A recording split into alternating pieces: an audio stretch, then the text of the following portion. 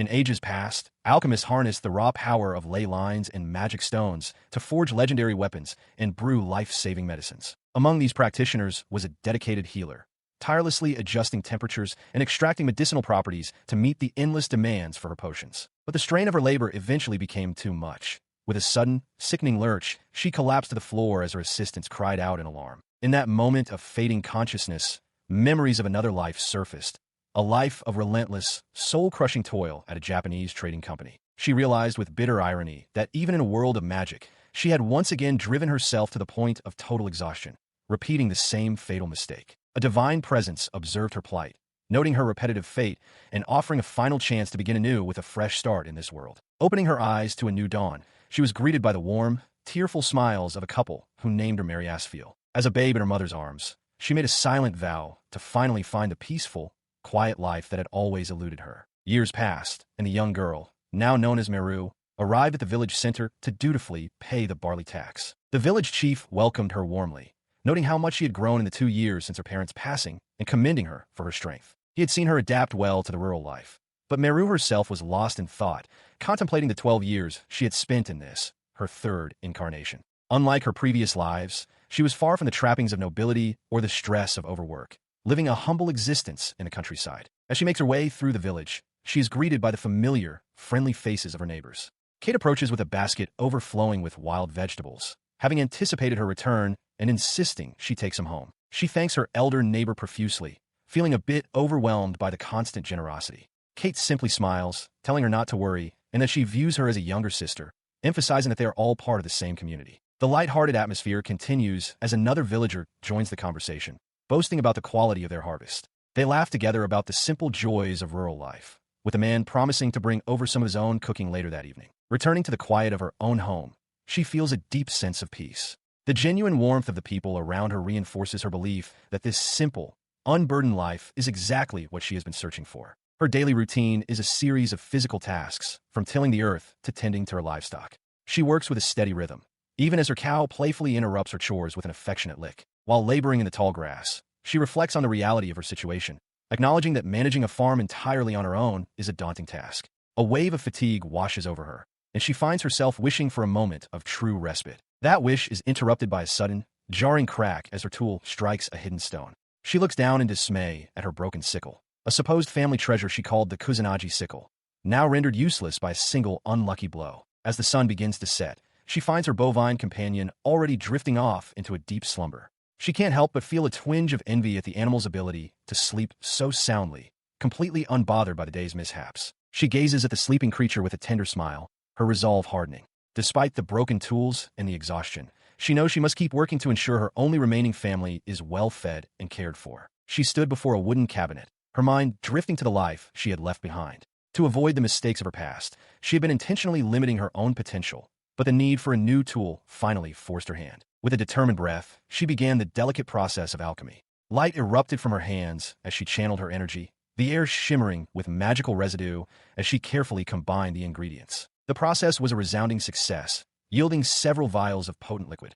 She noted with a mix of pride and caution that she had produced an intermediate-grade potion of exceptional quality, far exceeding what was common. Realizing the potential trouble such a high-tier item could bring, she decided it would be best to dilute the mixture to a more standard level before attempting to sell it. Gazing at the shimmering pink liquid in a small glass bottle, she pondered its worth. In a remote frontier area like this, such a high-quality concoction was likely unheard of, and she wondered if the local market could even handle its true value. After bidding her cow, Miko, to stay put and be a good girl, she set off for the frontier town of Corlight.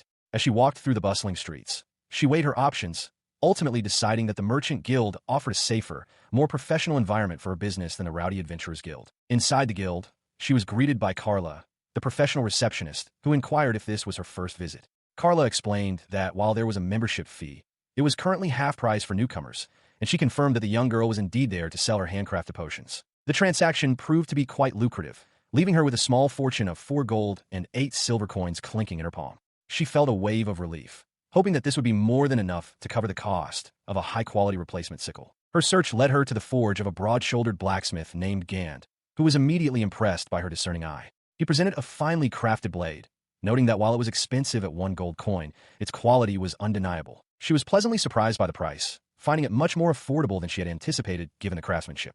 With her primary goal accomplished and plenty of coin to spare, she decided to indulge in a bit more shopping before heading home. Inspecting her new tool, she noticed the faint glow of a slashing enhancement woven into the metal. Satisfied with her purchase, she began the trek back to her village as the sun began its descent. She shows off a magic stone she bought with her remaining money, explaining how she's enhanced it slightly with alchemy to improve its utility. With a confident grin, she presents her Kusanagi sickle number 2, ready to demonstrate the power of the newly infused stone. She swings the tool with a powerful stroke, effortlessly clearing a large patch of grass as the magic-infused stone glows with energy. As she works, she muses on how magic-powered tools will save her from the back-breaking labor of farm work, allowing her to focus on potions and improving her life without drawing too much attention. Suddenly, a sickening crunch echoes as the sickle's handle snaps under the strain, leaving her staring in disbelief at the broken tool. She realizes that standard, store-bought tools simply aren't durable enough to withstand the raw power of the magic stone she's using, forcing her to reconsider her efficiency plan. Looking into her nearly empty coin pouch, she laments her impulsive spending on magic stones and food, realizing she's reached a point where she must take a risk and sell more goods. Returning to the Merchant Guild, she receives her official membership card from Carla, who explains that it can be used for payments and checking her balance. Her eyes nearly pop out of her head when she sees the balance. The magic stone she sold fetched a staggering 30 gold coins due to the exceptional quality of its slashing enhancement. She thanks Carla and makes a quick exit, planning to buy more stones, while the receptionist watches her go with a growing sense of suspicion. She stood alone, her mind racing with questions about the young girl who had just left. The sheer power of the magic stones Meru provided was unsettling, far beyond what a child should possess. Even more baffling was the girl's literacy and her grasp of complex contracts, traits rarely seen in one so young. Despite her lingering doubts, the receptionist ultimately decided that the source of the goods mattered less than the profit they brought to the guild.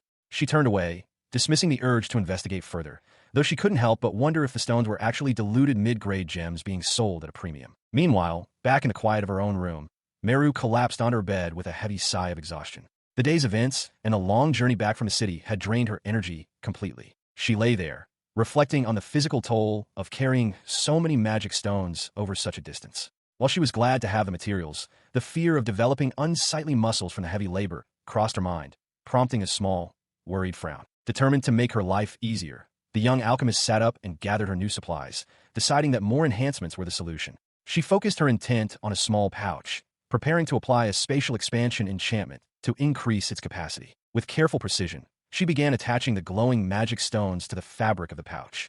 Each stone was placed with intent, weaving the magical threads into the very fibers of the material. Once the process was complete, she held up the newly created magic bag, marveling at its increased storage capacity. Though it looked no different on the outside, the enchantment allowed it to hold far more than its size suggested, a perfect tool for her future errands. After securing the bag to her waist, she checked her reflection in the mirror, satisfied with the practical yet stylish addition to her outfit. With several magic stones still remaining, her mind began to wander toward other household improvements she could make. She considered the daily drudgery of fetching water and chopping firewood, realizing that her alchemy could simplify even the most mundane tasks. The idea of a stove with adjustable heat for perfect cooking particularly appealed to her, promising a much easier life in the kitchen. This led her back to the local forge, where the massive blacksmith proudly unveiled the custom order she had placed. The heavy, metallic stove stood ready, a testament to her growing influence and her desire to blend magical convenience with everyday living. He gestures toward the heavy iron appliance, explaining that it functions as both an oven and a stove. He points out the specific slots where fire and ice magic stones should be inserted to power the device. Meru looks at the large contraption with a mix of awe and concern, wondering how she will manage such a substantial piece of equipment. Continuing his explanation, he demonstrates how the temperature can be precisely controlled. By sliding the magic stones closer to or further from the cooking surface, the intensity of the heat or cold can be adjusted. Meru is amazed by the ingenuity of the tool, realizing that with such control, she will never have to worry about accidentally burning her meals again. Seeing the size of the stove, he kindly offers to help her transport it back to her home. However, she politely declines, assuring him that she can handle it herself. With a swift motion, she holds open her small pouch, and the massive stove is pulled inside, disappearing into the magically expanded space. The sight leaves him completely stunned, his eyes wide with disbelief. He stares at the young girl, his mind racing as he realizes that she possesses a high-level magic bag, a luxury item far beyond the means of a typical villager. He begins to speculate that she might be from a noble family that has fallen on hard times. Concerned for her well-being, he tells her to reach out to him if she ever finds herself in difficult circumstances. He remains convinced that her possession of such rare items indicates a tragic past. She simply nods in agreement, accepting his offer of support before heading home. Once back in the safety of her own kitchen, she wastes no time putting her new acquisition to use.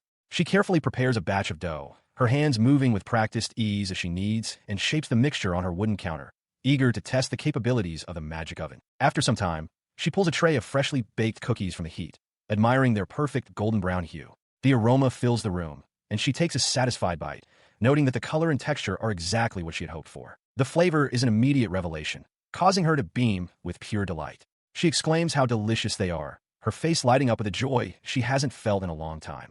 The quality of the bake provided by the magic stove is far superior to anything she could have achieved before. She finds herself unable to stop eating, quickly devouring the entire batch. Looking at the empty plate, she realizes that her standard diet of simple steamed sweet potatoes will no longer suffice now that she has experienced such culinary luxury. She lets out a satisfied sigh, feeling full and content. As she cleans up, she thinks of her late parents, wishing they could have tasted the treats she made with the wheat they worked so hard to grow. She feels a deep sense of gratitude and looks forward to a fulfilling, quiet life. Suddenly, a firm knocking at her door interrupts her peaceful reflection. She paused, a half-eaten cookie still in her hand, as the unexpected sound of knocking echoed through the small room. A wave of panic washed over her. She wondered if the sweet aroma had drawn someone to her door. Her mind raced with the terrifying possibility that if the villagers discovered her magic tools, her dreams of a quiet, slow life would vanish, replaced by the grueling labor of a village baker. Fearing the worst, she cautiously cracked the door open just enough to peek through, her face flushed with guilt. Before even seeing who was there, she stammered out a hasty denial, insisting that she wasn't eating anything at all. However, her attempt at a cover-up was cut short as she pulled the door wide, only to find a group of stern-faced men waiting for her. At the front stood a formidable officer, who brandished an official document and declared with cold authority that Mary Asfiel Fourleaf was under arrest. Meru is suddenly confronted by a stern guard who accuses her of tax evasion, demanding she say her excuses for later. She shivers in fear, stammering in confusion as she is dragged off, unable to comprehend why she is being treated like a criminal and taken from her home. As she is transported in a rattling carriage, she tries to explain her activities to the village chief, mentioning the sweets and medicine she produced. The chief can only watch in bewilderment as the situation escalates beyond his control. Upon arriving at the Lord's Manor, she faces Baron Brown of Corlight, who presents her with documents detailing her suspiciously high earnings. He scrutinizes her, questioning how a simple girl could earn such a significant income, far exceeding what her supposed occupation as a potion maker should allow. The Baron slams his hand on the desk, refusing to believe her claim that she made the potions herself. In response, she confidently offers to demonstrate her skills on the spot to clear her name and prove her innocence. She begins the delicate process of alchemy, meticulously adjusting the water temperature and extracting medicinal properties while stabilizing the magical effects with practiced ease. The result is a high-quality intermediate potion, ++, leaving the witnesses in a state of utter disbelief at the potency of her creation. This revelation causes immediate confusion, as the guard notes that official records only show her supplying low-grade potions. The room fills with whispers about the impossible quality of her work and where she could have learned such techniques. She then reveals her secret, explaining that she had been diluting her potent mixtures with mana-infused water to lower their grade for general sale, as the high-quality versions were too valuable. Presenting the diluted samples, she describes them as mere casual handiwork for her village, leaving the Baron and his men speechless at her casual display of immense talent. She had left the Baron in a state of absolute shock, his voice booming with disbelief that anyone could refer to such high-level alchemy as mere casual handiwork. The village chief listened intently as she recounted the day's events, admitting he never truly imagined her skills were so advanced that she could produce genuine, high-grade potions. He confirmed the terms of the Baron's decree, explaining that the threat of punishment for her alleged tax evasion would be dropped entirely, provided she agreed to relocate and open an apothecary in the town. She confessed that while the thought of leaving her farm behind brought a pang of sadness, the offer of a pre-established shop was a generous opportunity she felt compelled to accept, though the chief remained visibly worried about her future. She struggled to lead her stubborn cow toward the village exit,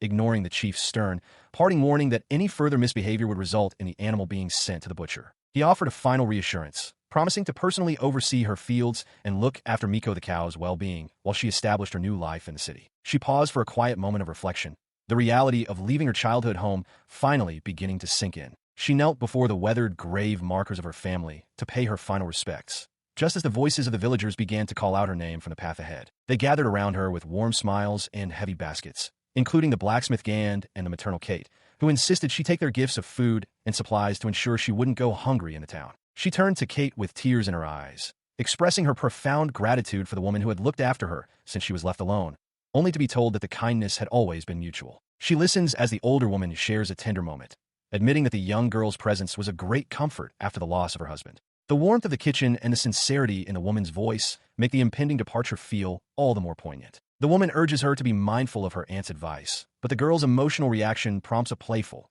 if blunt, dismissal. With a flushed face and tears pricking her eyes, the girl is told she's an idiot and shouldn't even bother returning, a harsh mask for the woman's own sadness. Despite the harsh words, she offers a sincere thank you, promising to return for visits whenever the opportunity arises. The elder woman simply smiles, labeling her a stubborn but endearing child as they share one last quiet moment together. With a final wave and a heart full of mixed emotions, she bids farewell to the warmth and simplicity of her hometown, ready to embrace the unknown. As she walks the lonely path toward the city, she reflects on how quickly her life has changed. Though the transition was sudden, the prospect of running a small apothecary without the burden of overwork fills her with a surprising sense of optimism. Upon reaching the city, she finds herself standing before a grand, multi-story building that is to be her new place of business. She hesitates for a moment, double-checking that this impressive structure is indeed the shop she was promised. Inside, she begins to worry about the logistics of her new life, realizing that managing a storefront alone might lead back to the very exhaustion she hoped to escape. She needs a plan to keep things manageable and avoid the trap of overworking herself again. Seeking a solution, she approaches a local merchant to discuss a consignment arrangement. The woman listens intently to the proposal for commission-based payments and readily agrees, seeing no issue with the terms and welcoming the new business partnership. Relieved by how easily the deal was struck, she expresses her gratitude and promises to bring the stock she has already prepared. Meanwhile, the merchant begins efficiently clearing space, tossing items aside to make room for the new inventory. Her eyes widen as she watches the woman effortlessly stow items into a magic bag. She can't help but feel a twinge of envy,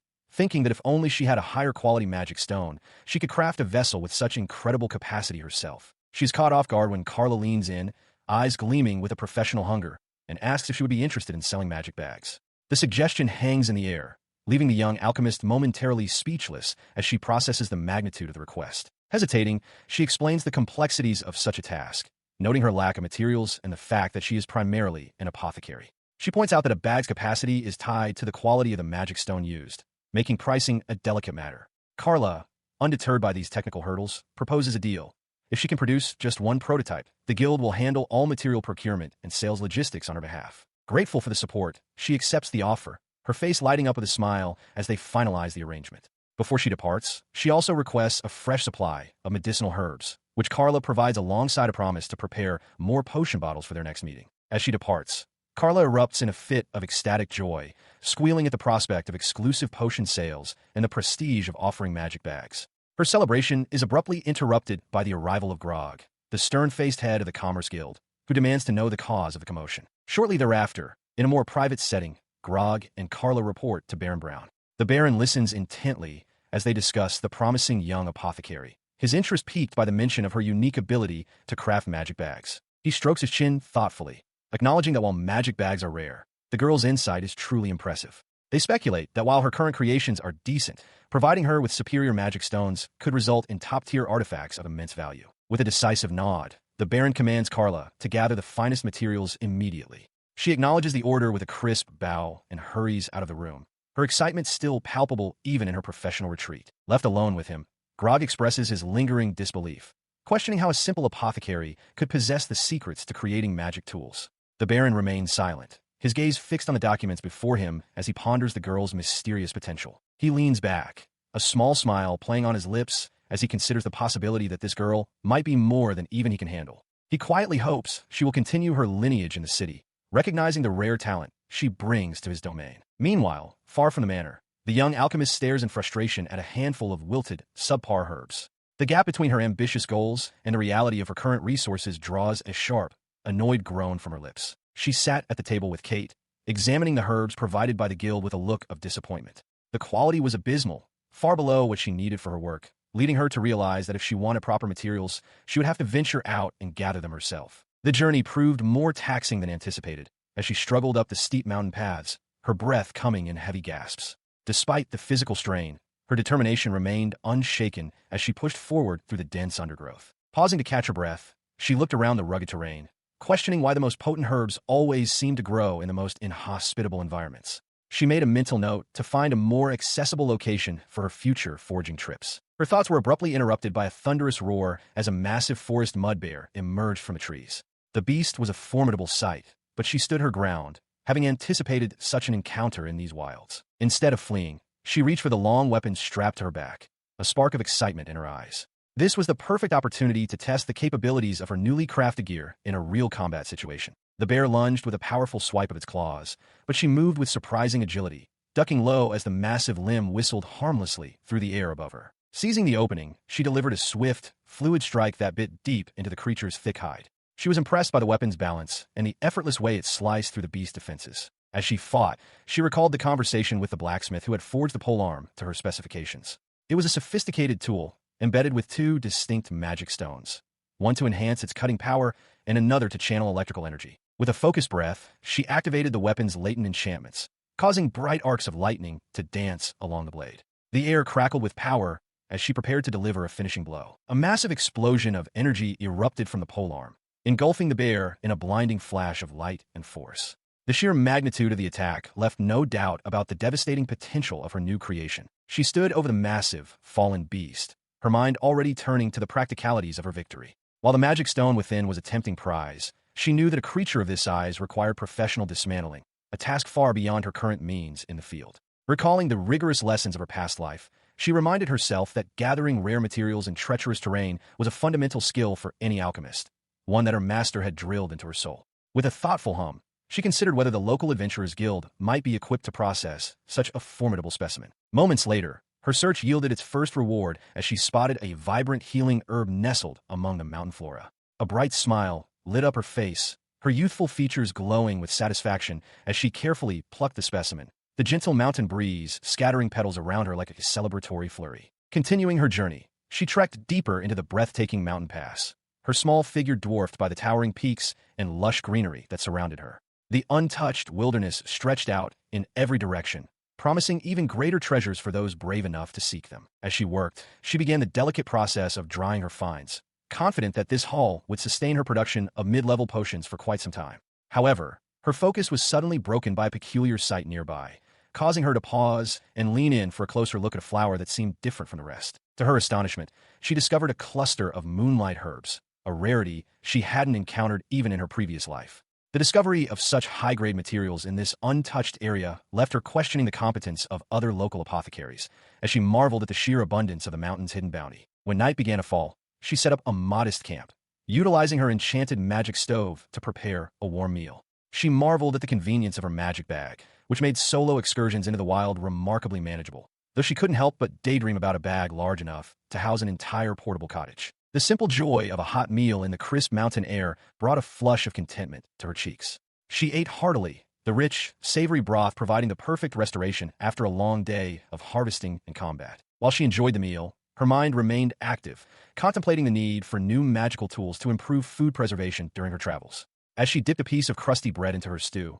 she found herself craving the variety of soft, leavened breads from her past, realizing that her next project might involve the search for yeast and better culinary equipment. As the first light of dawn crested over the distant peaks, she stood at the edge of the valley, feeling a renewed sense of purpose. With the powerful magic stone from the defeated bear now in her possession, she felt confident in her ability to craft something truly exceptional, bringing her one step closer to the comfortable, civilized life she envisioned. Returning to the bustling hub of the city, she made her way directly to the Adventurers Guild, where she presented her prize with a resounding thud. The massive carcass of the forest mud bear drew gasps from the onlookers as she calmly requested that the guild's experts begin the dismantling process, her demeanor that of a seasoned professional rather than a young girl. She stands modestly as the guild's dismantler stares in disbelief at the massive beast she delivered. He points out the gaping hole blasted through the creature, unable to fathom how a young girl could have brought down such a formidable predator. Her presence causes the man to erupt into boisterous laughter, finding her feat both incredible and absurd.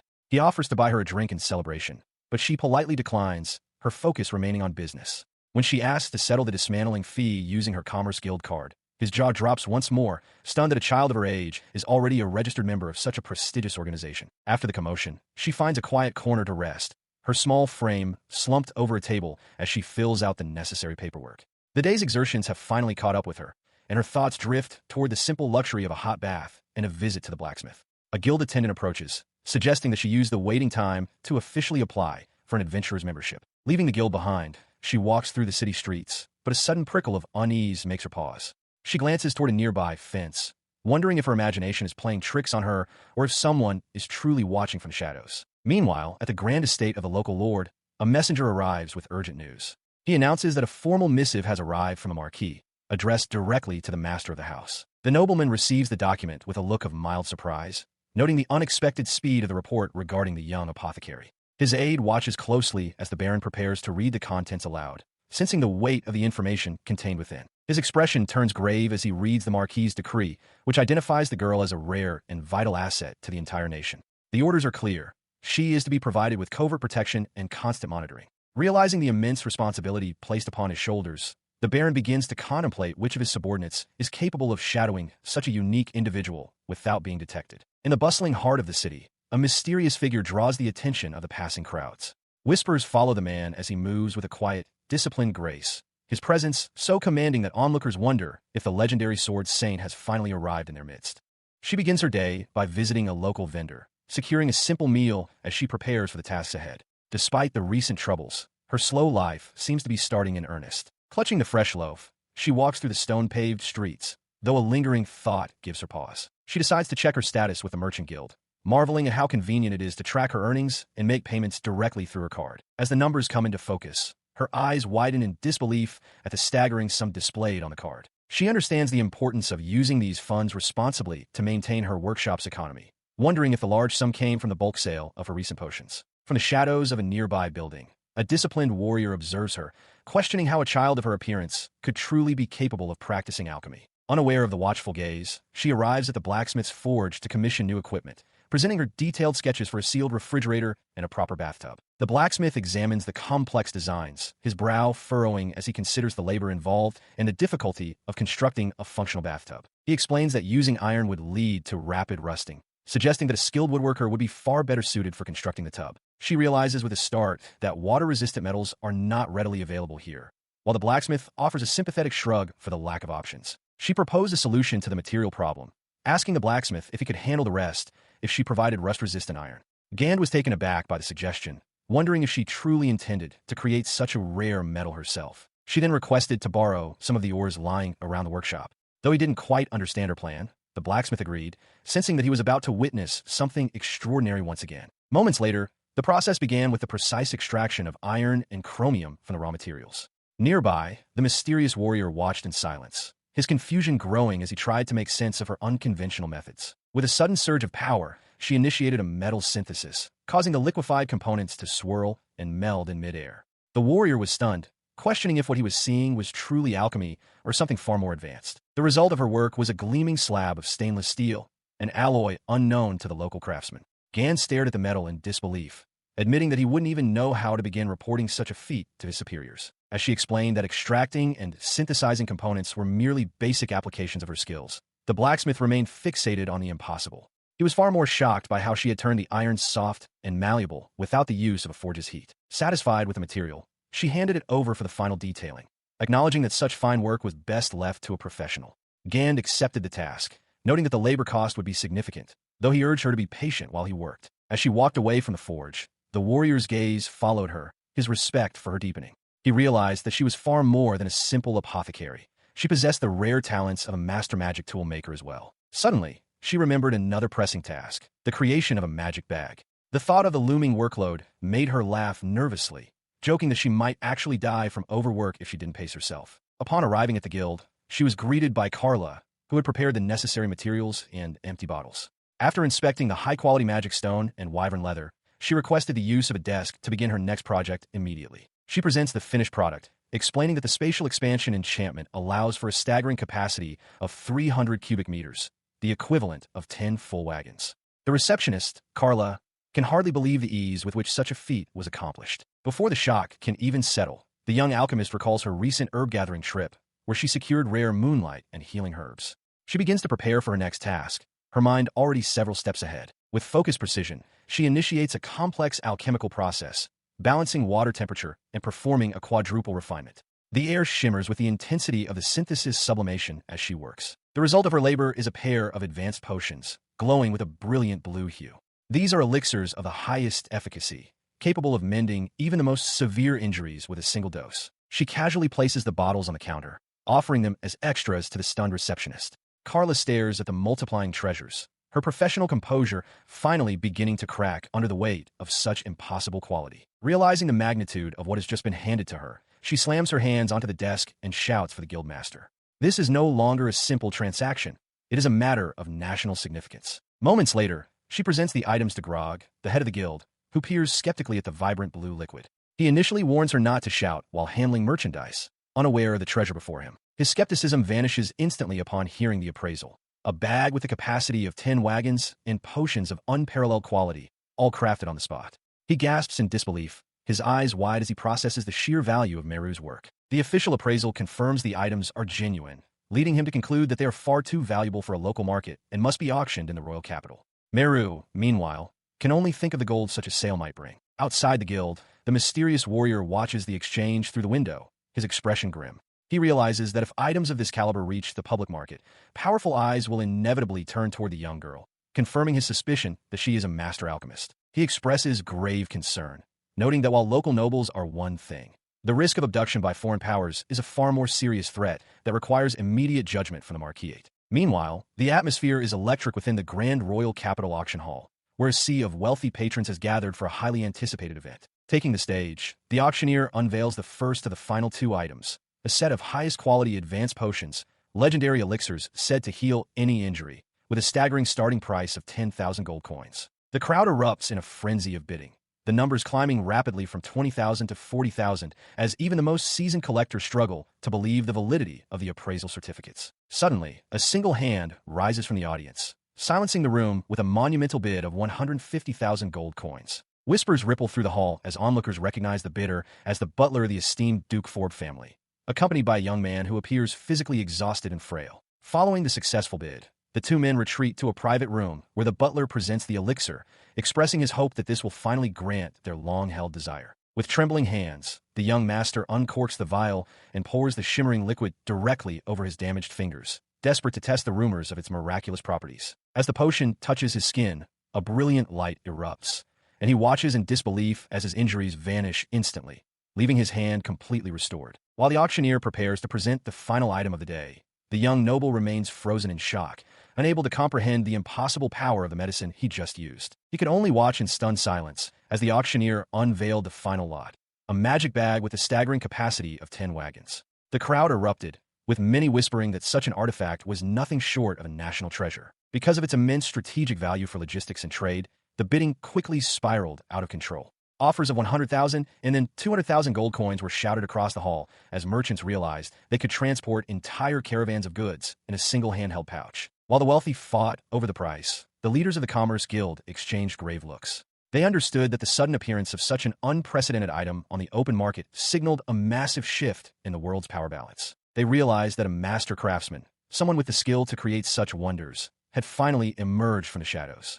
The silhouette of this unknown individual loomed large in their minds, representing both a great opportunity and a potential threat. In response to this realization, the guild officials reached a swift consensus. They knew they had to launch an investigation immediately to uncover the identity of the person behind these miraculous creations. Meanwhile, the young alchemist at the center of the storm was miles away, sinking into a steaming bath with a long, revitalizing sigh. The warm water seemed to wash away the day's fatigue, leaving her in a state of pure relaxation. She had used a flame magic stone to heat the metal tub, finding it a simple and effective way to prepare her soak. Though she noted the stone might wear out quickly and the setup felt more like a giant cauldron than a proper bath, she couldn't deny that it was the best feeling in the world. As she began to dry herself, she considered the need for proper soap and shampoo. She knew she could craft them herself, but her previous attempts had left her hair feeling brittle and shrunken, leading her to think that perhaps a touch of scented oil would suffice for now. With the soak finished and her spirits high, she looked forward to the final part of her evening ritual. The anticipation of a simple pleasure brought a bright, cheerful expression to her face. She poured a cup of ice-cold liquid and took a long, satisfying gulp, letting out a cry of delight at the refreshing chill. It was the perfect end to her day, completely unaware of the search that had been triggered by her work. She sprawls out on her bed, reveling in the comforts of a civilized life. Her latest creation, a magical refrigerator, stands nearby, ensuring her milk stays perfectly chilled, a luxury she finds well worth the effort of crafting. Reflecting on her journey, she realizes how much her life has changed since she began living on her own. The constant, exhausting work of the past has been replaced by a peaceful, leisurely routine that she deeply cherishes. Her quiet contemplation is suddenly interrupted by a sharp rapping at the door. Startled, she wonders who could be visiting at such an hour, her mind racing through possibilities as she reluctantly prepares to answer. Upon opening the door, she is confronted by a tall, stern-faced man in formal attire. Without preamble, he declares that by order of the Marquis, she is to accompany him immediately, leaving her stunned and confused. Panic flares within her as she frantically wonders if she has inadvertently committed some crime like tax evasion. However, as she looks closer at the man's face, a flicker of recognition crosses her mind, though she can't quite place him. She quickly regains her composure and accuses him of being the suspicious individual she had noticed loitering around her home recently. The man is visibly taken aback, impressed that a child could have detected his presence when he had hidden his intent so carefully. He bristles at her accusation, firmly asserting his status as a legitimate knight and warning her not to point anything dangerous at him. She remains skeptical, questioning how someone could throw around a title like Marquis so casually. To prove his identity, he produces an ornate, glowing medal, identifying himself as Blaise Galfield, a knight of the Marquisite's domain. Seeing the authentic insignia, she realizes that in the world of nobility, there is rarely a choice when one is summoned. Shortly thereafter, a horse-drawn carriage rattles down the road, carrying her away from the quiet life she had just begun to enjoy. The suddenness of the departure leaves her with a sense of unease about what lies ahead. Inside the carriage, the knight observes her apprehensive expression and remarks that she seems to be under a significant misunderstanding. She can only offer a weary sigh, bracing herself for whatever encounter the Marquis has planned. She sat across from the knight in the moving carriage, listening as he assured her that no harm would come to her. He explained that from this moment forward, she was officially under the protection of the Marquis, a status meant to ensure her safety and well-being. She couldn't help but feel bewildered, questioning why someone of such high standing would bother offering her protection. Sensing her confusion, he leaned in slightly, preparing to divulge the reasons behind the Marquis's intense interest in her and her unique abilities. He pointed out her extraordinary talent for crafting advanced potions and enchanted bags, skills that the world deemed to be of the highest caliber. The mention of being highest ranking caught her off guard, as she had never considered her work to be anything beyond ordinary or functional. He dropped a bombshell, revealing that the items she had casually sold fetched a staggering 650,000 gold coins at the capital's auction.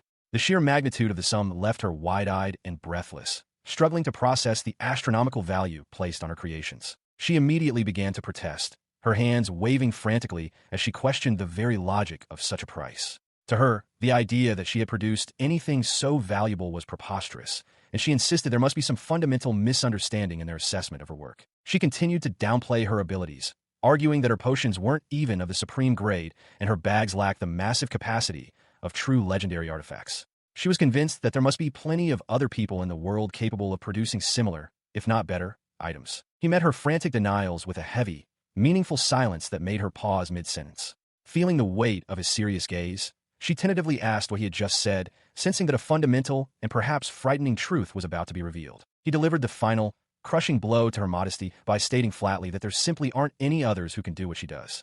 The realization that she is a unique existence in this world left her completely stunned, her entire worldview shattered in a single, shocking instant. As they travel, the knight explains that the alchemy she practices, capable of producing advanced potions and high-capacity magical bags, is considered a lost art in this era. She is visibly taken aback, questioning what he means by lost. He recounts a grim history from long ago, when the demand for potions became so overwhelming that every alchemist was mobilized by the state. Eventually, they all collapsed from the sheer exhaustion of overwork, leaving no one alive to pass on their secrets. She listens in shock, her mind racing. Having believed her reincarnation occurred shortly after her previous life ended, she urgently asked for the specific time frame of these events. The warrior reveals that more than 1,000 years have passed since that era. The revelation leaves her stunned. She finally understands that if the entire lineage of alchemists was wiped out, the archives and the knowledge passed to apprentices would have vanished, explaining why modern potions are so prohibitively expensive. He continues his explanation, noting that current researchers are only just beginning to stabilize intermediate quality potions. Those few individuals who show any potential for alchemy are strictly protected by the royal palace or powerful high-ranking nobles. He emphasizes that this matter is of the utmost importance for the entire nation, warning her not to take it lightly. She can only offer a nervous, strained laugh, realizing the absurdity of a 12-year-old girl possessing master-level skills without any formal training or mentor. She jokingly suggests she wouldn't mind taking on a few apprentices herself, provided she's guaranteed 3 meals and a nap every day. As the carriage pulls into the grand capital, she looks out the window with a sigh, realizing her dream of a quiet, slow life is rapidly slipping away. They are soon ushered into a magnificent manor, where a dignified man awaits them behind a massive desk. He introduces himself as Gerhard von Fahrenheit, the lord of the Marquisite's domain, acknowledging how far they have traveled. The young alchemist offers a respectful bow in return, formally introducing herself as Mary Asfiel Fourleaf. She performs a graceful, traditional alchemical salute, a gesture that immediately catches the Count's attention. He recognizes the ancient etiquette, noting the rarity of such a display in the modern era. Seeing her display, the knight steps forward, offering to demonstrate her prowess by preparing an advanced potion for the lord. However, the Count dismisses the need for immediate proof, his decision already seemingly made. The Count, however, addresses the young girl directly, commanding her to apply herself to her work with sincerity. In exchange for her dedication, he pledges his personal protection, ensuring her safety within his domain. She bows low, expressing her profound gratitude and honor at being taken under such prestigious patronage. As they depart the audience chamber, the knight's composure breaks slightly, and he questions the sudden disappearance of her previously humble demeanor. She, however, is already looking ahead, inquiring about the specific nature of the research she is expected to conduct. She counters his skepticism by explaining her pragmatic approach. Even when confused, it is always wise to remain polite and obedient to those in power. The knight can't help but remark on how her wisdom far exceeds her youthful appearance. Despite her resolve, she remains curious about the Count's cryptic words and presses for more information. When told she has simply caught the Lord's eye, she decides that overthinking is useless and resolves to accept the situation as it is. The knight clarifies that the Count's interest isn't merely protective. He intends to place her in a position that truly utilizes her exceptional talents. Meru listens, her confusion growing as the scale of the opportunity becomes clear. He then reveals the true nature of her new role. She is to be an official apothecary serving directly under the Marquisate. The news leaves her momentarily stunned, the weight of the title sinking in. Finally, he informs her that she will be residing within the Count's own mansion. The prospect of a comfortable life and a stable environment brings a bright, hopeful smile to her face. She stares in disbelief at the lavish quarters provided for her, questioning if such extravagance is truly necessary for a simple apothecary. Standing nearby, the knight assures her that this level of treatment is only natural given her new status. He continues to explain that she doesn't seem to grasp the weight of her appointment, emphasizing that she is now a master apothecary and should be addressed with proper respect. Despite his serious tone, she privately considers herself little more than a glorified handyman. The young girl then insists that such formal titles are far too heavy for a 12-year-old, asking him to simply call her by her name or even Melia-chan. He eventually agrees, promising to fetch her when it is time for their next meal. Later, in a quiet study, Count Gerhard von Fahrenheit inquires about the new apothecary's arrival, seeking his knight's initial impressions of the girl. The knight confirms her arrival, noting that despite her excellent manners, she expressed a strong dislike for formal relationships and prefers to be addressed casually by those around her. This news brings a hearty laugh to the Count, who finds it a relief that they seem to be getting along so well. He reflects on her pragmatic view that talent is often hoarded by those in power, making further worry about her status pointless. He further reveals that she even mentioned a willingness to take on a few apprentices during her stay at the mansion. The Count gazes out the window, contemplating the weight of this offer, as he knows all too well that his domain currently lacks anyone with the necessary talent to learn from her. Suddenly, the peaceful atmosphere is broken as the knight begins dragging the protesting girl toward the exit, informing her that she must report to the royal palace immediately. She cries out in frustration, having only just arrived and hoping to start a quiet new life. As they walk, he explains that those with alchemical talent are strictly managed by the palace or high nobility for the good of the nation. She counters by suggesting she could simply teach them right there at the mansion, though he remains skeptical that apprentices would listen to someone so young. She continues her playful banter, suggesting that as an adult, he should try to flatter her a bit more. He remains stoic, insisting that she simply call him Blaze and admitting his distaste for dishonesty. The young girl huffs at his bluntness, calling him rude, but she quickly softens, realizing that his straightforward nature is actually a relief. She teases him about his lack of social finesse, noting that he doesn't seem particularly skilled at navigating the complexities of life, a comment he accepts with a quiet resignation as they prepare to depart. As the carriage rattles along the road toward the capital, she gazes out the window, her mind swirling with the dizzying speed of recent events. She can't help but feel a sense of regret for all the projects she had to leave unfinished, wondering how her life took such an unexpected turn toward the royal palace. Her companion inquires about her plans for the palace, prompting a list of domestic ambitions that clearly baffle him. She speaks of crafting sweets, collaborating with blacksmiths on magical tools, and even inventing appliances for heating and cooling, lamenting that she hasn't even had the chance to make sugar or cake yet. He bluntly informs her that such trivial pursuits are likely out of the question at the seat of royal power. The conversation is abruptly cut short by a violent jolt and a thunderous bang against the side of the carriage. He immediately tenses, his hand moving toward his weapon as the vehicle comes to a sudden, jarring halt. Startled by the sudden stop, she peers out into the dim light, her heart racing as she notices several dark silhouettes surrounding them.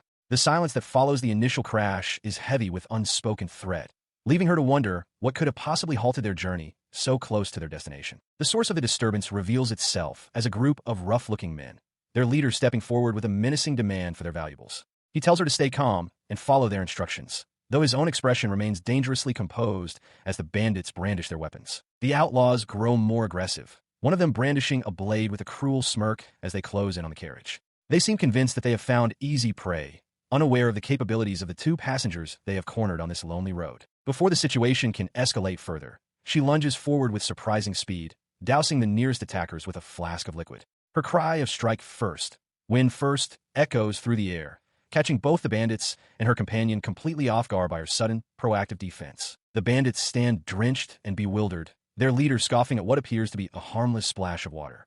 However, her defiant glare and the strange, crackling sound emanating from the liquid suggest that she has more than just a simple bath in store for their would-be muggers. She watches as the liquid reacts, sending jolts of electricity through the bandits, who collapse in a heap of groans and sparks. With the threat neutralized, she flashes a cheerful victory sign, her face beaming with pride at her successful defense. Her celebration is cut short by a sharp thud as a heavy hand descends upon her head.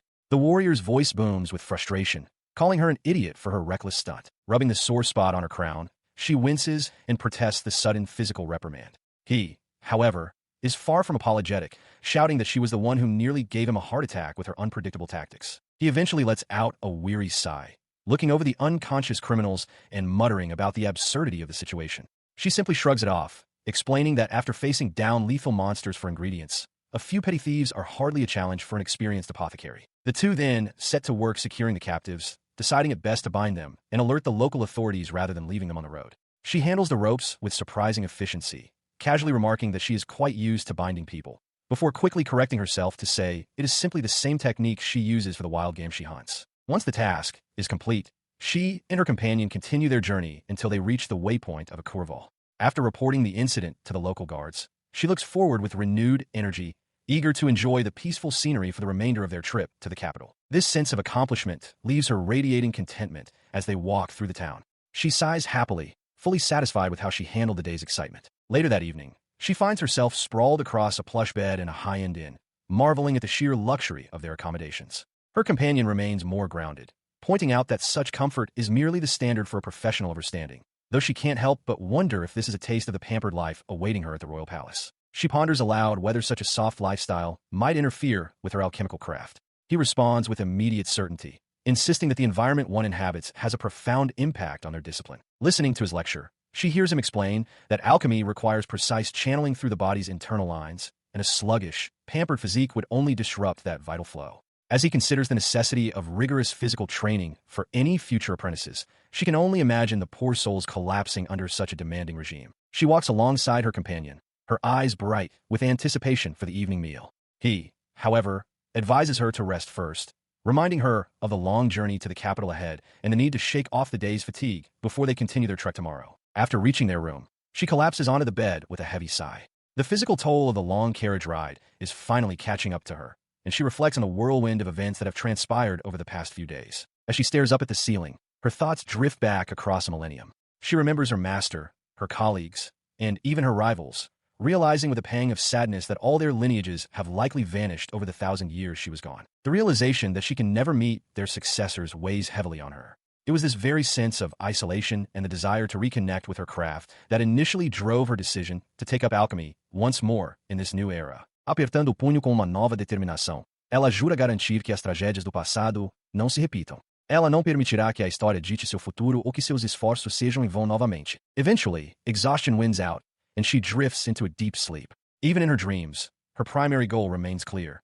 She must secure the peaceful, slow life she has always desired, far from the chaos of her previous existence. The next morning, she bursts out of her room in a panic, her face a mask of pure devastation. The realization that she slept through the dinner she had been so looking forward to is a crushing blow to her spirits. Outside by the carriage, her companion can only watch with a mix of amusement and disbelief. He finds it incredible that her first words after oversleeping are a lament for a missed meal rather than concern for their travel schedule. To appease her hunger, he hands her some plain bread for breakfast. She munches on it gloomily, her disappointment evident as she realizes this simple fare is a poor substitute for the feast she had imagined. As they settle back into the carriage for the final leg of their journey, He informs her that they should reach the capital by evening.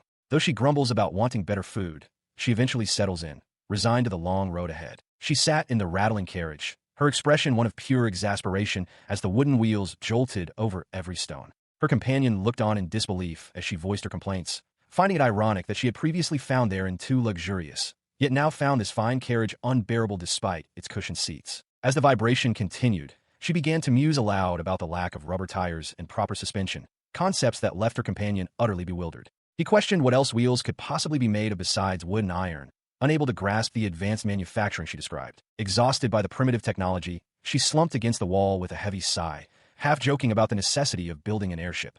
Her companion, seeing her frustration, gently advised her to try and get some rest so she wouldn't be too tired upon their arrival. Eventually, the rhythmic swaying of the carriage lulled her into a deep slumber, her features softening as she drifted away from the discomfort of the road. Waking to the sound of her companion's voice, she realized she had managed to sleep despite the terrible comfort, a feat she attributed to the grueling work habits of her previous life. He remarked on her ability to rest in such conditions, unaware of the memories of exhaustion that fueled her resilience. The conversation drifted as they both turned their gaze toward the window, sensing that the long journey was finally drawing to a close. He informed her that they were almost there, the anticipation building within the small cabin. Her eyes widened with genuine wonder as she pressed her face against the glass, catching her first glimpse of the sprawling city ahead. The sight of the destination she had traveled so far to reach filled her with a renewed sense of excitement. The carriage crested the final hill, revealing the majestic spires and stone walls of the royal capital bathed in the afternoon sun. They had finally arrived at the heart of the kingdom, where a new chapter of their journey was set to begin.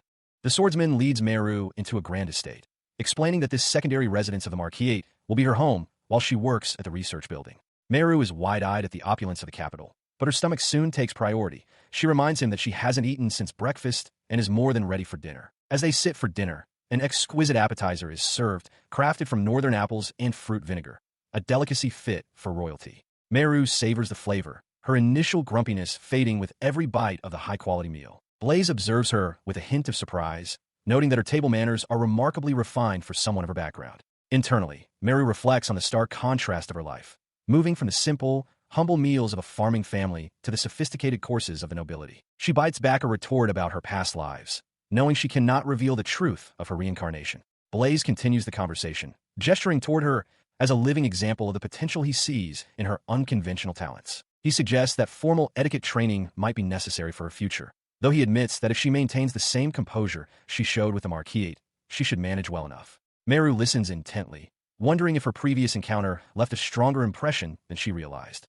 The conversation turns to her upcoming work, as Blaze warns her that many of the other alchemy apprentices will likely be children of noble families. He urges her to handle any interactions peacefully to avoid unnecessary conflict with the highborn candidates. She sighs, wishing the nobility would simply leave her to her own devices. Blaze quickly cautions her against voicing such blunt opinions in public, while she privately muses that for many nobles, alchemy is merely a fallback career for those with few other options. He acknowledges the difficulties of navigating noble circles, calling it an unavoidable part of their service. Meru lets out a heavy sigh, mourning the peaceful, slow life she had envisioned as she imagines the stubborn aristocrats who likely won't listen to a word she says. The next morning, she stands before the imposing gates of the research building. Looking up at the structure that represents her new life of obligation, she can only mutter a soft no way in disbelief. She found herself dressed in formal attire, a requirement for her first day at the research building.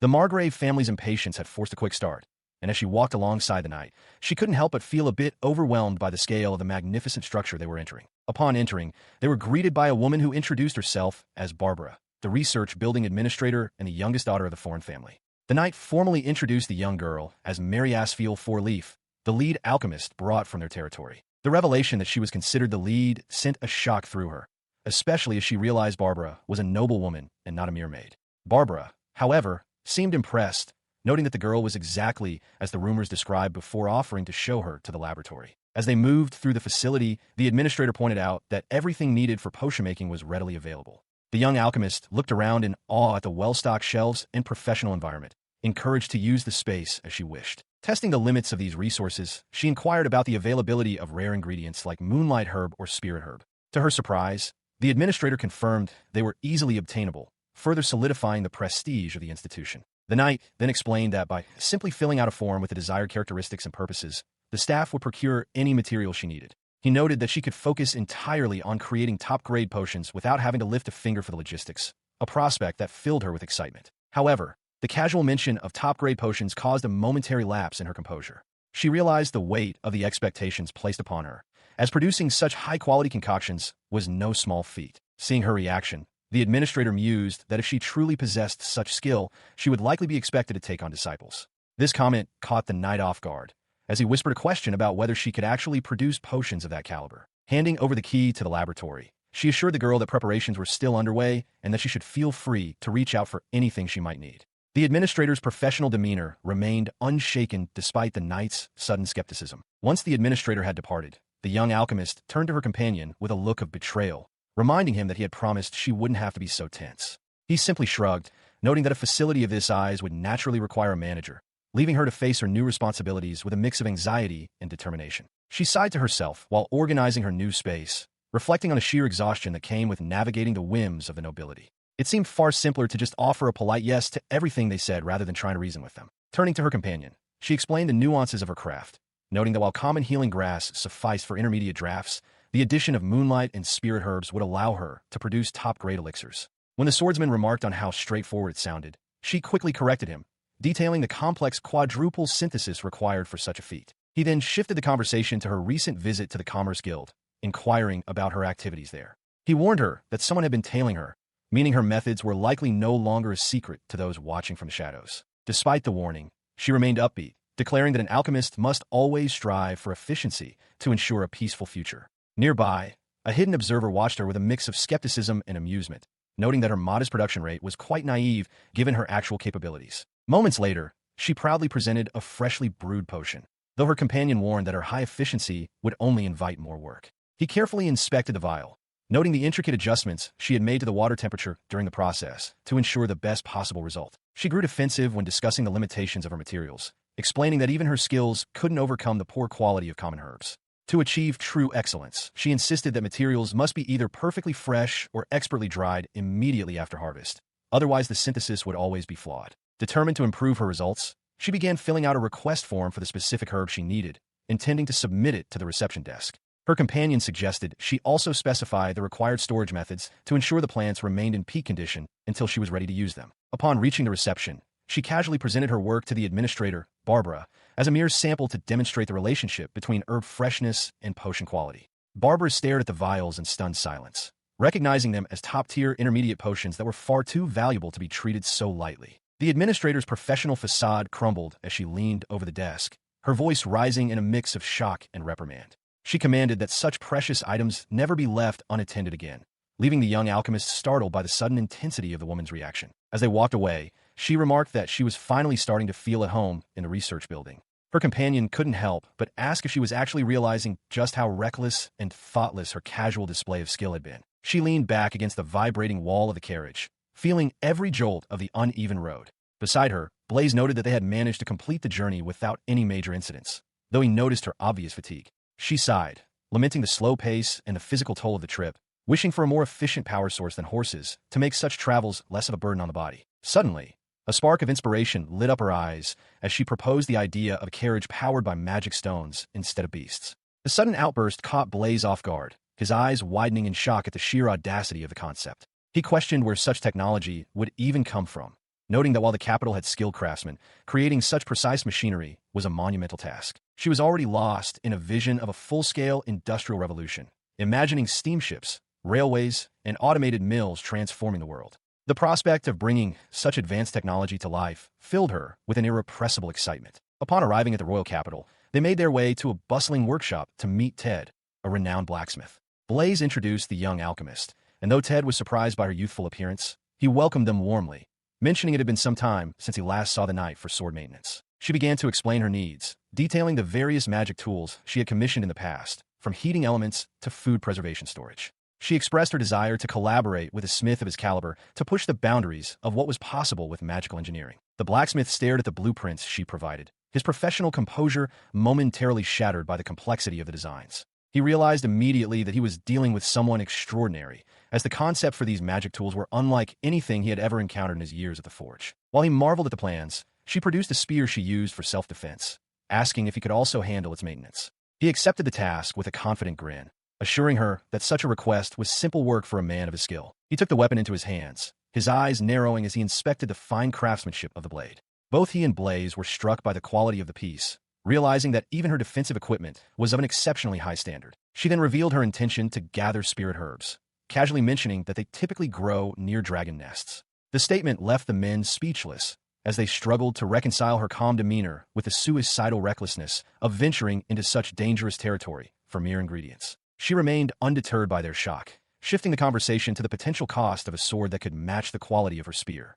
Ted could only watch in disbelief, wondering if she truly understood the magnitude of the danger she was planning to walk into. She watched as the blacksmith calculated the costs, his voice booming with a mix of professional assessment and disbelief. Ted explained that for the level of durability she required, joking that she must be planning to hunt a dragon, the price would reach a staggering 100 gold coins. In response to the steep price, she simply offered a serene, confident smile, assuring him that she was more than willing to provide the necessary support for such a task. With her mind made up, she declared that they would proceed with no budget limits whatsoever, buoyed by the significant profits from her recent auction sales, and even added a request for a custom sword to the order. This sudden escalation left the craftsman momentarily stunned, but she leaned in with a mischievous glint in her eye, asking if he wasn't interested in pushing his skills to their absolute peak for once. The challenge ignited a fire in him, and he roared with enthusiasm, promising to forge his ultimate masterpiece, the Reze sword, by magically binding lightning itself into the finest blade he could produce. Moments later, as she navigated the bustling streets of the capital,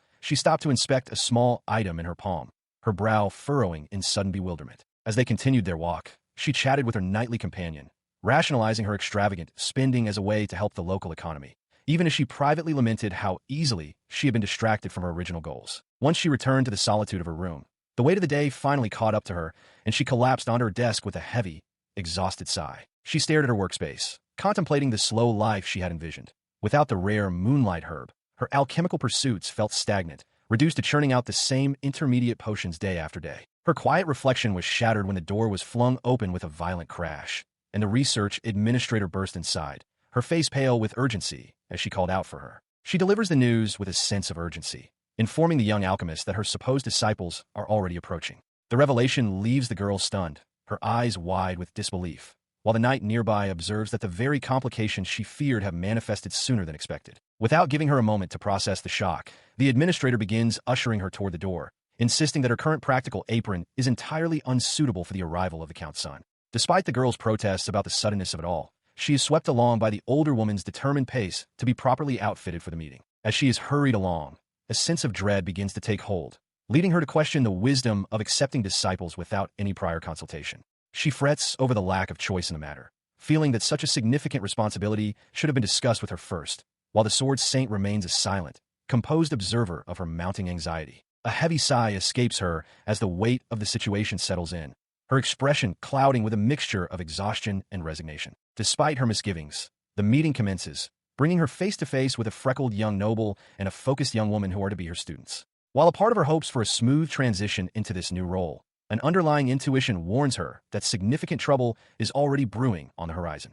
She introduces herself with a bright smile, confirming her identity as the chief alchemist serving directly under the Marquis. The revelation leaves the three candidates stunned, their eyes wide as they process the fact that such a young girl holds such a prestigious position. Despite her outward confidence, her heart thumps loudly against her ribs, a secret nervousness she hopes remains hidden. Barbara watches from the side, noting the young girl's internal struggle even as she maintains her professional composure. The young alchemist watches as the administrator steps forward to vouch for her. Barbara firmly instructs the candidates to show proper respect to their predecessor, emphasizing that despite her age, the girl has a proven track record of creating advanced-level potions. She then turns to the first two candidates, who greet her with polite bows and sincere expressions. Watching from the doorway, the knight observes the exchange, feeling relieved that at least some of the chosen apprentices seem to be honest and well-mannered individuals. She listens as they introduce themselves as Lyle and Alma, explaining their earnest desire to become alchemists who can truly help people. While they admit they never expected their master to be younger than them, they express a genuine willingness to learn under her guidance. She is met with blatant disbelief from the third candidate, a young noble named Eddie, who scoffs at the situation. He points a finger accusingly, declaring it impossible for a commoner girl to possess the skill required to manufacture advanced-level concoctions. In the face of his arrogance, the administrator reminds him that the Marquis himself has guaranteed her skills. Eddie remains stubborn, arguing from his own experience that alchemy is not something that can be mastered at such a tender age, regardless of who provides the recommendation. He is left speechless and trembling as she produces a vial of top-quality advanced potion from her pouch. The sight of the shimmering liquid leaves his mind reeling at the impossibility of her carrying such a rare and valuable item so casually. He and the others finally begin to accept her authority as she suggests they move on to the main topic of their meeting. With the skeptics silenced by the undeniable proof of her talent, the young alchemist takes charge, the atmosphere in the room shifting from doubt to quiet amazement. She stands in the research building courtyard, addressing the 3 candidates and explaining that she will test each of them individually to see if their resonance aligns with hers, as only those capable of the knowledge transfer ritual can become her apprentices. She remains blunt with the group, warning them that there's a high probability none of them will be a match, and that they should not take the rejection personally if they're not chosen. Continuing her explanation, she describes the ritual as a way for a master and apprentice to share a collective consciousness known as the archive, a concept that leaves the students imagining a vast, mystical library. Through this system, she elaborates, alchemists inherit generations of refined knowledge and experience via the Earth's ley lines, potentially bringing an apprentice's knowledge up to her own level.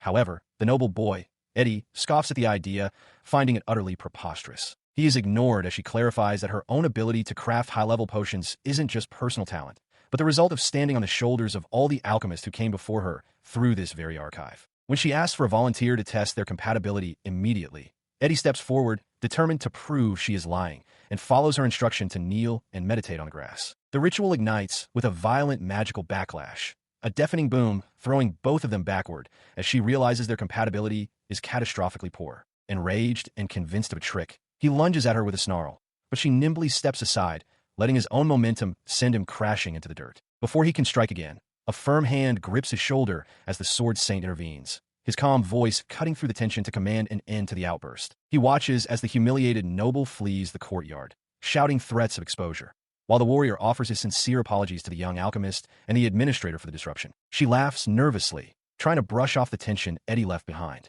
She admits she should have mentioned earlier that trust is just as vital as resonance for the ritual to succeed, as the bond between master and apprentice is the foundation of their craft. Because they are complete strangers, she explains that the chances of success were naturally lower than usual. While the ritual is typically performed between blood relatives due to their inherent connection, she notes that exceptions do exist for those with a deep enough understanding. The young alchemist reflects on her own journey, noting that her master was not a blood relative either. Instead, they were bound by shared aspirations and a profound mutual understanding that transcended family ties. Turning back to the remaining 2 candidates, she encourages them, stating that as long as their resonance is compatible, they can build the necessary relationship from this point forward to ensure the archive's safety. This prospect delights the short-haired girl, who enthusiastically declares her readiness, privately noting that a kind and charming master is far preferable to a frightening one. Her companion, however, becomes flustered, stammering that his excitement stems from the rare opportunity itself rather than any personal feelings toward their potential teacher, though his blushing face suggests otherwise. Seeing their resolve,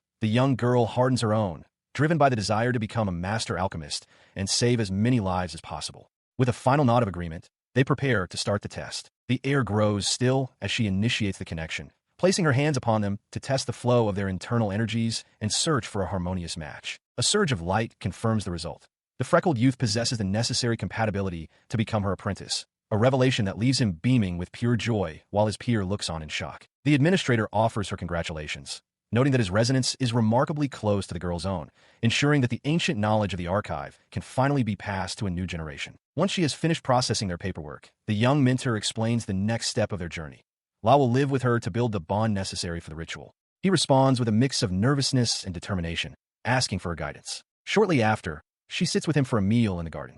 She playfully offers him a bite of food, but he blushes deeply, insisting he can manage on his own. Despite his hesitation, he eventually gives in. She encourages him, noting that such small acts of acceptance are vital for their connection. Their interaction draws the attention of the Sword Saint, who watches with a hint of suspicion. He questions the propriety of them living together, prompting a light-hearted exchange where she laughs off his concerns while he grumbles about potentially banning male apprentices in the future. She insists her methods are gentle, though the warrior remains unconvinced, labeling her approach as somewhat forceful. Amidst the banter, he remains quiet, his mind racing. He questions whether he truly deserves such kindness and attention. He voices his concern, stating a desire to earn her trust properly. She simply smiles, telling him there is no need for such worries. She goes on to explain the significance of their bond, noting that their compatible resonance is proof of shared ideals. It is a sign that the ancient archive itself has already accepted him as a worthy successor. Looking at him with genuine warmth, she admits that while their time together has been short, she already feels he is the only right choice for this path. She concludes with a playful yet firm declaration, stating she has no intention of letting him go. To her, finding someone so compatible so quickly can only be described as fate. She announces that the break is over, signaling the start of their practical training.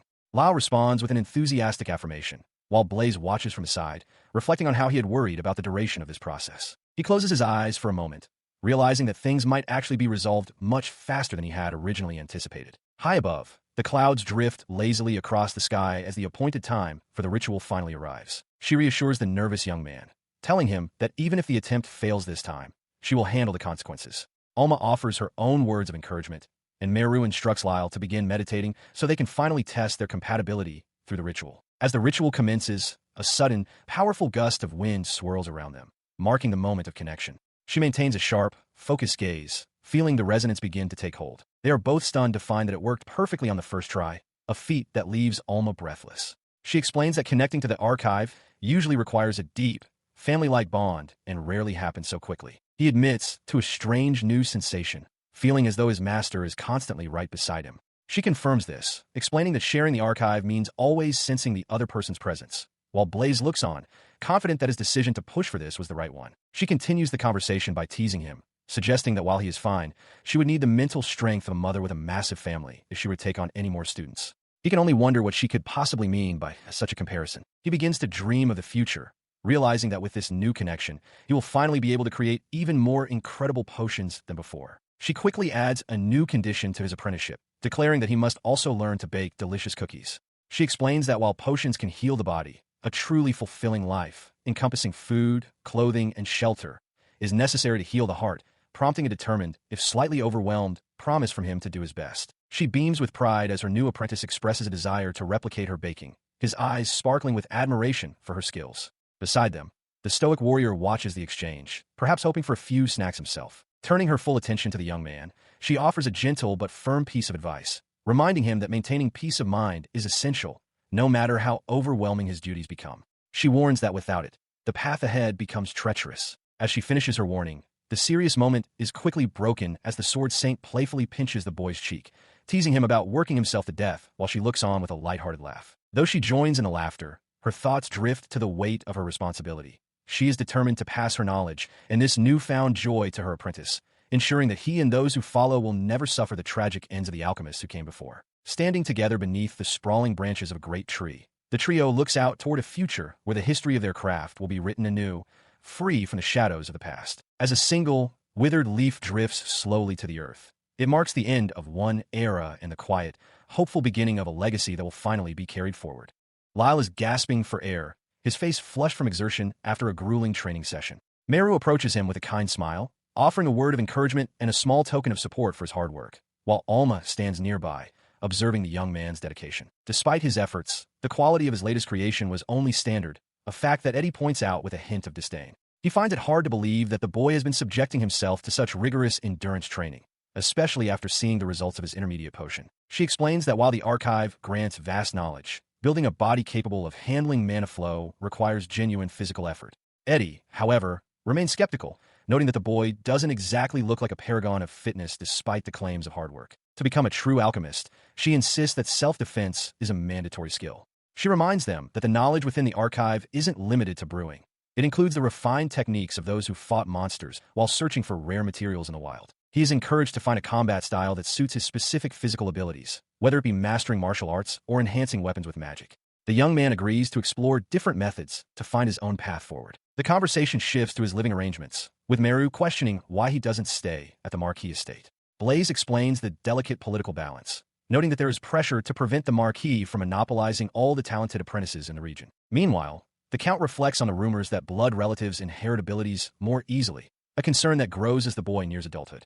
He weighs the options of assigning guards or bringing the youth to his private estate to ensure his safety and development. The mention of family leaves the young man in a pensive mood as he realizes he has no blood relatives to speak of. The concept of adulthood and the expectations that come with it feel like a distant and uncertain milestone. Back at the research building, the discussion turns to the immense burden of passing on the archive's knowledge, which takes at least a decade to fully settle.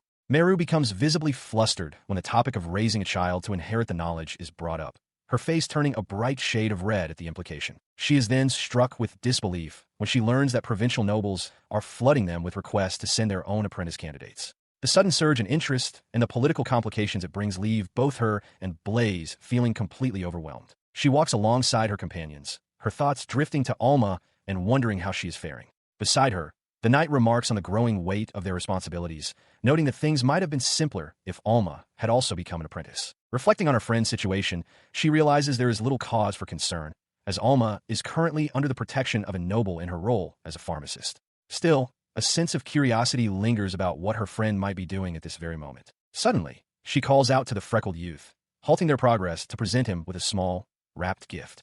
He is visibly taken aback by the gesture, expressing his gratitude with a bright, surprised smile as he accepts the offering. As he unwraps the package, a pleasant scent wafts through the air, leading him to wonder if it is some kind of exotic snack. She quickly corrects him, explaining that it is handmade soap, a revelation that leaves him stunned by the sheer luxury of such an item. He stares at the gift in disbelief, questioning if such a refined product could truly be created through the art of alchemy. She confirms his suspicion, noting that while it is possible, the alchemical process certainly makes the task far more efficient. She then dives into a detailed explanation of the craft, describing how she combines fragrant herbs and vegetable oil with a sodium hydroxide solution extracted from salt water.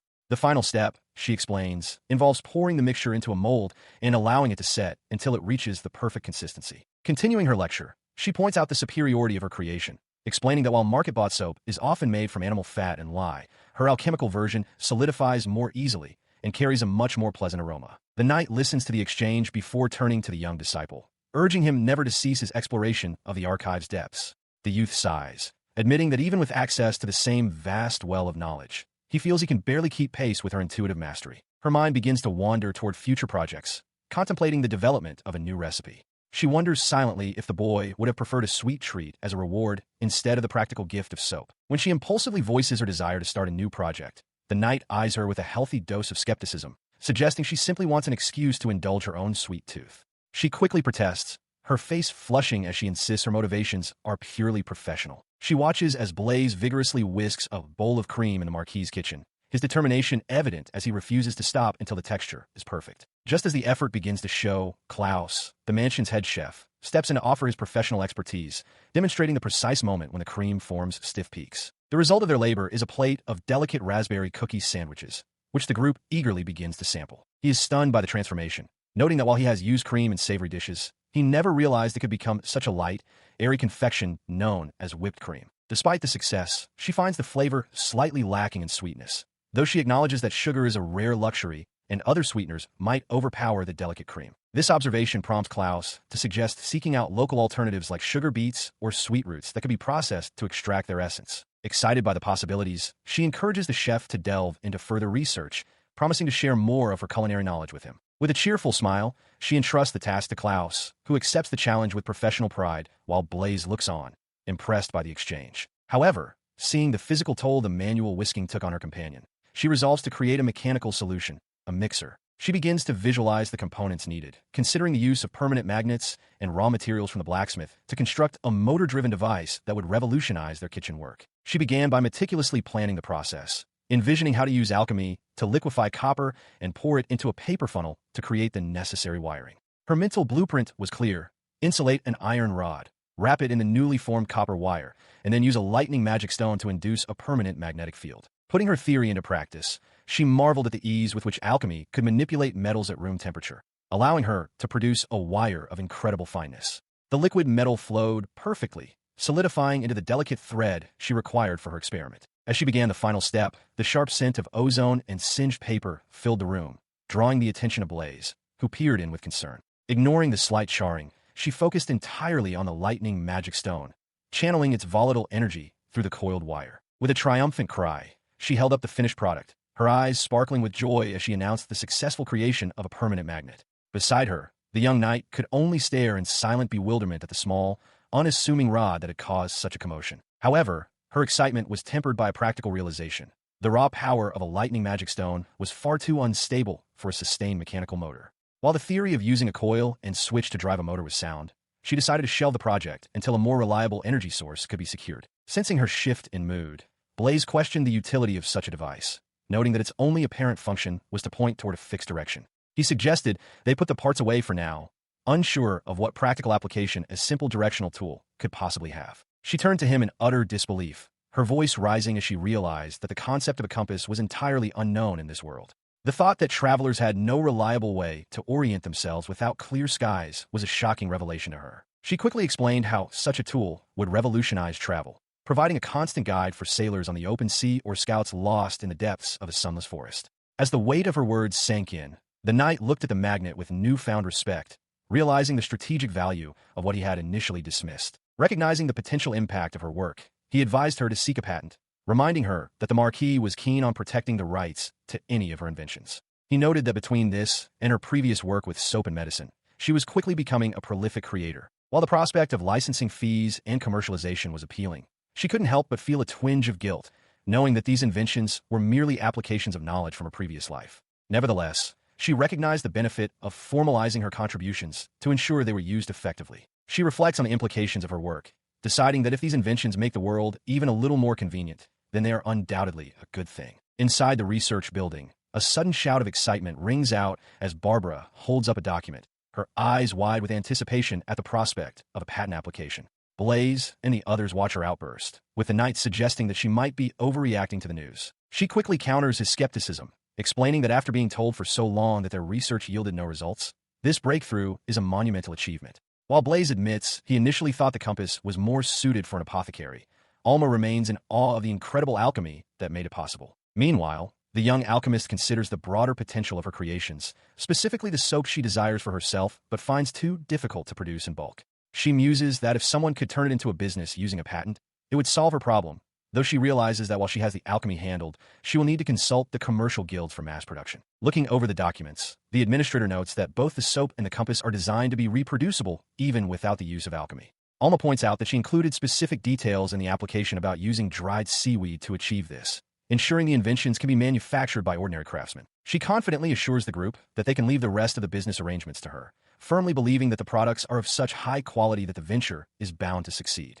Meru looks on with a smile, placing her full trust in her friend's administrative expertise. Later, in the bustling city streets, Blaze and Meru run into Ted the blacksmith, who is in the middle of his workday. He greets them warmly and mentions that he is currently teaching a newcomer, offering to introduce his latest apprentice to them. She is struck with disbelief when the newcomer turns out to be Alma, who is equally shocked to see her friend there. Ted is caught off guard by their mutual recognition, revealing that the young woman had been a candidate for his apprenticeship. The young girl is utterly confused, questioning why Alma is working as a blacksmith's apprentice when she was supposed to be a promising apothecary. She wonders what could have possibly led to such a drastic change in career paths. She sheepishly explains the situation, admitting with a nervous laugh that she was actually fired from her position as an apothecary.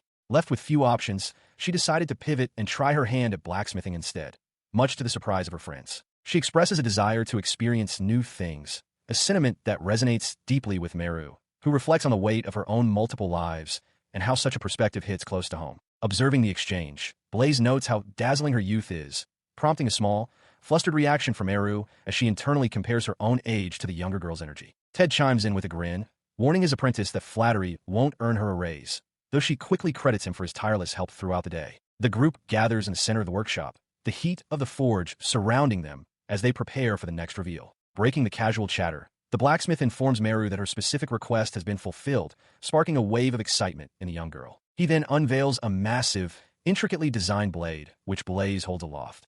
It is the legendary Reze sword, shimmering with latent power. She proudly explains the sword's unique features, highlighting the 3 magic stones that empower it with lightning and exceptional durability, much to the master smith's own amazement at the design. The swordsman gazes at the heavy weapon with a mix of awe and doubt, questioning whether he possesses the strength to wield such a formidable and weighty tool. Seeing his hesitation, she clarifies that the sword is a gift intended solely for him, leaving the warrior speechless with shock. He attempts to refuse the incredibly valuable item, but she remains firm, pointing out that it has already been paid for and that returning it would be an unnecessary burden for everyone involved. He gazed at the masterwork in his hands, the weight of the gift prompting a humble admission of the debt he now carried. Meru brushed the sentiment aside with a bright, dismissive smile, her mind already racing toward the practical. With a surge of infectious energy, she declared that they should test the blade's cutting power without delay. Standing by, the blacksmith and his disciple shared in the anticipation, their faces alight with the shared desire to see the Reze sword's true potential unleashed.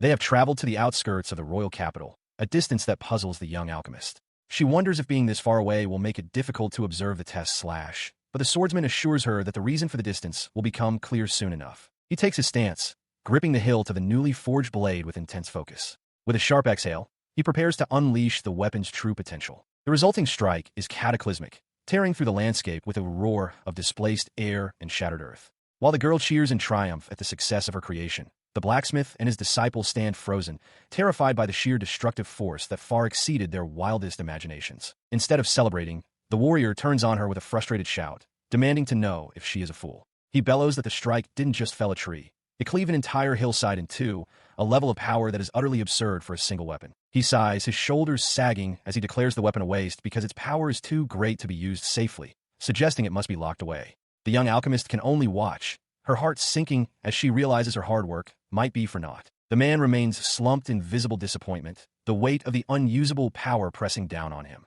She watches him with a mix of pity and resignation, acknowledging that the situation is truly unfortunate. His disciple, Alma, attempts to find a middle ground, suggesting that the sword is perfectly safe as long as the magic stone remains inactive.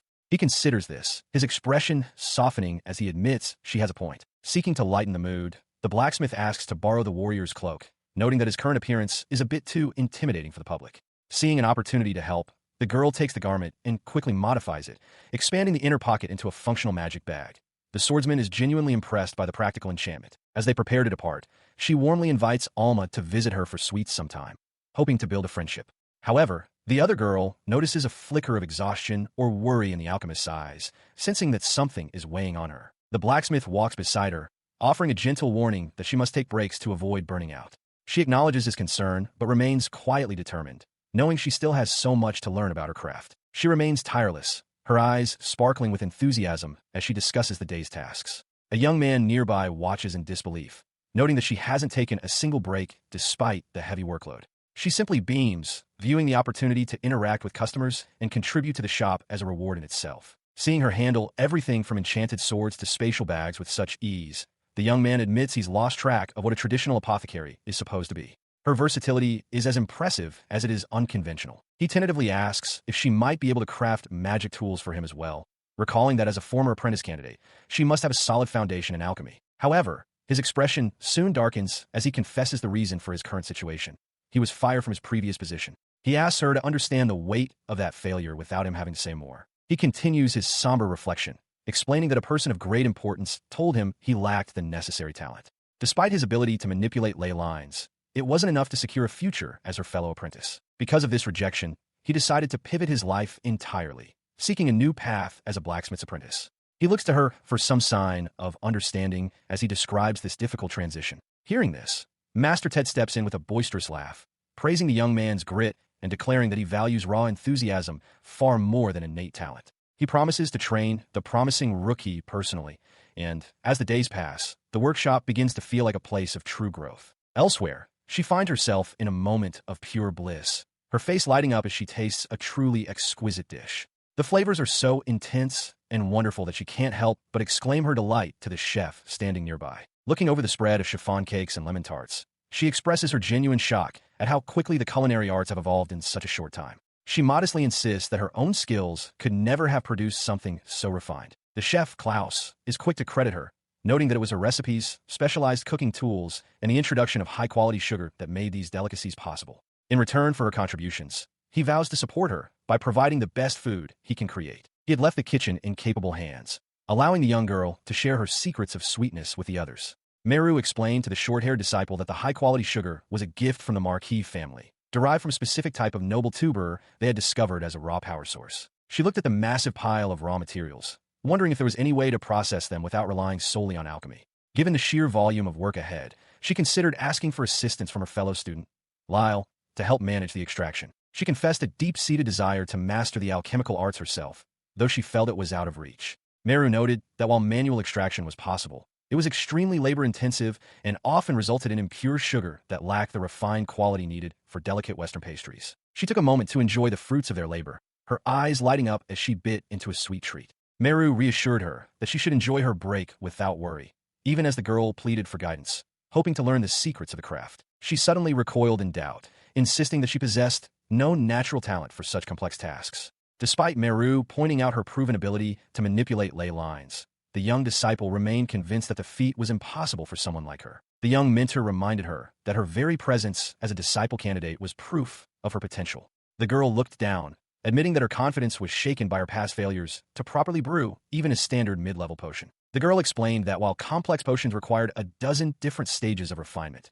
from cooling and fixation to medicinal extraction, sugar extraction was a far simpler process.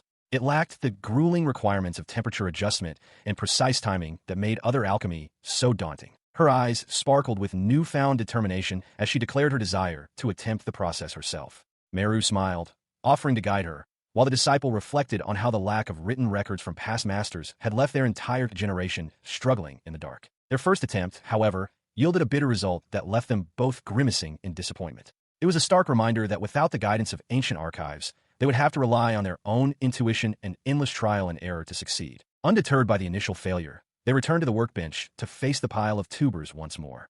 With a shared look of resolve, they prepared to begin the process again, determined to master the art of sweetness through persistence. She waits patiently as the hours tick by, until a sudden cry of excitement breaks the silence. Alma has done it, her eyes wide with disbelief as she presents the results of her labor. Looking closely at the small pile of dark crystals, the young alchemist notes that while the quality is still a bit lacking, the fact that her student managed a successful extraction on the very first day is nothing short of impressive. She offers a warm smile of encouragement, reminding her pupil that there is still plenty of room for growth and refinement in her craft. A blush creeps across the girl's face as she realizes the truth in those words, her heart swelling with a newfound sense of accomplishment. Later that evening, the young mentor returns to the blacksmith's workshop, announcing her arrival with a cheerful greeting and a small gift of sweets she brought as a souvenir. With a proud beam, she reveals that she successfully extracted sugar, prompting the blacksmith to gratefully accept the treats, intending to share them with his family. As the exchange continues, the master smith glances over at his young apprentice, who stands nearby with a look of quiet contemplation. Wishing them a pleasant night, she heads off to rest, leaving the blacksmith to marvel at the rare sugar treats she provided, his curiosity piqued by her enthusiastic recommendation. Alone in the quiet of the night, she gazes out at the stars, a sense of quiet confidence washing over her as she reaffirms her own capabilities in the art of alchemy. Meanwhile, the apprentice reflects on his master's philosophy that enthusiasm carries more weight than raw talent, finding the resolve to face his forge with renewed determination when the sun rises. He looks up in concern, noticing a fresh, dark mark on his master's forehead and questioning what could have caused such an injury. In response, Ted explains that the sweets Meru provided as a souvenir were so delicious they caused a literal riot at home, with his wife and daughter fighting over them like wild animals. While Meru expresses her delight that the treats were well received, Ted shifts the conversation, asking if he might borrow Alma's assistance for a future project involving sugar extraction. This request catches Meru off guard, especially as Ted expresses doubt about Alma's alchemical abilities, suggesting she might be a lost cause in that field. With a knowing smile, the blacksmith reflects on Alma's tendency to be considerate in her own peculiar way, mentioning that he had shared some of his own knowledge with her recently. Taking this information to heart, Meru later approaches Alma, who is busy with her chores, to ask for a specific favor. When she reveals she knows about her alchemical skills and asks for help, Alma is visibly shaken, frantically trying to maintain her cover as a simple blacksmith's apprentice. Her attempts at secrecy crumble as she realizes the truth is out, with Ted casually admitting that he was the one who informed Meru of her hidden talents. Resigning herself to the fact that her secret is no longer safe, Alma sighs, acknowledging that keeping things hidden hasn't done her any good, and asks Meru to clarify what is required of her. She finally admits her capability in alchemy with a sheepish apology, though Ted quickly interjects to clarify that his original request wasn't quite what she assumed. She stands before her mentor, listening as he places the choice of her future squarely in her hands. He assures her that he will respect whatever path she takes, urging her not to feel burdened by their short time together, as his training was never meant to chain her to the forge. Because of his kind words, she feels a surge of gratitude, reminding him that he was the one who gave her a chance when she had nothing but her own drive. He smiles, admitting that he has already discussed the matter with Maria-chan, referring to her as a truly promising talent who deserves to see more of the world. Outside, the young alchemist gives a cheerful sign of agreement, confirming the arrangement. The blacksmith laughs, joking that having his former student out in the world might even bring more business his way, before revealing that he was the one who personally asked for her to be hired. She gazes at him, her voice barely a whisper as she addresses him as boss one last time. He offers a warm, encouraging look, gently reminding her that her new employer is waiting just outside the door to begin their journey. Overwhelmed by the weight of the moment, her eyes shimmer with unshed tears and a faint blush of emotion. With a final, respectful bow, she acknowledges everything he has done for her, He watches her depart with a fond, honest expression, knowing she is heading toward a bright new chapter. As the two girls walk side by side into the bustling street, he lingers at the threshold, reflecting on the spirited rookie who is now taking her first real step toward the future. A few days after Alma decided to change her path, she officially begins her new role as an assistant. Meru welcomes her with open arms, expressing her genuine excitement for the work they will accomplish together in the days ahead. She then turns to Lyle, instructing him to act as a mentor and guide for the newcomer. While Alma is eager to give it her all, Lyle feels a slight pang of awkwardness, realizing he is now the senior to someone who is actually older than himself. The young alchemist explains that their journey will start with small tasks, gradually expanding into the complexities of alchemy. She warns that the path to brewing potions is long, requiring a solid foundation of knowledge, physical training, and even self-defense. She emphasizes that there is no need to rush, as they're tracing over 1,000 years of history stored within the archives. Steady and patient progress is the only way to truly master such ancient and profound wisdom. Turning the conversation to practical skills, she points out that Alma already possesses a unique talent. Right now, her specialty lies in the delicate process of extracting sugar, a task she performs with incredible focus and dedication. The results of this hard work are evident, as she managed to transform a massive pile of sweet potatoes into pure sugar in just one day. Her efficiency is so remarkable that it even surpasses Lyle's current capabilities in that specific field, much to his chagrin. To celebrate this achievement, a grand reward is presented, a table laden with exquisite sweets. The sight of the beautifully crafted cakes and pastries brings a look of pure wonder and delight to the faces of the young disciples. They learn that these treats were prepared by Klaus, who was inspired by the high-quality sugar they provided. He poured his heart into the baking, finding immense joy in working with such superior ingredients from the Marquisite's domain. As Barbara arrives with fresh tea, the conversation shifts to the incredible culinary talent Klaus possesses. He has not only mastered the ancient recipes from the archives, but has also begun adding his own creative twist to them, ensuring the future of food is in good hands. She takes a bite and is immediately struck by the divine flavor, her eyes widening in surprise. The combination of the perfect sugar and Klaus's innovation has created something truly extraordinary. She is offered a taste of the new confections, her eyes widening at the sheer variety of treats she has never encountered before. Despite the tempting display, she politely tries to decline, not wanting to impose on the group's hard work. The young noble disciple stands nearby with a plate of his own, his expression clouded by a sudden, heavy realization as he watches the others celebrate. He considers the implications of their success, fearing that such extraordinary sweets might attract unwanted attention or even danger if their existence becomes widely known among the competitive nobility. Meanwhile, far from the quiet workshop, a carriage pulls up to the Grand Marquisate residence in the royal capital, where the head chef stands ready to welcome his mistress home after a long journey. The lady of the domain, Margaret, steps out with an air of weary elegance, confessing to the chef that his culinary skills were the only thing she truly looked forward to during her travels. She laments the upcoming social gatherings, explaining how the capital's elite often look down on those from the frontier, using their latest fashions and art to assert a sense of superiority over her. To soothe her spirits, the chef presents a delicate, flower-topped cake. She finds it visually stunning and, upon taking the first bite, is immediately struck by its exceptional flavor. The taste is so profound that it leaves her breathless, prompting the chef to reveal that this masterpiece was created in collaboration with a young alchemist, Meru. Reinvigorated by the exquisite treat, the noblewoman lets out a triumphant laugh, her competitive spirit ignited as she plans to use these sweets to finally outshine the ladies at tomorrow's tea party. Back at the workshop the following morning, a groggy Meru struggles to wake up, while her assistant mentions being kept awake by a strange, echoing laughter that haunted the halls throughout the night. She is hunched over a desk in a dimly lit library, her eyes scanning a complex blueprint with intense focus. Lyle and Alma lean in, captivated by her work, as she expresses a fervent desire to finalize these plans and deliver them to the blacksmith's forge as soon as possible. Her mind races with the realization that as an alchemist possessing memories of a past life, she is the sole gatekeeper of this advanced scientific knowledge. She understands that any future progress in this field will inevitably be traced back to her, placing a heavy burden of legacy upon her young shoulders. She observes Lyle as he examines the papers with a mix of awe and confusion, questioning if this is truly a new invention. She contemplates the profound impact of introducing a completely new lineage of knowledge to this world, one that exists entirely outside the current magical paradigm. Her expression brightens with a sudden flash of inspiration as she recalls a previous conversation about horseless carriages.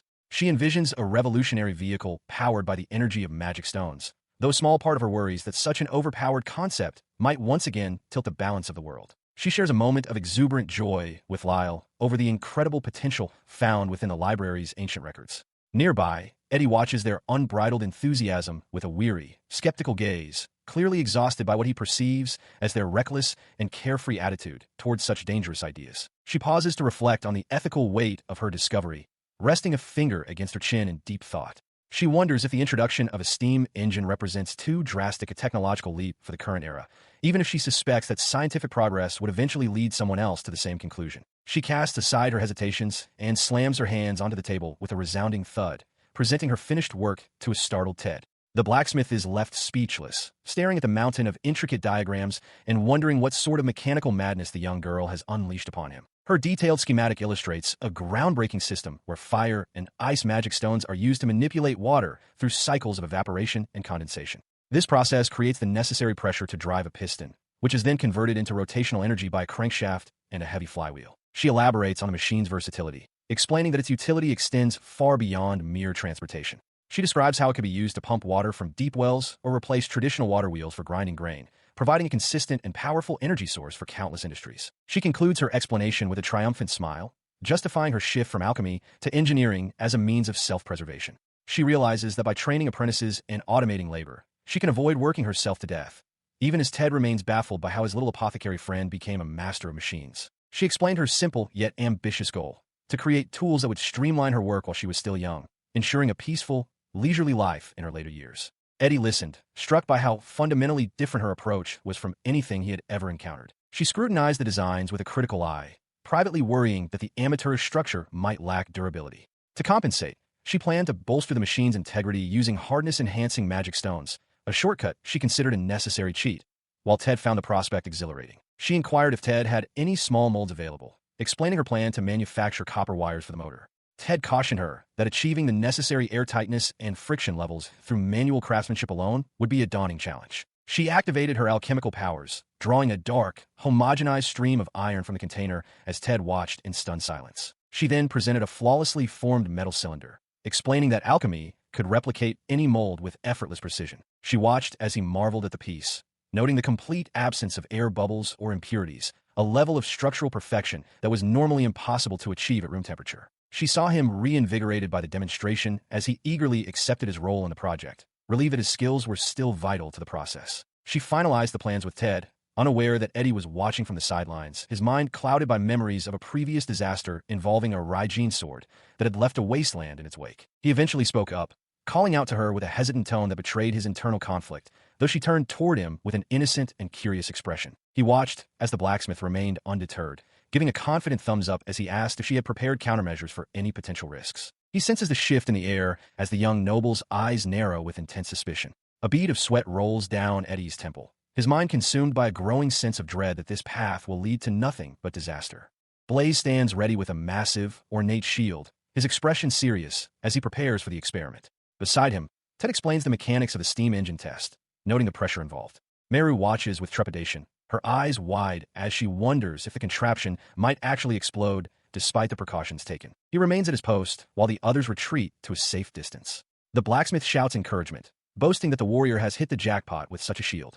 From their vantage point, the machine looks small against the vast horizon, a lone figure standing guard against the unknown forces about to be unleashed. The young man grunts with effort, pulling a lever that strains against his strength. Suddenly, the silence is broken by the mechanical whir of gears as the machine coughs into life, its internal components beginning to move with a powerful, industrial energy. This successful start brings a cheer from the onlookers as the giant wheel spins faster and faster. Ted declares it a triumph, his face lit with excitement. Meru, however, remains cautious, noting the intense, chaotic noise emanating from behind the protective shield and asking if everything is truly stable. The blacksmith wipes his brow, admitting his relief that the device didn't erupt in a violent blast. He acknowledges the difficulty of the build, while the young girl stands nearby, still feeling the lingering heat and the vibration of the engine in her bones. Blaze approaches them, his task complete, as they begin to discuss the next steps. They eventually settle onto the soft grass of the hillside, taking a well-deserved moment to rest. Ted decides to let the engine run for a while longer to test its durability. The tension of the test begins to fade, replaced by the calm of the open field. She looks up, startled, as a familiar voice calls out her name from nearby. The peaceful moment is interrupted by the sudden realization that they are no longer alone in the outskirts. The newcomers, Lyle and Alma, arrive panting and exhausted, having run all the way from the capital. They explain that the thunderous noise from the experiment echoed throughout the city, leading them straight to the source. Blaze greets them, though he seems slightly amused by the fact that he was essentially used as a long-distance runner to keep up with the commotion. They gather around to inspect the machine, marveling at the lack of the thick, black smoke usually associated with such powerful engines. Meru explains the significance of this achievement, noting that while traditional fuel sources are messy, this new design is remarkably clean and eco-friendly, a true advancement in their craft. She reflected on the stark contrast between her current world and her previous life, where the struggle for clean fuel was a constant burden. Here, the absence of harmful substances felt almost like an unfair advantage. As she pondered this, the knight adjusted his gloves, noting that the roar of their successful experiment had likely echoed all the way to the city. He continued his assessment, pointing out that while the machine was impressive, its current size was unnecessary for simple passenger transport and lacked basic comfort. He turned to the blacksmith, questioning if the design could be streamlined into something more compact. The young girl chimed in with enthusiasm, highlighting the sheer efficiency of their creation. While a standard carriage plods along at a mere 6 kilometers per hour, this engine promised speeds 10 times greater. This revelation caused the warrior to fall into a grim silence, his brow furrowed in deep thought as the others watched him with growing concern. The blacksmith mused on how their recent innovations, from magical storage to new delicacies, were already shredding the fabric of common sense. Meanwhile, the knight's mind raced with the strategic implications, realizing that a vehicle faster than a horse would completely upend traditional military doctrine. Seeing the weight of these thoughts, the craftsman offered a simple, grounding perspective, suggesting that if the goal was progress, then the challenges were merely obstacles to be overcome. She lightened the heavy atmosphere with a playful gesture, reminding them with a bright smile that she was still only 12 years old and had plenty of time for such grand concerns. The knight could only sigh in exasperation, urging her to at least maintain a sense of responsibility toward her own station. Sometime later, within the quiet confines of the research building, she focused her efforts on a different kind of craft, meticulously adjusting temperatures and utilizing double magic water generation for medicinal extraction. Having completed her work, she presented the fruits of her labor to her companions, highly effective potions designed to detoxify the body and heal severe illnesses. She ponders the efficiency of simultaneous synthesis, suggesting that crafting 2 different potions at once would significantly speed up her workflow in the research building. This drive for efficiency stems from her desire for a slow life, as she explains to Barbara that finishing her work quickly grants her more precious leisure time.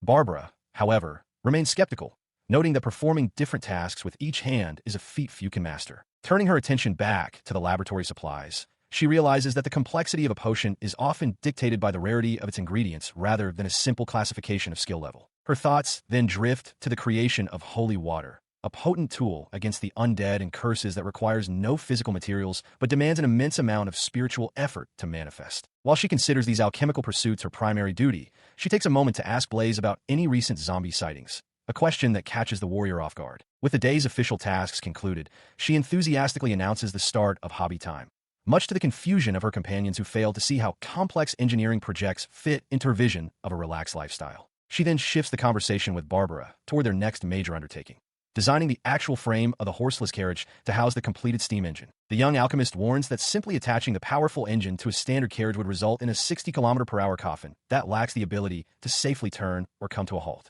Within her mind, a complex schematic begins to take shape, detailing the necessity of a transmission system, a steering wheel, robust brakes, and advanced vibration control to make the vehicle viable. She finally puts pen to paper, beginning the arduous process of drafting blueprints and planning for miniature prototypes, acknowledging that they are entering uncharted territory where traditional knowledge offers no guidance. She enthusiastically outlines her next technical hurdles, explaining how she can finally power an electric mixer using alchemy-made batteries and a steam-driven turbine. Her mind is already racing toward the next project, eager to move past these foundational steps and see her inventions come to life. She beams with pride as her disciples listen, noting how much the world has changed now that even soap is readily available at the market. She encourages them to find their own hobbies outside of their primary duties, insisting that this balanced lifestyle is the true four-leaf way of living. They decide to take a break from their studies when Lyle suggests going for a run to clear his head.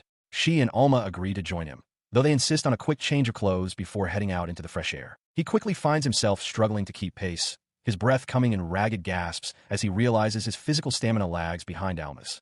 She asks with a playful tilt of her head if he's actually trying to get into shape or just running for the sake of it. The Count of Marquis sits at his desk, his expression grave as he discusses the rigors of the upcoming graduation exam. He explains that a mage's worth is proven by retrieving spirit grass from a dragon's nest, a task that demands both magical prowess and the physical ability to defend oneself. She lets the secret slip, mentioning how hard Lyle has been working on his self-defense training lately. He reacts with a flustered shout of protest, while Meru simply nods, acknowledging the necessity of his efforts given the dangers ahead. They continue their walk through the cobblestone streets, and she asks if he had intended for his extra training to remain a secret. He stammers, admitting that it wasn't exactly a secret, just something he wasn't ready to share with everyone yet. He looks away, confessing that he simply wanted to wait until he had some tangible progress to show before making it known. She watches him, understanding the quiet pressure he feels to prove himself worthy of his lineage. She laughs, teasing him about his desire to look cool and impressive when he finally reveals his new skills. While Lyle continues to deny it, Meru finds herself inspired, realizing she should probably find a new personal goal to strive for as well. They are suddenly pulled from their light-hearted banter as a squad of heavily armed soldiers marches past them in perfect unison. The sight of the military presence in the city brings a sudden, sharp chill to the afternoon air. She watches the soldiers pass by, her disciples reacting with a mix of admiration and concern as the atmosphere in the street suddenly shifts. While Lyle finds the display of weaponry impressive, Alma senses an underlying tension in the air, wondering if something significant has occurred to warrant such a presence. Returning to the research building, she is interrupted by Barbara, whose hesitant entrance and worried expression signal that something is wrong. The administrator's voice trembles as she tries to alert her mistress to an urgent and troubling development. Suddenly, the doors are thrown open as armed men storm the room, their leader loudly declaring that she is under arrest. The proclamation leaves her and her companions in a state of utter disbelief, the sudden intrusion shattering the peace of a laboratory. Stepping forward to defend her, the Sword Saint demands to know by whose authority they act, reminding them that the facility is under royal jurisdiction. He is met with a cold, bureaucratic response as the officer produces a formal document, asserting that their orders come from a power that transcends local law. As she stares in wide-eyed terror, the officer coldly asserts that they have the necessary permission to take her into custody. The weight of the situation begins to sink in, her mind racing to understand how things could have escalated so quickly. The true gravity of the situation is revealed when he announces that the church has ordered her to stand trial for heresy. This shocking accusation leaves her trembling, as the shadow of the grand cathedral looms over the city, signaling a conflict that threatens her very existence. Meru stands before the imposing royal capital Grand Cathedral, her mind racing with confusion over the mention of a heresy trial. She reflects on the various reasons she has been summoned before: tax evasion, protection, but this new accusation feels far more ominous. As she walks through the grand halls, she notes how much the church has grown over the last millennium.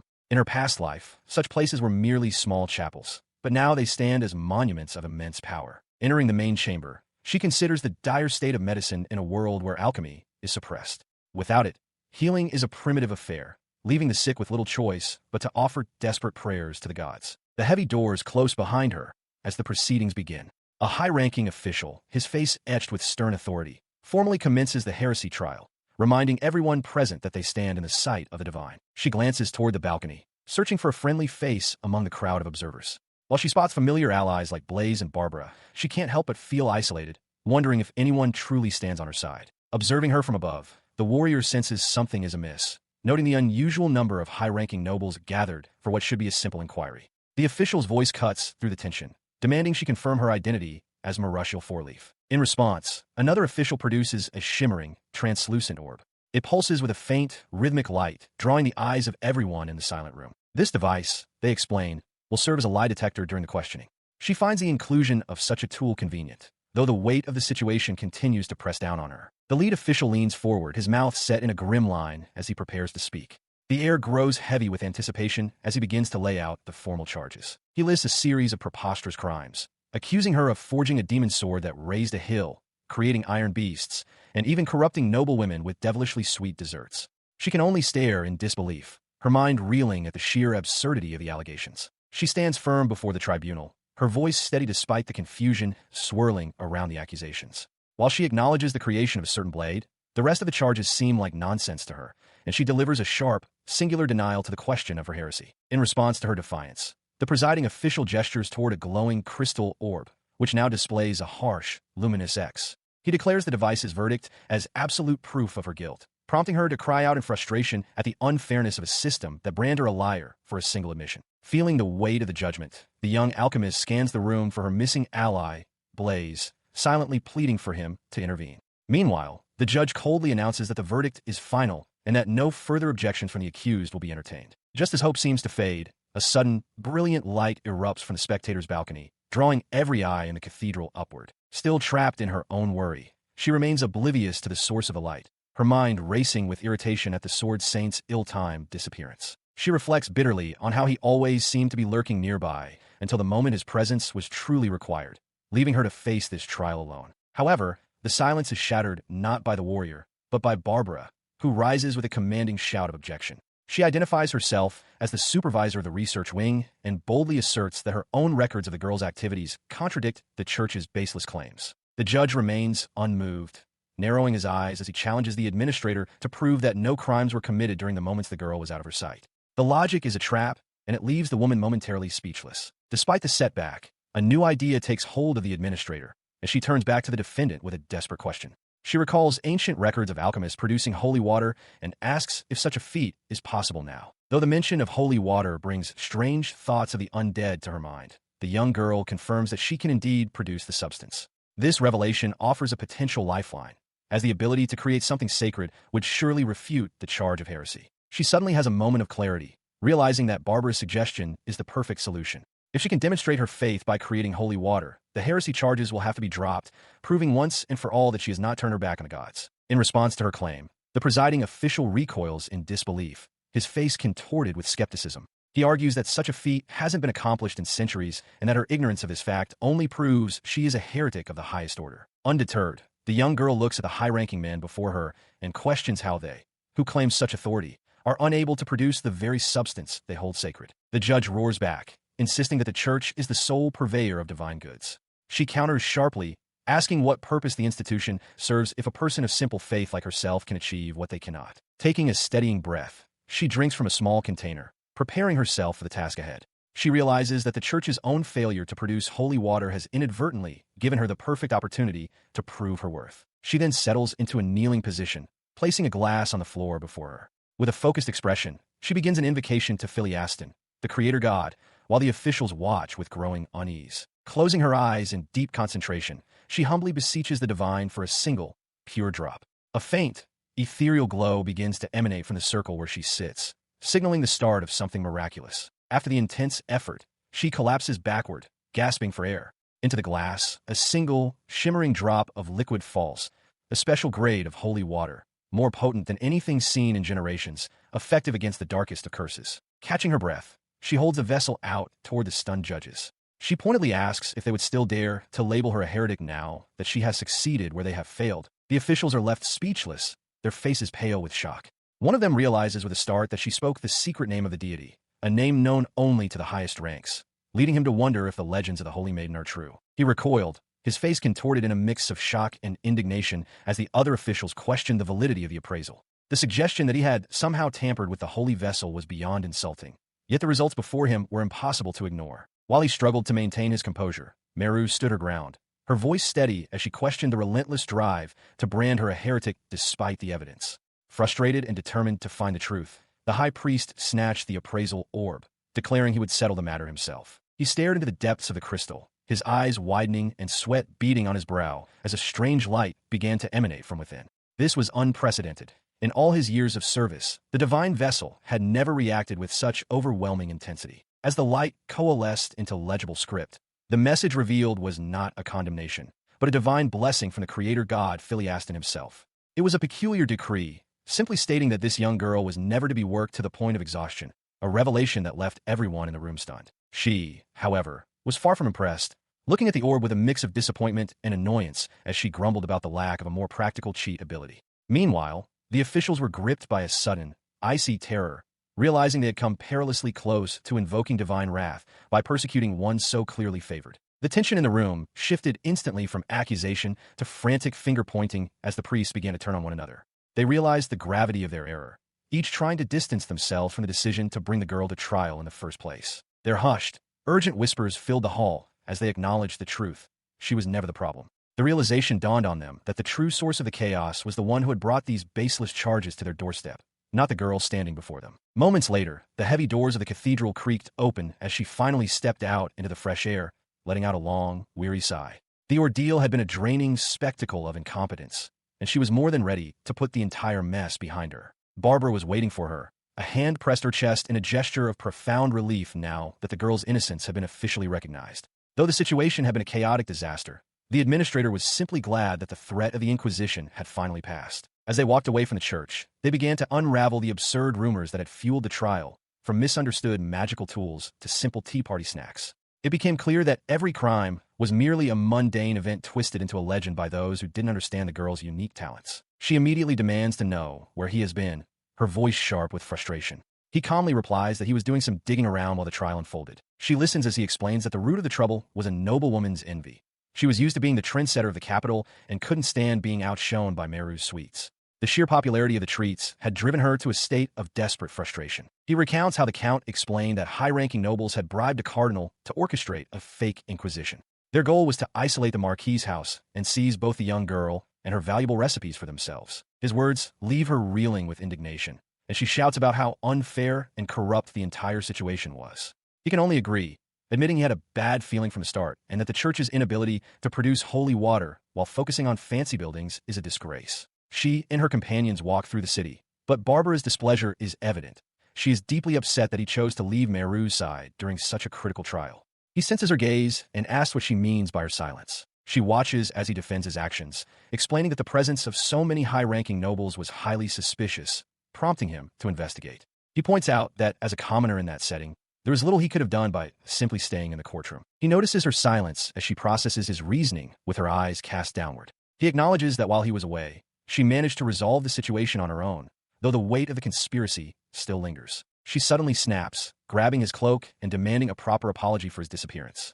He is caught off guard by her sudden outburst and the intensity of her glare as she looms over him with a menacing aura. Her outburst leaves him looking away in regret, realizing that leaving her alone while acting as her guard was indeed a mistake. The silence between them grows heavy with the unspoken tension of the day's events. He finally addresses Meru directly, calling her name to explain that as a knight, he lacked the standing to speak in court. He decided that uncovering the true cause of the conspiracy was a more vital use of his time than standing by helplessly in the courtroom. He looks away, a bead of sweat rolling down his cheek as he struggles to find the right words. He admits that perhaps he had placed too much faith in her ability to handle such a dangerous situation on her own, realizing now that his overconfidence was a mistake. Continuing his humble admission, the swordsman acknowledges that his absence was a failure of his duty as a protector. As the young girl begins to walk away in silence, he bows his head slightly and offers a sincere apology for his lapse in judgment, stating that his behavior was unacceptable for someone tasked with her safety. In the bustling streets, commoners bow low, their voices filled with reverence as they hail the arrival of the one they call the saintess. They feel blessed simply to be in her presence, treating her appearance as a divine event. She offers a hesitant wave in return, still adjusting to the public adoration that has followed her in the 2 months since the heresy trial concluded.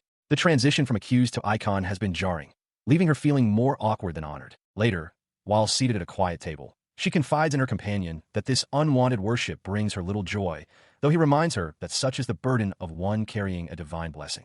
Even without official recognition, the rumors of her status have spread far and wide, complicating their daily lives. Their conversation is interrupted by the arrival of a formal notice from the Chancellor, a reminder of the strict house arrest that had confined her until very recently. The weight of political scrutiny remains heavy, as she was forbidden from even leaving her home without explicit permission. Despite the restrictions, she admits that the period of isolation allowed her to make significant strides in both her professional duties and personal interests.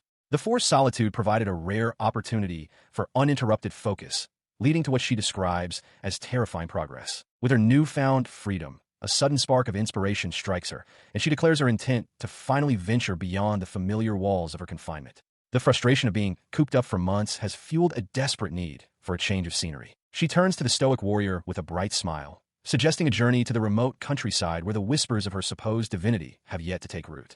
Her eyes sparkle with the hope of finding a place where she can simply be herself again. He immediately dismisses the idea, explaining that her safety is now a matter of national security and that such a trip is out of the question. The realization that she has become a vital asset to the kingdom's defense is a bitter pill for her to swallow. The reality of her situation is stark. The mere presence of someone blessed by the Creator God acts as a supernatural deterrent, as any aggressor would fear the literal wrath of heaven falling upon their borders. No nation would dare risk the divine punishment that would follow an invasion. This divine shield has already shifted the geopolitical landscape, allowing the royal army to withdraw from the borders of the Britannia Empire as her very existence secures a fragile ceasefire.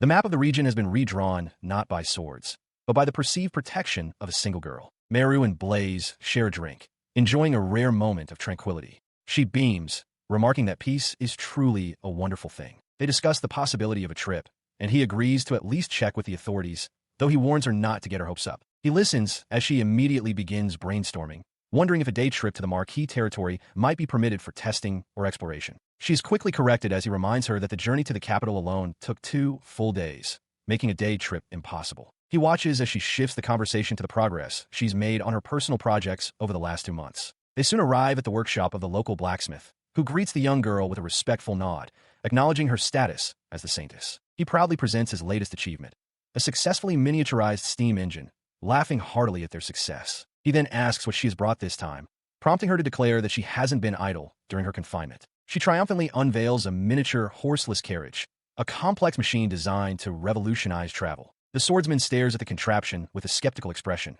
noting that for something labeled a miniature, the vehicle is surprisingly large. He stands by as the young alchemist explains the intricate workings of her latest creation.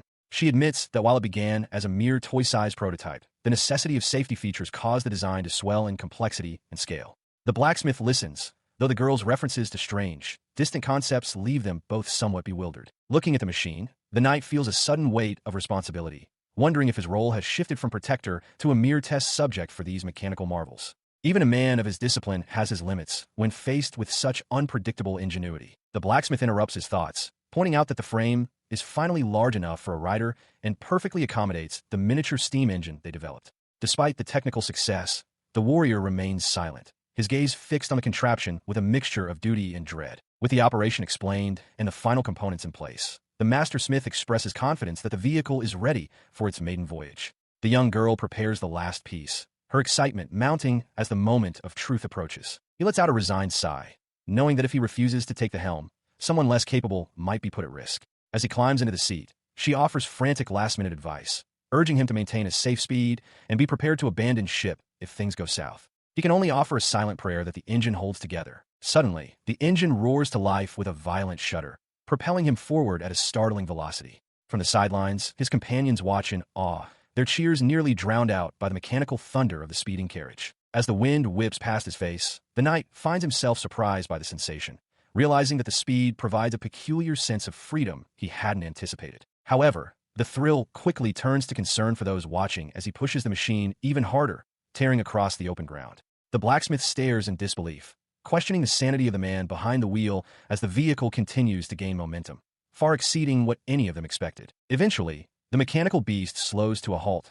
bringing him back to the starting point amidst a cloud of steam and dust. The smith breathes a sigh of relief, admitting he was genuinely worried the knight wouldn't return in one piece. Stepping down from the carriage with a newfound gleam in his eye, the warrior turns to the young inventor and asks if he might keep the machine for himself. His request leaves her utterly speechless, her mouth agape at the sudden change in his demeanor. He stood there, breathless, his usual stoic mask shattered by the sheer thrill of the ride. While he stammered about the prototype's power, Ted stepped in with a grin, suggesting that once he dissected the inner workings, he could forge a duplicate at his own workshop. Meru, caught between their enthusiasm and the technical reality, could only watch as the two men began planning the future of transportation. Seeing the legendary knight so uncharacteristically animated, the blacksmith couldn't help but chuckle, noting how completely Blaze had lost his composure. The knight, however, was already looking ahead, lamenting that he couldn't immediately showcase this marvel to his disciples, Lyle and Alma, though he knew the time wasn't yet right. Even with his composure regained, he had to concede that the carriage was a monumental achievement,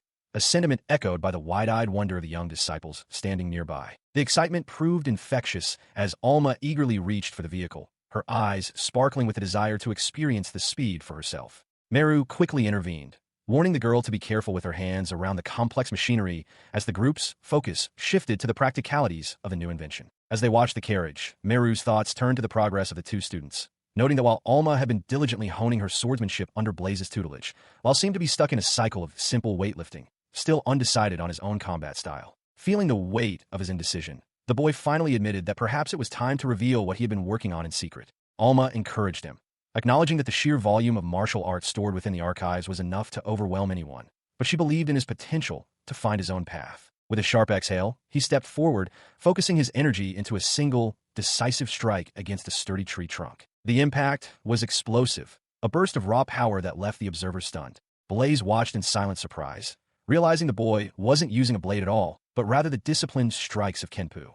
Meru, observing the flow of energy, explained that he was channeling chi directly from the ley lines to amplify the force of his blow. Despite the impressive display, the young man admitted that fighting without the reach of a weapon made the path significantly more difficult. Meru offered a reassuring smile, reminding him that finding a style that truly resonated with his spirit was far more important than the inherent difficulty of the discipline. To his surprise, she revealed that she too had relied on Kenpu during her own final examinations, though she eventually transitioned to using a spear and her signature sickle. She explained that with her smaller stature, she needed the extra reach that a weapon provided, leaving the boy to contemplate how he might adapt his own burgeoning skills. She strikes a confident pose, her eyes narrowing with a playful smirk as she demonstrates the refined form of her martial arts. This technique was the same one she had unleashed during a dragon hunt, a strike so powerful it was difficult to restrain even for her. Blaze watches the demonstration with a grim, focused expression, acknowledging the sheer force behind her movements. The conversation shifts to the practicalities of hunting, as she explains that while the heart is the most delicious part of a dragon,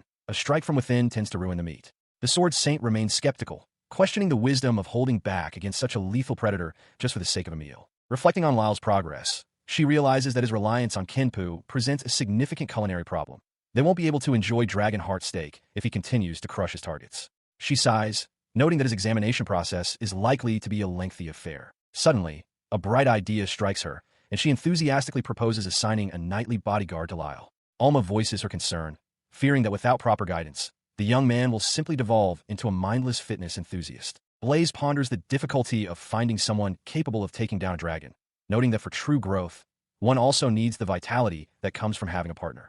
She can only blink in confusion at his sudden emphasis on the importance of youth. She suggests that he should find someone of his own caliber, pointing out that with the legendary Raijin sword at his disposal, such feats must surely come easily to him. Taking her suggestion to heart, the sword saint adopts a more formal tone, admitting that while he has many reservations, he is serious enough about this test to make an official request. 3 days pass in the blink of an eye, the quiet of the estate masking the preparations being made behind its high stone walls. As they walk through the halls, Blaze informs her that the bodyguard has already been sent out. He mutters under his breath, clearly finding the speed and nature of the arrangement hard to believe. He reflects on the maturity required to handle the inevitable headaches of assigning a guard to an apprentice, even if it's for an alchemist. He had anticipated schemes and complications, yet he didn't stop the process, recognizing the necessity of the arrangement. Barbara interrupts his thoughts with a formal report, relaying a message from the Marquis.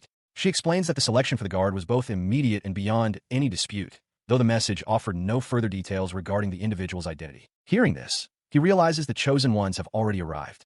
Barbara's tone shifts slightly, prompting a curious glance from him as they prepare to meet the newcomers who have caused such a stir with their sudden appearance. She leads them toward the courtyard, her expression grave as she urges them to exercise extreme caution. The weight of her warning hangs in the air as they approach the open space where the mysterious guards await. As they walk, he ponders what kind of selection could possibly be so indisputable that no one would dare complain. Beside him, Meru looks equally apprehensive, her mind racing with possibilities about the caliber of warrior they are about to encounter. The young girl's mind races with images of a hulking, unreasonable berserker, the kind of brute strength Lyle might have associated with in his youth. She fears a warrior who listens to nothing but the call of battle and possesses no sense of reason. Suddenly, a sharp, piercing pressure stops her in her tracks. Her eyes widen in shock as a formidable aura washes over her, far more refined and intense than the brute she had imagined moments before. Emerging from the light, a knight in gleaming silver armor approaches with a steady, confident stride. He and the girl can only stare in disbelief, realizing the identity of the indisputable choice is someone far more significant than they expected. The warrior stands before them, her long hair catching the wind and a scar marking her face as a veteran of countless battles. Her presence is absolute, radiating the unmistakable power and calm of a true master of the blade. Meru feels an oppressive weight in the air, her instincts screaming in alarm as she faces the formidable woman. The intensity of the gaze fixed upon her is unlike anything she has encountered before. Sensing the mounting pressure, Lyle steps forward to bridge the gap, awkwardly introducing the young girl as his esteemed master. The knight remains silent, her sharp eyes never leaving the child. She finally breaks the silence, bowing with a practiced grace and introducing herself as Elizabeth, Lyle's newly appointed bodyguard. She offers a formal apology for her earlier coldness, explaining that such caution was necessary for their first encounter. In response, the young alchemist beams with a bright, disarming smile, waving off the apology and praising the knight's apparent reliability. She plays the part of the innocent child perfectly, masking the tension she felt moments ago. The knight acknowledges the girl's kindness before turning back to her charge, requesting that Lyle continue his tour of the research facility while she returns to her post. Lyle, still slightly rattled, quickly agrees to the arrangement. As she strides away, the girl offers a cheerful wave, though the knight casts one final, calculating look over her shoulder. Walking through the quiet halls, he finds himself lost in thought, comparing the rumors of the legendary alchemist with a petite girl he just left behind. The knight breaks his reverie, admitting that she was genuinely struck by the girl's maturity, noting that it seemed to far exceed her youthful appearance. He can only agree, confessing that the girl often seems more composed than he is. She continues her silent assessment, recalling her father's warnings about a reckless and difficult girl.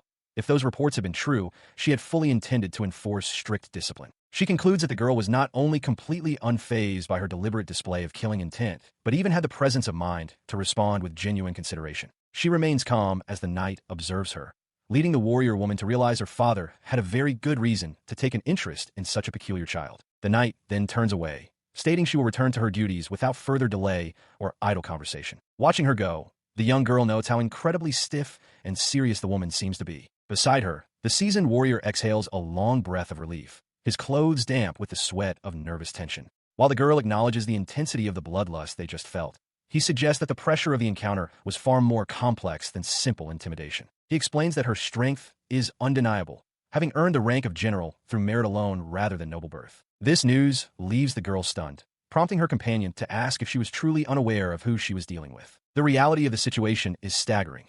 The woman is Elizabeth Haenix von Bergengreen, the third princess of this very nation. She can hardly believe her ears, her face contorted in a look of pure disbelief as the warrior confirms the knight's royal status. Still reeling, she questions why a princess would be here, to which he responds by mentioning the withdrawal of the northern border troops. He points out that she was the commander of the Bergengreen region, a place the Northern Empire feared to attack due to a legendary divine blessing.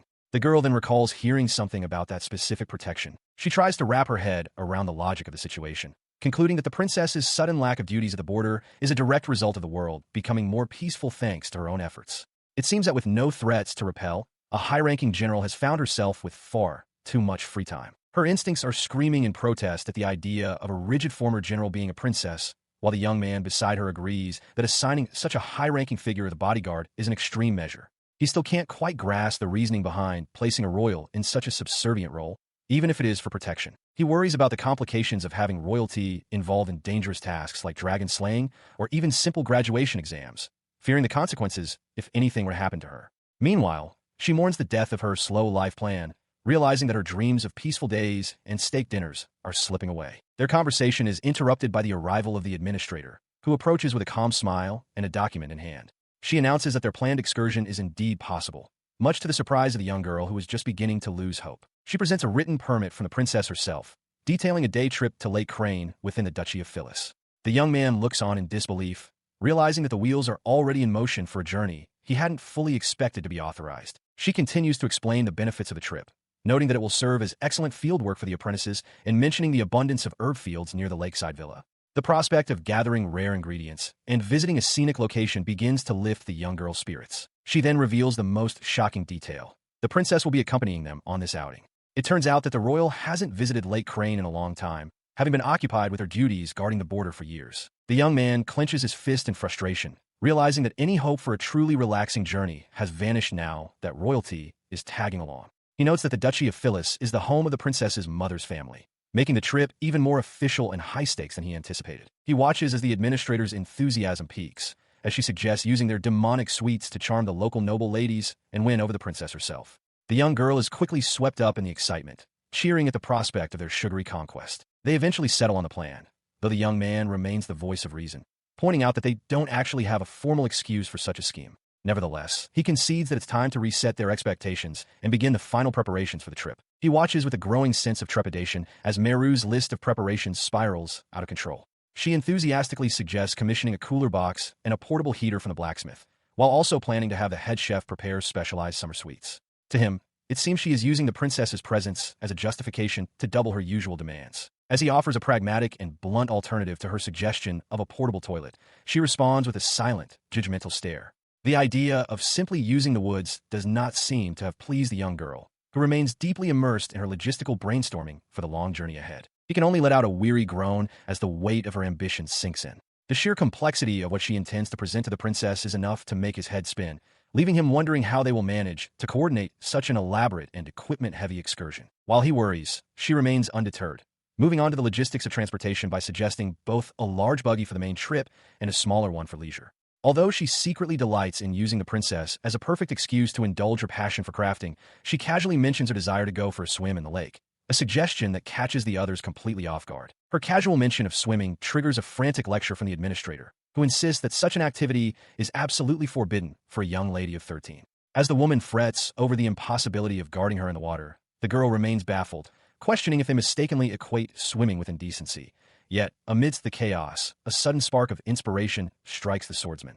On the outskirts of the royal capital, the group enjoys a day on the lake. Meru is thrilled by the speed of their vessel, but Barbara shouts a warning as they approach a potential hazard. She lets out a startled cry as the boat jolts violently, sending a massive spray of water over the side. Blaze and Barbara rush to her side, their faces etched with concern as they check to see if she has been injured by the sudden impact. They find her dripping wet, but otherwise unharmed, and she admits that the small steam engine's propulsion was far more powerful than she had anticipated. While it was intended for simple leisure, the sheer force of the screw turning in the water provided more excitement than any of them had bargained for. He watches as she lets out a sudden sneeze, her damp clothes clearly beginning to chill her. Despite the mishap, she remains optimistic, noting that even if swimming is prohibited, this new method of travel allows her to enjoy the lake's beauty to the fullest. She stands there, water dripping from her hair and clothes, a miserable shiver running through her small frame.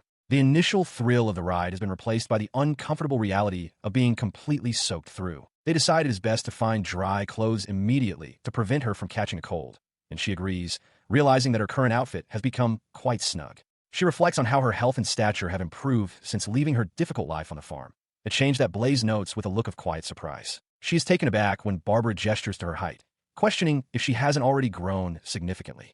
The sudden focus on her physical development leaves her feeling a bit flustered and self-conscious. He finds himself on the receiving end of Barbara's ire after he clumsily wonders if the change she mentioned was actually an increase in weight. He had only intended to report back to the Marquise about her improved health, but his lack of tact regarding a young lady's growth earns him a sharp reprimand. They begin to make their way away from the water, with Barbara leading the way and urging them to hurry. She calls back to Blaze, instructing him to secure the boat as they prepare to head into the city for a change of attire. The shopkeeper greets them with a knowing smile, teasingly asking if the young girl had perhaps enjoyed her time at the lake a bit too much. Barbara sighs, admitting they have their hands full, while the merchant quickly offers to find the perfect new outfit for their damp companion. She stands before the shopkeeper, who enthusiastically presents the garment featuring a whimsical lake monster. While the woman insists it is perfect for active children, the young girl politely declines the overly cute design, preferring something more practical. Because the weather has been sweltering lately, the shopkeeper suggests they look for a summer outfit suitable for their trip, perhaps incorporating cooling fans or a specialized cooling liquid to combat the heat. She expresses some hesitation,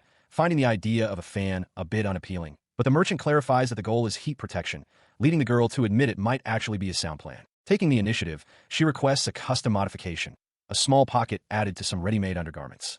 The merchant warns that such bespoke work will be expensive, but the girl dismisses the concern, stating that funds are no obstacle. She is met with a look of pure shock as the manager's eyes widen in sudden recognition upon reading the name on the order, Mary Asfield Fourleaf. The girl, meanwhile, feels a strange sense of nostalgia at the woman's dramatic reaction. Having accepted the task, the merchant explains her plan to sew a tiny magic stone of cooling and wind into the requested pocket, curious about what the girl intends to do with such a specialized modification. She soon emerges in the new attire, delighted by the refreshing sensation and confident that it will help her avoid a sweaty, uncomfortable vacation. Seeing her customer's satisfaction, the merchant becomes even more spirited, eagerly presenting a variety of other summer styles for her to consider trying on. Once the shopping is finally complete, she steps out of the boutique to find the sword saint waiting patiently, ready for them to regroup and head home after their successful errand. As they walk, she mentions the specific details of her new undergarments, leaving her companion momentarily bewildered by the unusual request he had nearly forgotten about. She reaches out,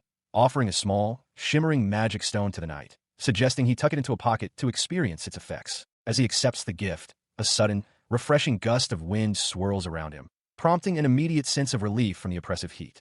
She admits that the rising temperatures have been weighing on her spirits and wonders aloud if the stone's size should be further refined for convenience. Looking at his heavy attire, she questions why he persists in wearing such cumbersome layers instead of something more breathable. He explains the grim reality of his profession.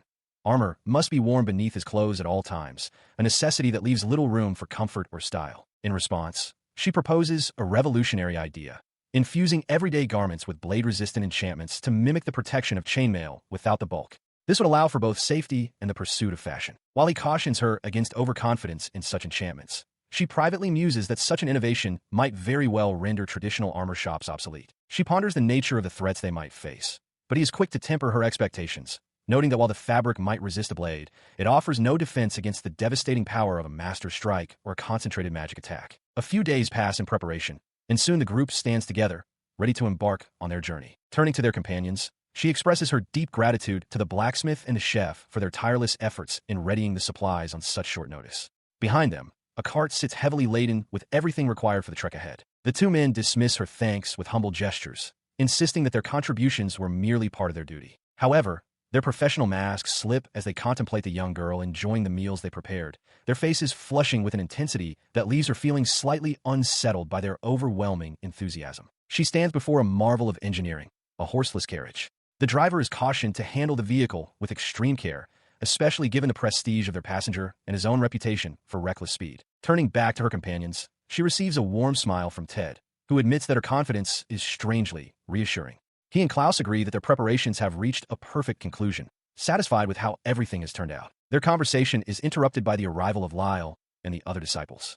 The sight of the group causes a collective, nervous gulp from the blacksmith and the chef, the weight of the impending journey finally settling in. As the newcomers approach, Lyle stares at the mechanical beast with utter confusion, questioning what such a thing could be. She quickly steps in, suggesting he simply view it as a carriage without horses to ease his bewilderment. With the group assembled, she turns her attention to the scarred knight, bowing deeply and gesturing toward the vehicle. She politely invites the woman she addresses as Her Highness to take her seat, offering to lead the way. The knight pauses, her gaze fixed on the young girl with an intensity that seems to halt the very air around them. Radiating a palpable aura of intimidation, the warrior firmly requests that she not be treated like royalty. She reminds everyone present that, despite her lineage, she is currently serving as nothing more than a royal guard. Startled by the sudden pressure, she stammers out an apology, her face flushed with embarrassment as Lyle and the others watch the awkward exchange unfold. Despite the rocky start, the horseless carriage soon rumbles to life and begins its trek, leaving the estate behind as it ventures into the open countryside. Inside the cramped cabin, a heavy, suffocating silence falls over the passengers. While the atmosphere is undeniably awkward, she remains undeterred, mentally preparing a secret weapon she believes can melt even the iciest of royal dispositions. The magical buggy roars across the landscape, its speed far exceeding that of a traditional carriage. From the window, Lyle calls out to Maru, desperately hoping she can provide some witty conversation to ease the tension of their rapid journey, though she privately doubts her ability to do so. While they speed along, the atmosphere inside the cramped cabin remains thick with unspoken social boundaries. Alma chides Lyle for his informal address, reminding him that princess is a forbidden term, while Meru sits between them, visibly flustered by the discussion of her status and the expectations of youth. Her flustered state only intensifies when Elizabeth suddenly addresses her by her formal title, Mary Asfieldano. The unexpected recognition from the formidable knight causes her to jump in her seat, stammering out a startled response. Noticing the tension her words caused, the knight observes that their pace has put them well ahead of schedule. She proposes a brief respite, a suggestion that brings a visible wave of relief to both Lyle and Meru. She continues to marvel at the machine, noting that unlike living steeds, this buggy shows no signs of fatigue. The prospect of reaching the lake without a single stop for rest is a revelation to her, though it leaves Meru contemplating the sheer efficiency of her creation. The implications of such technology begin to take shape in her mind, as she envisions a revolutionary transport network connecting major cities. Hearing this, a sense of dread begins to pool in Meru's stomach, fearing the rapid escalation of her invention's impact. As the knight's vision of the future grows, the young inventor attempts to ground the conversation by rattling off the immense logistical hurdles, from the need for dedicated roads and terminals to the severe shortage of skilled blacksmiths and train drivers. She emphasizes that this is merely a prototype, far from ready for widespread deployment. Yet Elizabeth remains focused, questioning if these practical obstacles are truly the only things standing in the way. The knight dismisses these concerns, arguing that manpower and land are easily managed resources as long as the device doesn't rely on rare magic stones, leaving Meru sweating as she hides her true anxiety. Amidst this high-level strategic talk, a more immediate concern strikes her. They have yet to secure the patent for Ted, the blacksmith whose craftsmanship made the buggy possible. She remains silent, her expression clouded with the realization of the forgotten patent, but Elizabeth offers a reassuring word. The knight insists that they will handle the matter on their end, suggesting there is a simpler and more potent solution to the problem than Meru might expect. Deciding to set aside her anxieties for the moment, the group continues their journey as the magical buggy rumbles through the dense forest. They agree that since this is a rare excursion, it is best to enjoy the trip rather than dwell on logistical oversights. The dense tree-line eventually gives way to a breathtaking vista of a crystal-clear lake nestled against towering, snow-capped mountains. The sight draws gasps of wonder from the young travelers, who find the scenery well worth the bumpy ride. While the others admire the view, Blaze finds himself struggling with a portable cooking device, much to the amusement of his companions. Alma jests that without the buggy to manage, The renowned warrior is surprisingly inept with basic technology, while also noticing that Elizabeth has wandered off. She then turns her attention to Lyle, who is staring wistfully at the horizon, lost in his own thoughts. Observing the quiet moment between them, she reflects on the importance of youthful companionship and the bonds formed during such travels. Seeking out the missing knight, the young disciple finds her standing guard at the edge of the clearing. When invited to join the group for lunch, the warrior politely declines, citing her duty as a bodyguard, though she eventually accepts a small offering of food. Upon taking a bite, the knight is visibly startled by the intense chill of the meal, her eyes widening in surprise. Her companion simply smiles, suggesting that the explanation for the strange temperature can be found back at the main camp. Returning to the group, the warrior is greeted by the enticing aroma of freshly baked bread and the sight of steam rising from a hearty pot of soup. The contrast between the chilled snacks and the hot meal laid out in the middle of the wilderness leaves her momentarily speechless. Meru steps forward to explain the mystery, gesturing toward a set of compact devices powered by magic stones. She describes how they utilized a specialized cooler box and an instant-range cooker to prepare the feast, inviting the knight to help herself to the spread. The knight is deeply impressed, her respect for the young girl's ingenuity growing as she realizes that these domestic marvels come from the same mind that forged a magic sword. Beside her, the young apothecary can't help but feel a surge of pride at the successful demonstration of her inventions. She takes a bite of the sandwich, her refined palate immediately identifying the perfect balance of soft, fluffy bread and a lightly toasted exterior. She notes how the gentle sweetness of the wheat complements the savory meat inside, concluding that it is far more than just a simple sandwich. Her detailed analysis leaves the young girl beside her wide-eyed with admiration at such a professional food review. As the group enjoys their meal by the lakeside, the young inventor wonders aloud if the secret to such incredible flavor lies within the power of magic stones, though the idea of stones making food delicious seems a bit far-fetched even to her. Curious about the creator of these delicacies, she learns that every dish was prepared by Klaus, the esteemed head chef of the Marquis household. The revelation that one man could produce such a variety of high-quality food alone leaves her deeply impressed. The knight gazes out at the water, contemplating the rarity of such a feast and questioning whether meals of this caliber should truly be confined to the walls of a noble estate, never to be experienced by the wider world.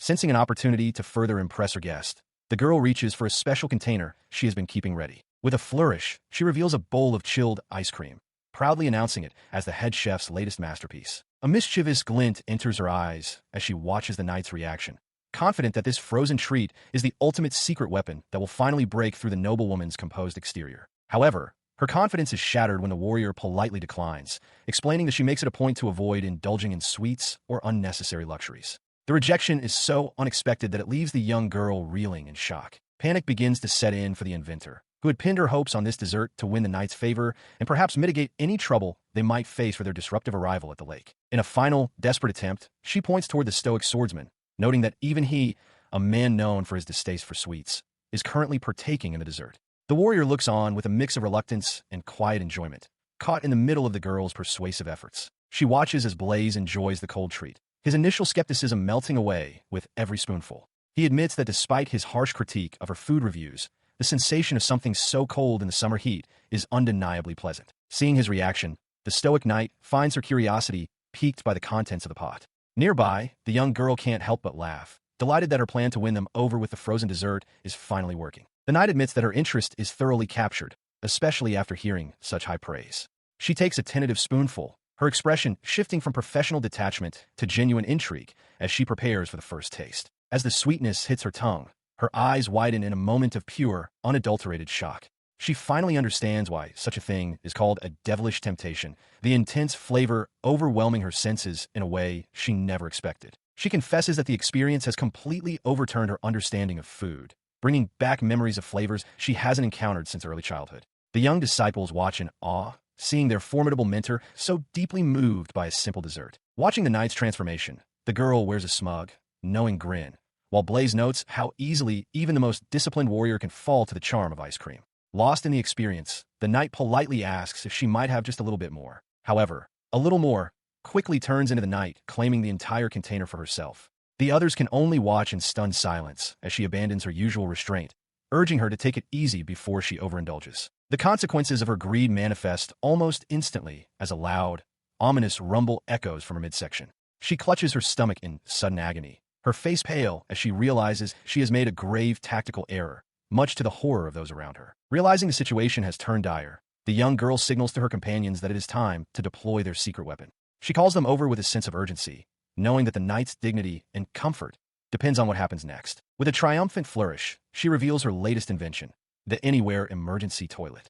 It is a modest wooden structure housing a modern porcelain throne, a bizarre but necessary salvation for the knight's current predicament. She explains the intricate workings of her invention, detailing how a miniature steam engine powers a pump to create a functional, flushable toilet even in the middle of the wilderness. Seeing the knight's hesitation, she gently nudges her toward the door, assuring her that the convenience and relief it provides will be immediately apparent upon use. As the sounds of the forest return to the foreground, she informs the rest of the waiting group that since there's only one unit available, they will have to be patient and take their turns. The knight eventually emerges, looking remarkably rejuvenated and surrounded by an almost ethereal glow, as she declares with newfound conviction that these devices must be deployed immediately. She continues, expressing a desire to install these facilities throughout the capital, though the young inventor points out the logistical nightmare of retrofitting ancient buildings, suggesting it might only be feasible for new constructions. Undeterred by such practicalities, the noblewoman simply decides they will rebuild the necessary structures upon their return, leaving the girl reeling at the sheer scale of such an aristocratic solution.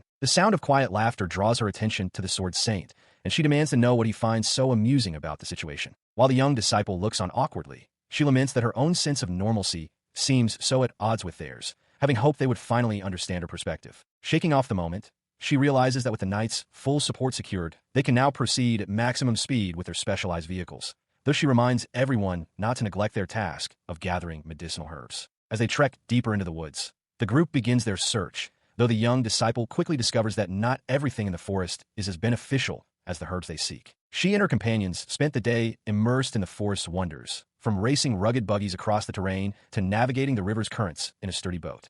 Their efforts culminated in a successful harvest, filling their baskets with various herbs and even a few questionable mushrooms. As the sun began its descent, the young girl clutched a wooden crate, listening as the sword saint remarked on how quickly the day had vanished during their shared enjoyment. He turned his attention to the scarred knight, admitting he hadn't expected their competitive spirits to push their vehicles to such absolute limits during their impromptu race. Nearby, the young girl inquired if any empty magic bags remained, only to be told by her companion that every enchanted vessel was already brimming with the buggies, boats, and even the portable sanitation units they had brought along.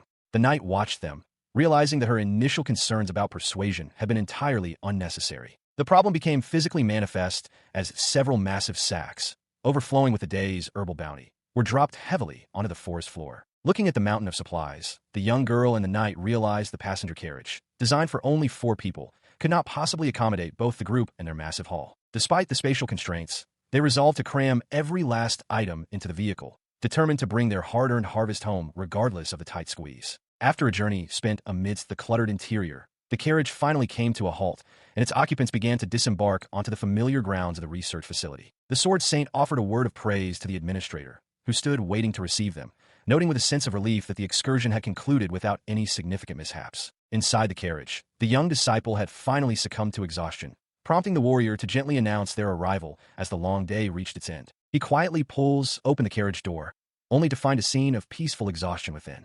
Elizabeth sits stoically, serving as a living pillow for both Alma and Meru, who have drifted off into a deep sleep after their long day. Looking down at the resting pair, the knight decides to overlook their lack of decorum just this once, acknowledging that the expedition was indeed a resounding success.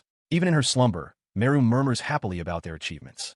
He sat huddled in the dim candlelight, his voice trembling as he recounted the chilling rumors of screams that echoed from different circles and locations, never striking the same place twice. As he spoke, he gestured to the shadows, suggesting the cries could emerge from the outskirts forests or even the castle itself, leaving no one certain of where the next victim might be found. Suddenly, she leaned into the light with a wide, unsettling grin, whispering that the next scream might very well come from within their own research building. The sudden sound of a door handle turning sent him into a panicked frenzy, his scream piercing the quiet room as he recoiled in pure terror. He collapsed to the floor, gasping for breath and relieved to find it was only the knight entering, though the warrior seemed more annoyed by the commotion than concerned. The swordsman casually dismissed their fears, explaining that the mysterious screams heard throughout the capital were likely just the sounds of intense training from the new army recruits. He admitted that his own curiosity had led him to witness the training firsthand, noting that the methods employed by the princess in her role as a special advisor were indeed enough to make anyone cry out. They discussed the absence of their companion,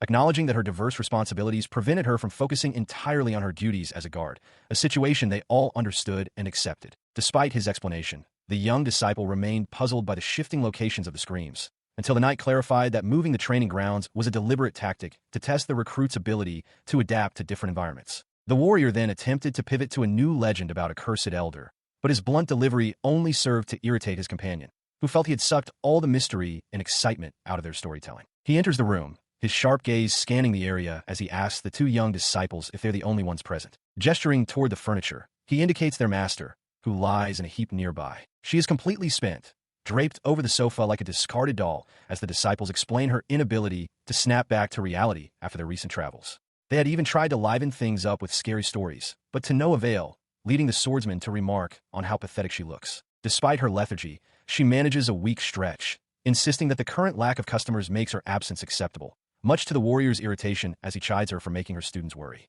This relaxed atmosphere has allowed the students to excel, with notices posted detailing their new proficiencies. Lal has advanced to intermediate potions, while Alma has mastered the delicate art of alchemical drying. Watching them share a light-hearted moment, the warrior remarks on their trajectory toward a peaceful, slow-paced life, though he remains focused on the matter at hand. He then produces a large, woven basket, suggesting that while he lacks news, he has brought something else to stir their spirits. With a flourish, he reveals an assortment of exquisite, fruit-topped pastries that glisten under the light. The sight sends the young girl into a state of pure joy, her eyes sparkling as she wonders aloud if it is a special holiday like Valentine's or Mother's Day, though he quickly clarifies it is neither. Her companions, however, remain skeptical, whispering about rumors of dark guilds using imposters to run scams, unable to reconcile this sudden act of kindness with the man they know, leaving him visibly offended by their lack of trust. He stands before the group, clarifying that while the sweets are exceptional, they weren't crafted by Klaus. Meru, meanwhile, is lost in the delight of the treat, wondering about its unique, chewy texture. As he begins to reveal the truth, Alma's eyes widen in sheer disbelief, her mind jumping to the impossible conclusion that their stoic mentor might have baked them himself. He continues, explaining that the recipe was actually developed by the royal palace's head chef, who had remarkably chosen to become Klaus's apprentice to refine the technique. The dedication to the craft clearly earns his respect. The weight of this revelation hits the disciples like a physical blow. The idea of being trained by the highest-ranking chef in the country, a man who serves the marquis himself, is almost too much to comprehend. Meru pipes up, admiring the humility required for such a high-ranking figure to learn from others regardless of status. But he quickly snaps back, frustrated that she's missing his point entirely. His thoughts drift to Elizabeth, the knight whose rapid rise to power and unusual travel permissions suggest she is operating under a direct royal mandate. Even as Meru continues to snack obliviously beside him, he mentally reviews her staggering history. A princess who became a tournament champion at 11, a military reformer at 15, and a general at 18, realizing that every piece of her legend is now converging. While Lyle and Alma celebrate their perceived success in befriending such a formidable woman, he remains deeply skeptical, his gaze fixed on the broader, more dangerous implications. He lets out a weary sigh, watching Meru's carefree demeanor and wondering how she can remain so unbothered by the storm brewing around them. A sense of dread settles over him as he contemplates the true nature of the powerful figure they are dealing with, someone possessed of both immense skill and the relentless drive to use it. He barely has time to process his growing unease before the door swings open, and Elizabeth makes a grand entrance. Meru jumps in surprise at the sudden intrusion, while Ted looks on with a mix of confusion and awe as the knight's presence fills the room. Addressing the young girl with formal precision, she announces that all the necessary preparations have finally been completed, her gaze sharp and determined. Meru is left reeling as the knight explains her new appointment as the general director of a massive operation. The project is staggering in scope, encompassing the development of waterworks, toilet production, paddle steamers, and even steam carriages. Because of the importance of this initiative, the Royal Palace has issued an official seal, granting Ted the authority to mobilize every workshop in the capital to bring these ambitious designs to life. Struggling to keep up, Meru stammers in disbelief, questioning where the ideas for such advanced machinery even originated. Elizabeth remains unfazed, clarifying that the operation isn't limited to just a few items, but a complete overhaul of the city's infrastructure. In response to her confusion, the knight points out that Meru herself drew up the detailed schematics during their recent trip, even suggesting the mass production of small boats. A wave of uncertainty washes over the young girl as she tries to recall making such grand plans, while her disciples watch the exchange with quiet curiosity. Ted steps forward to explain the practical hurdles, noting that while they have the royal backing, many areas of the construction still require a level of alchemy that only Meru can provide. He elaborates on the technical failures they've encountered, specifically the inability to create watertight seals without rubber gaskets. The current technology simply cannot replicate the complex shapes needed, making magic stones an absolute necessity for the systems to function. The true scale of the task is finally revealed when Elizabeth demands the production of components for 400 separate water systems. Meru can only stare in wide-eyed shock as the sheer magnitude of the request sinks in. She stands by as Elizabeth explains the situation to Lyle, apologizing for the sudden demands of the state. The knight mentions that despite her negotiations, the prime minister insisted the palace's needs take precedence, leaving the young noble to simply nod in stunned agreement. Beside her, the young alchemist is visibly distressed, realizing the sheer volume of work ahead, 400 components on top of her usual daily potions. Blaze announces he will begin coordinating with the necessary departments and departs, leaving the weight of the task hanging in the air. Determined to meet the challenge, she sets to work, using her toes to manipulate magic stones with startling dexterity. The spectacle intensifies as she employs both hands and feet, quadrupling her output while the men watch in stunned silence. Watching her work, Lyle's mind wanders to the incredible potency of her creations, wondering aloud if a single strand of her hair could be used to regenerate her entire being. She quickly shuts down the bizarre line of thought, sternly warning him against even considering such a dangerous experiment. He can't help but imagine the chaos that would ensue if multiple versions of her existed, picturing a group of them inevitably descending into a comical brawl. While he ponders this, Elizabeth casually mentions her plans for a leisurely cruise once the new paddle steamer is completed. This news surprises Blaze, who questions if the destination is indeed the southern continent, while a weary Meru laments her decision to design the ship for luxury in her sleep-deprived state. Her thoughts soon drift toward the exotic allure of the southern continent, specifically the promise of rare spices and the possibility of finding curry. Overcome with excitement, she leaps to her feet and declares the southern continent as their next destination, ignoring Elizabeth's worried caution about standing up so suddenly. She stands in the quiet library, her expression softening as the weight of their upcoming journey hangs in the air. Beside her, the young disciple looks away, while the stoic knight questions if their current pace will ever allow them to reach the southern continent. He suddenly bows his head, his voice thick with an apology that catches her off guard. The boy laments his own perceived inadequacy, wishing he possessed the skill to be a true master of his craft so he could lighten her immense burden. In response, she offers a gentle rebuttal, insisting that she would never dream of offloading her responsibilities onto an apprentice simply to pursue her own leisure. Despite her kindness, the young man remains troubled by his limitations. He gazes down at the small, glowing magic stone held within his palm, a physical reminder of his current ceiling. He reflects on the fact that he has only been training for 6 months. If only his creations possessed greater power, his mentor wouldn't be forced to resort to such extreme, multi-limbed alchemical methods. The group studies a complex chart detailing the variables of magical output, from the inherent quality of materials to the flow of ley lines. While the theory is clear, the practical application requires a level of physical conditioning and specialized knowledge, a library of experience that the young alchemist still lacks. The seasoned warrior places a hand on the boy's shoulder, offering a rare moment of encouragement by reminding him that steady progress is the only path to mastery. Though the apprentice understands the logic, the gap between his current self and his goals remains a source of deep frustration. She beams at him then, her smile radiating a genuine warmth that cuts through his self-doubt. With a cheerful tone, she promises that when the day finally comes that he is ready, she will be the first to rely on his strength. Turning her attention to the knight, she playfully chides him for his lack of tact, though he remains grounded in reality. He points out the logistical hurdles ahead, noting that even with their work finished, securing official permission for an overseas voyage is no simple feat. As the sun begins to dip below the horizon, the two men step out onto the stone balcony, the grand architecture of the estate framing their quiet conversation. He admits that his wisdom is limited to the way of the blade, yet he warns the boy that reckless haste is rarely the solution to one's problems. With the hour growing late, the knight suggests they conclude their business for the day, leaving the young apprentice with much to ponder. He listens patiently as the young disciple explains his desire to contribute immediately, acknowledging that while some problems require time, he wants to do what is within his power. Because of this earnestness, the knight suggests that the boys seek guidance from Elizabeth upon her return, citing her vast experience in effective training methods. The suggestion causes the boy to recoil, questioning if training was merely a euphemism for torture,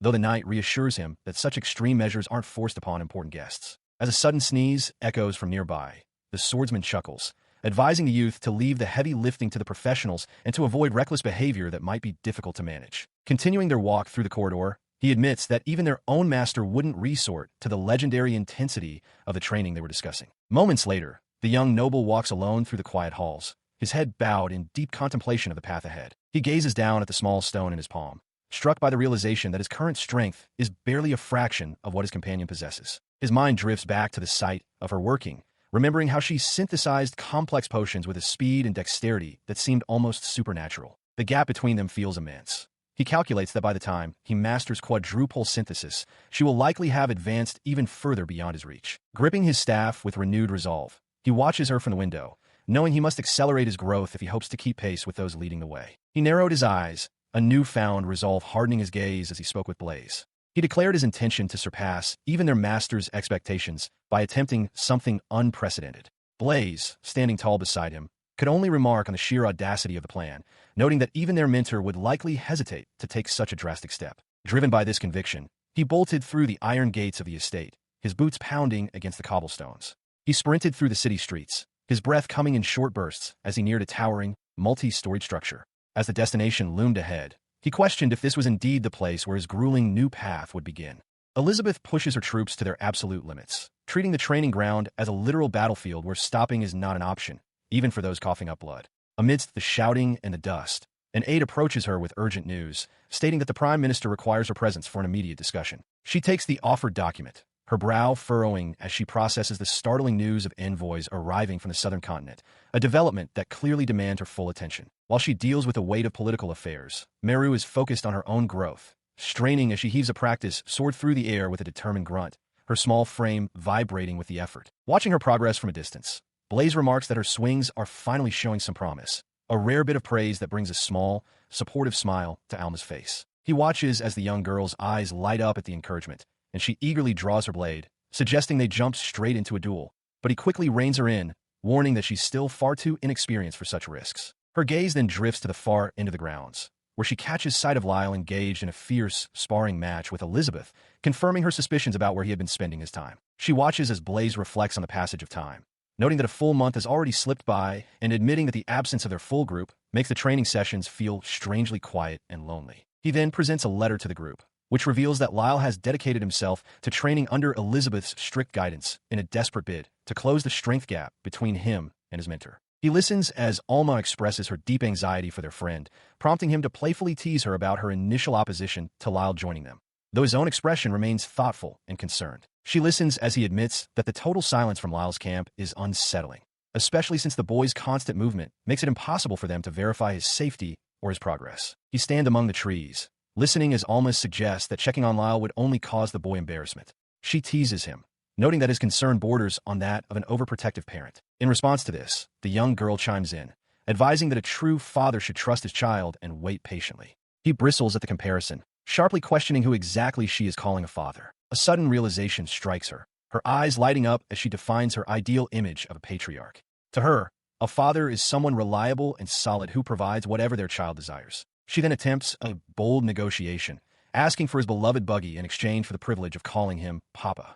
He is utterly baffled by the offer, seeing no personal gain in such a lopsided deal. The swordsman remains firm, clutching his chest as he declares that he will never part with Max. Meru is caught off guard, realizing for the first time that he has actually given the mechanical vehicle a name. She admits that she had initially lost interest in the buggy due to the difficulty of driving it, but now that it has become a trend, she feels compelled to start practicing again. Her companion interrupts this train of thought, revealing that she spoke with a master blacksmith and learned of a massive surge in orders for similar vehicles. Meru is stunned, wondering how something so unique could suddenly be trending. The young girl stares blankly, her mind racing as she tries to reconcile her belief that she was a trendsetter with the reality that the market is now flooded. Meanwhile, at the forge, the blacksmith points an accusing finger, identifying the source of his sudden, overwhelming workload.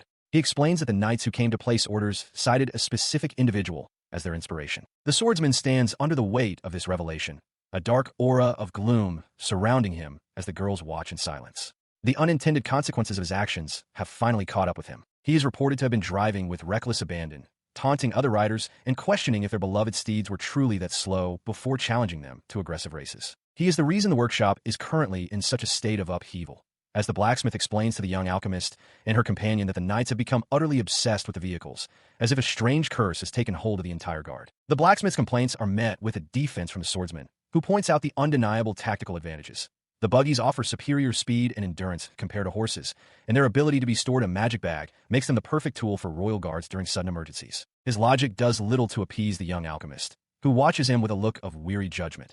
While he considers the situation perfect, she feels that the adults in her life should exercise a bit more self-restraint. She then highlights a critical bottleneck in the production process, explaining that these small vehicles require specialized parts, particularly the tires, which can only be produced through her unique alchemical synthesis. Her practical concerns prompt a stiff apology from the warrior, while the master of the forge suggests she learned from his companion's supposed kindness, even as he admits his own independent experiments haven't been going as planned. He watches as the conversation shifts to the new steam carriage, with the blacksmith explaining that since the larger projects have been handled, he has been able to dedicate his time to refining his personal craftsmanship. She hears him reveal that his major breakthrough came from a request to retrofit an existing vessel, leading to the surprising news that a paddle steamer is already prepared for a test run, months ahead of the original schedule. His news of a paddle steamer and a connection to the southern continent sparks a gleam of pure excitement in her eyes, especially when she learns of the bold, mysterious merchant who funded the entire project without hesitation. The girl is then invited to examine a collection of exotic items, as the blacksmith describes the benefactor as a ghost-like figure who appears and vanishes at will, yet would surely be eager to discuss business with someone of her talents. He had just finished discussing the new maritime project when a group arrived back at the research building. Meru greeted Barbara warmly, her mind already racing with plans to craft new components for the buggies. As they entered, a well-dressed man with a prominent mustache stepped forward, tipping his hat in a polite greeting. He introduced himself simply as Bill, catching the group off guard with his sudden appearance. He explained that he was a representative of the Bordeaux Trading Company, a name that clearly carried weight given the surprised reaction from the young knight. The merchant expressed his delight at finally meeting the young alchemist, mentioning his dealings with the southern continent. With a knowing smile, he leaned in and whispered that there was something specific he wanted to show them, reaching into his bag for a hidden treasure. He then revealed a collection of exotic goods, causing the girls to gasp in wonder at the rare finds.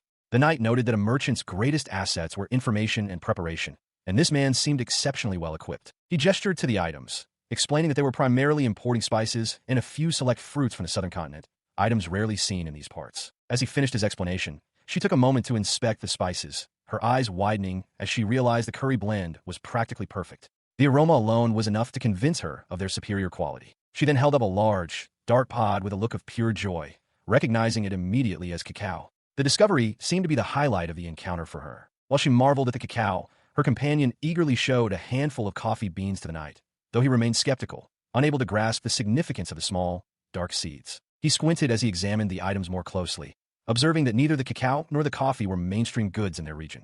The merchant nodded in agreement, acknowledging the niche but valuable nature of his cargo. He stands with the group as the merchant explains the logistical difficulties of transporting exotic fruits, noting that without the preservation methods of coffee and chocolate, they are treated as mere perishables that spoil far too quickly. While the young disciple is charmed by the merchant's apparent kindness, the swordsman remains wary, sensing something untrustworthy about the man's demeanor. Undeterred by his suspicion, the young alchemist requests a portion of the goods to create a sample, which the merchant readily provides. With the raw materials in hand, she begins a rapid alchemical process, simultaneously roasting, grinding, and filtering the beans while heating water to the perfect temperature. The result is a steaming cup of dark liquid that fills the air with a rich, inviting aroma, exceeding even her own expectations for a first attempt. She takes an experimental sip, reflecting on the complex journey the bean takes from a simple cherry to a refined beverage. The intense bitterness of the black brew immediately overwhelms her, causing her face to twist in a grimace of pure shock. Seeing her struggle, the swordsman accepts the cup she offers,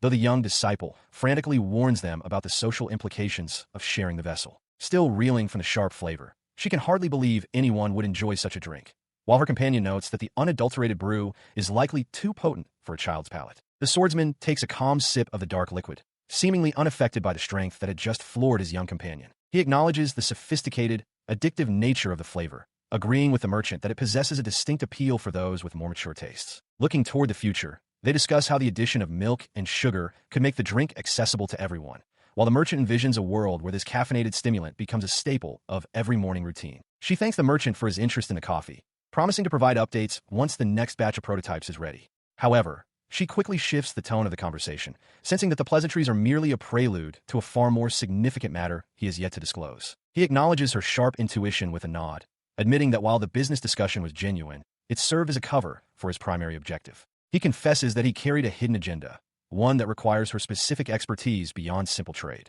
The merchant leans in closer, his expression turning serious as he asks if she is aware of the impending arrival of diplomatic envoys from the southern continent. The news clearly catches her off guard, as the scale of the situation is far larger than she anticipated. He explains that the kingdom's recent advancements have become a topic of international intrigue, with foreign powers taking notice of their remarkable development. He notes that the sudden surge in progress has made their nation a focal point for curiosity and potential alliance. As he continues, he details how the introduction of steam carriages and the widespread availability of high-quality potions have fueled rumors across the borders.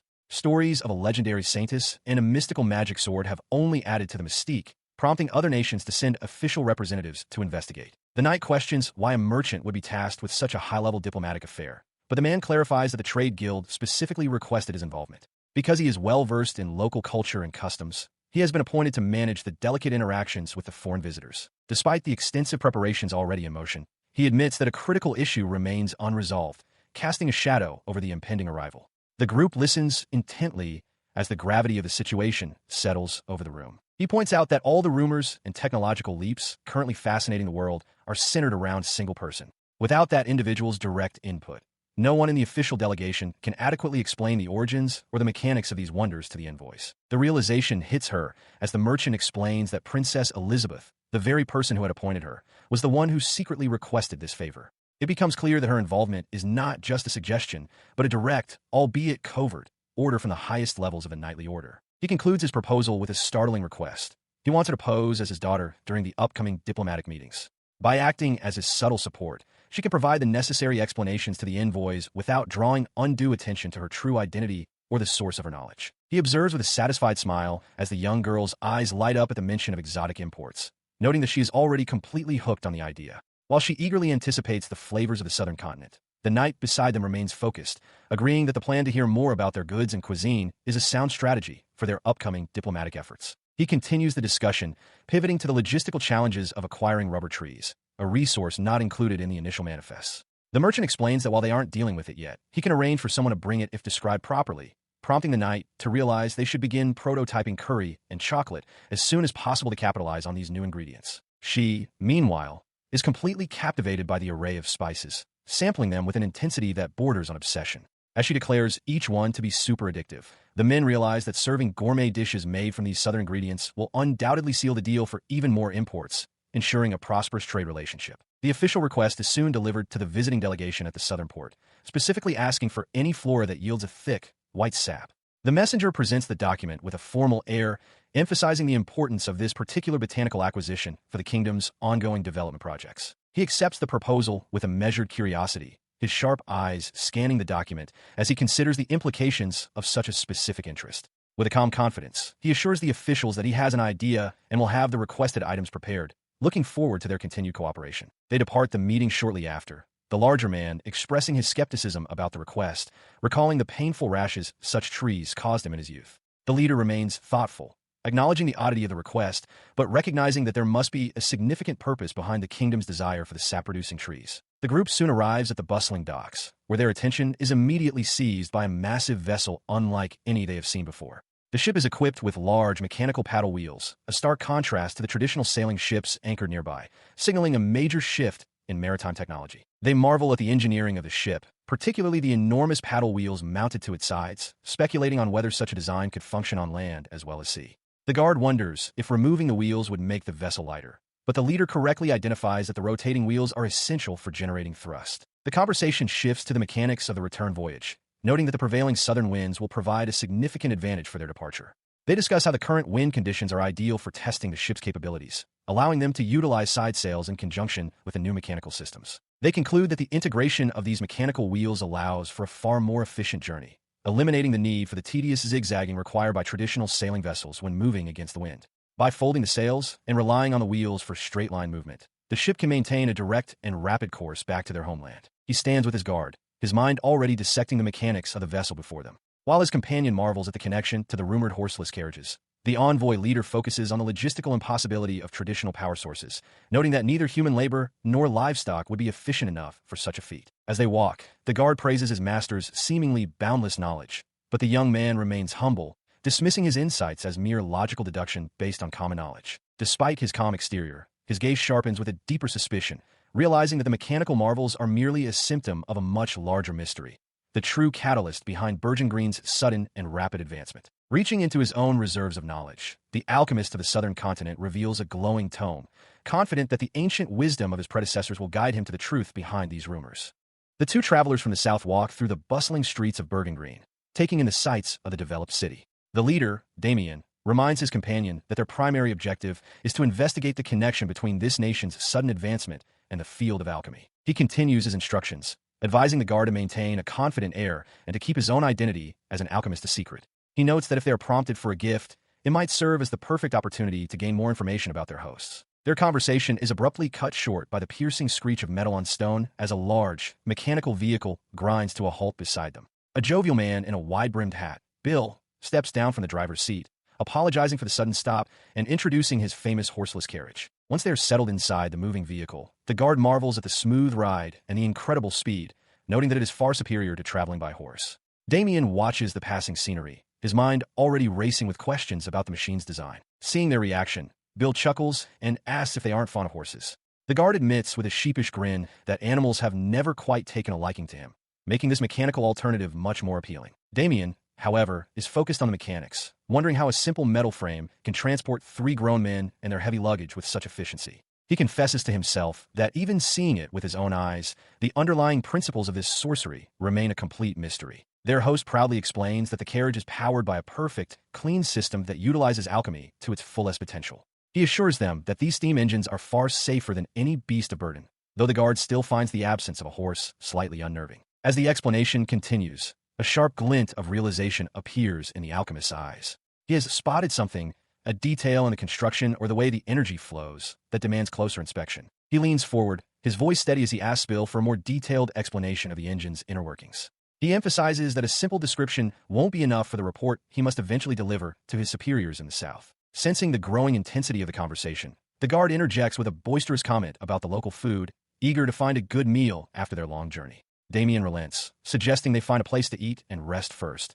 leaving Bill to wipe a bead of nervous sweat from his brow. He admits to feeling a bit hungry, a sentiment that brings a wide, jovial smile to Bill's face as they continue their journey. Relieved to be nearing their destination, the merchant notes they are almost there to meet the others, while the carriage continues its bouncy journey through the streets of Burden Green. Meanwhile, at a quiet restaurant under Bill's management, the young knight gazes at the spread before him, concerned that the preparations have been far too extravagant for a simple welcome. Beside him, the young girl proudly presents a table overflowing with delicacies, reminding him that such a feast is necessary to properly welcome guests from the southern continent on behalf of their nation. Stepping outside for a moment, the two discuss the potential impact of these dishes on future demand, though the knight reminds her that their primary role was meant to be supporting the explanation of alchemical technology rather than culinary expansion. Their conversation is interrupted by the arrival of the carriage, as Bill calls out to them just as a bell rings inside, signaling to the girl that the final preparations are complete and the guests have arrived. Before she rushes off to serve, the knight gives her a stern warning to keep her identity as an alchemist a secret, to which she playfully agrees before assuming her role as the merchant's daughter, calling out to her papa as she heads back inside. As the guests step into the establishment, the lead envoy pauses, his senses piqued by an aroma that feels strangely familiar, though he cannot quite place where he has encountered it before. Taking their seats, the visitors begin to analyze the meal, noting the complex blend of spices that sets it apart from the typical local fare they expected to find in this region. Amidst the service, the envoy's sharp gaze fixes intently on the young girl, prompting a look of sudden confusion to cross her face as she senses his scrutiny. He stares in disbelief, the revelation that another alchemist stands before him, shaking his composure. He questions how such a thing is possible, given the scarcity of their kind on the southern continent. Beside him, the merchant and the knight watch the exchange with varying degrees of apprehension as the tension in the room thickens. The envoy's guard quickly interjects, attempting to shield his master's identity by claiming he couldn't possibly be an alchemist, but the knight sharply points out that no such accusation had been made yet. The knight tries to silence the young girl, frustrated that her secret is already out, while the envoy explains that those of their craft possess an innate ability to recognize one another instantly. He fixes an intense gaze upon her, wondering aloud if the grimoire she carries is a recent creation, leaving her momentarily bewildered by his scrutiny. He continues his explanation, noting that while formal identification is rare due to their dwindling numbers, the distinct flow of ley lines emanating from a grimoire is unmistakable to a trained peer. Upon closer inspection, his eyes widen in shock as he realizes the truth. The artifact she carries is not new at all, but a relic over a century old. Despite his lingering questions, he decides to use the situation to his advantage, noting that having a local alchemist, or pharmacist as she insists, is quite convenient for discussing the intricacies of the steam engines. He remains skeptical that a child could be responsible for such advanced engineering as the carriage or the magic sword, even as she steps forward to offer a full explanation. With a firm strike against the machinery, she prepares to delve into the technical details of the steam engine, ready to prove her expertise. She gestures toward the technical diagrams, explaining the intricate process of using magic stones to vaporize and then condense water within the system to generate power. As she finishes her explanation, the merchant expresses concern about sharing such valuable secrets so freely, though he admits it would be convenient if they could build it too. The knight, however, reminds them that their guest is a fellow alchemist, justifying the transparency. Shifting the topic to martial matters, the warrior brings up the subject of magic swords, prompting a startled reaction from the traveler, who finds himself struggling to process the dense information recorded within the ancient grimoire. To demonstrate his point, the knight draws his massive blade and plants it firmly on the table with a heavy thud, drawing gasps of awe from the onlookers. When the guard reaches out in curiosity, he is sharply rebuked for trying to handle such a dangerous weapon in public. Amused by the dramatic display, she chuckles at the intense reactions, noting that while no ordinary person would want to use such a thing, she almost wishes she could have demonstrated its true power herself. Despite the warning, the alchemist leans in closer, his eyes wide with genuine admiration as he admits he never expected to see a weapon of this caliber with his own eyes. He continues to marvel at the blade's sheer scale and craftsmanship, while the knight offers a silent, stoic nod of acknowledgement to his appreciation. This encounter reminds the traveler of a legendary treasure from his own land, known as the frozen flame sword of Four-Leaf, a weapon revered by all swordsmen despite his personal reservations about its slender design. The mention of that specific name causes the merchant to perk up in surprise, as he turns to the young girl and asks if she has any connection to the prestigious Four-Leaf family. Before she can respond, the alchemist reveals a startling truth. He too bears the name Four-Leaf, though he clarifies that they share no direct blood relation. He explains that the legendary frozen flame sword was designed for the extreme task of heating and then freezing a dragon's heart for preservation. However, the young girl casually dismisses the grand history, identifying the artifact as nothing more than a common cooking utensil, leaving him utterly speechless. This revelation leaves him reeling, his mind unable to grasp how a 1,000-year-old relic from his homeland could be treated so lightly. While he struggles with the shock, the others reflect on the poetic nature of such an ancient artifact drifting across continents only to be used in a kitchen. Overcome with a mix of shame and awe, he drops to his knees, his forehead touching the stone floor as he pleads for understanding. She simply watches him, explaining that she merely inherited the knowledge of the one who forged the blade in a past life, and tells him he is free to take the wood he came for. Sensing the tension needs to break, she gently pats his shoulder and presents a steaming plate of curry, insisting that he and his companion eat before the meal loses its warmth. The large guard beside him doesn't hesitate, digging into the fragrant dish with wide-eyed surprise at the rich flavors. Even as he remains hesitant, the aroma begins to chip away at his stoic exterior. His companion lets out a cry of pure delight, declaring that he has never tasted anything so incredible in all his travels. The local hosts smile, proud of the culinary skills their chef has displayed. As he finally takes a bite, a look of deep contemplation settles over his features. He realizes that the extraordinary quality of the meal isn't just skill, it is the subtle, masterful application of alchemy. She confirms his suspicion, noting that while alchemy is used to refine certain processes, they are working toward automating those steps in the workshop.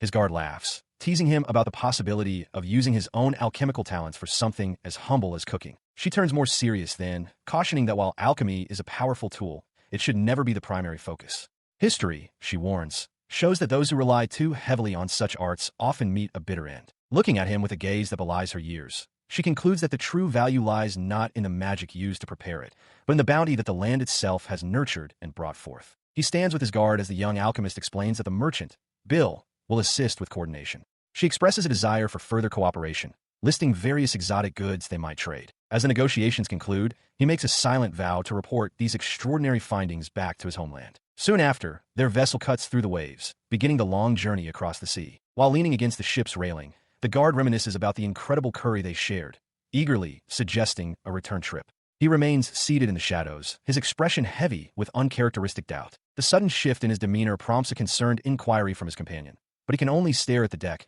questioning the very path his life has taken. He reflects on the vast gap between himself and the girl.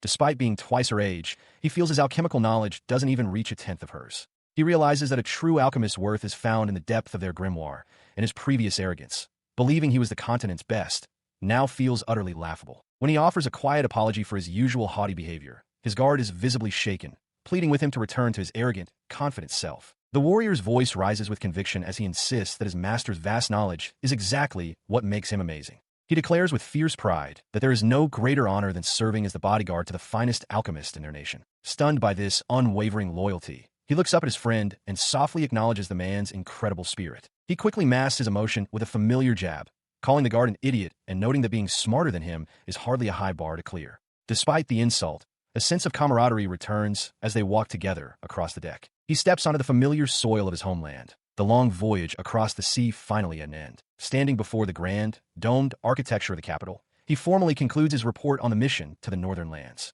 His superior, seated behind a heavy desk in the sun-drenched office, questions the claim that a mere child could possess power rivaling the alchemists of legend, but he confirms this is exactly what he witnessed. The official hesitates, noting the gravity of shifting national policy based on a single individual. Yet he counters that no nation could withstand Bergengreen if they have such a pharmacist in their ranks, urging for immediate action. He reflects on his own deception, admitting he tried to steal information under a false identity. Yet the northern people remained committed to a fair exchange, seeing right through his ruse with overwhelming grace. Looking back at the memories of his journey, he understands that the true value lies not just in the girl, but in the spirit and prosperity that the land has nurtured and brought forth. With a resolute gaze, he declares he will take full responsibility for the judgment of whether she is truly worthy of their highest regard and a formal alliance. Meanwhile, back in the northern city, the knight commends the young alchemist for handling the unexpected issues of the recent negotiations, which have already begun to yield significant profits for the region. As she examines the newly signed friendship treaty, the knight realizes the southern continent's sudden interest was driven specifically by the young girl's growing reputation. They gather to discuss the surprising turn of events, noting that an influential figure in the southern government must have pushed for the alliance, leaving the young alchemist bewildered by her own international influence. She stands with her arms crossed, her expression serious as she explains that the news of the recent diplomatic success has already begun to ripple across the borders of other nations. Beside her, the young alchemist can't help but wonder if the sudden international interest is simply because everyone enjoyed the curry she prepared, jokingly dubbing it a curry treaty. The knight punctuates her point by slamming a thick stack of official documents onto the table, the force of the impact sending papers fluttering. She reveals that every neighboring country is now clamoring for an audience with the girl, and even the Holy Nation has formally requested to recognize her as a saint, a revelation that leaves the young warrior and the disciple gaping in disbelief. Turning her back to the group, she gazes out toward the horizon while explaining that the Prime Minister intends to shield the girl from these political pressures by rejecting all requests until she reaches the age of 15. However, she emphasizes that she values the girl's own perspective on the matter and wishes to hear her thoughts before any final decisions are made. She listens as the young girl flatly refuses the diplomatic spotlight, crossing her arms with a stubborn pout while declaring that she is far too busy automating the production of chocolate to deal with international politics. The swordsman looks on with a mix of confusion and exasperation, questioning if confectionery is truly her primary responsibility, but the knight simply nods in quiet acceptance of the girl's priorities. As the conversation winds down, the knight watches the girl with a newfound sense of respect, realizing that her unique brilliance and unconventional approach to problems extend far beyond the realm of simple alchemy. Suddenly, she halts in her tracks, a lingering question finally surfacing as she wonders aloud what this choco actually is, having never heard of such a thing. The young alchemist, realizing she may have said too much about her otherworldly knowledge, quickly tries to brush the question aside, leaving the knight to ponder the mysterious girl's true potential as they walk away from the manor. A rumor has been circulating in the royal capital about a mysterious figure who can defeat white mad bears with nothing but their bare hands. He is the one responsible for these feats, standing calmly as the massive beast he just bested crumples into the snow with a heavy thud. He acknowledges that he is indeed the subject of those stories, his expression firm and full of newfound resolve as he reflects on his progress. He writes a letter from the northern border, explaining that he is currently assisting Elizabeth with subjugating monsters alongside the border guard while wondering how everyone back home is faring. He realizes that while the rigors of recruit training have changed him, he isn't ready to return to his master just yet, feeling the need to push his limits even further in this harsh environment. The group back at the manor gathers to read the message that has finally arrived, containing his apologies for the long absence and a promise to return only when he has become truly useful. They exchange looks of disbelief, particularly regarding the rumors of his bare-handed bear hunting, something neither of them had heard about until this moment. She dismisses the bear slaying as the most trivial part of the update, noting that despite his growth, he still has a long way to go before he can truly consider himself a master.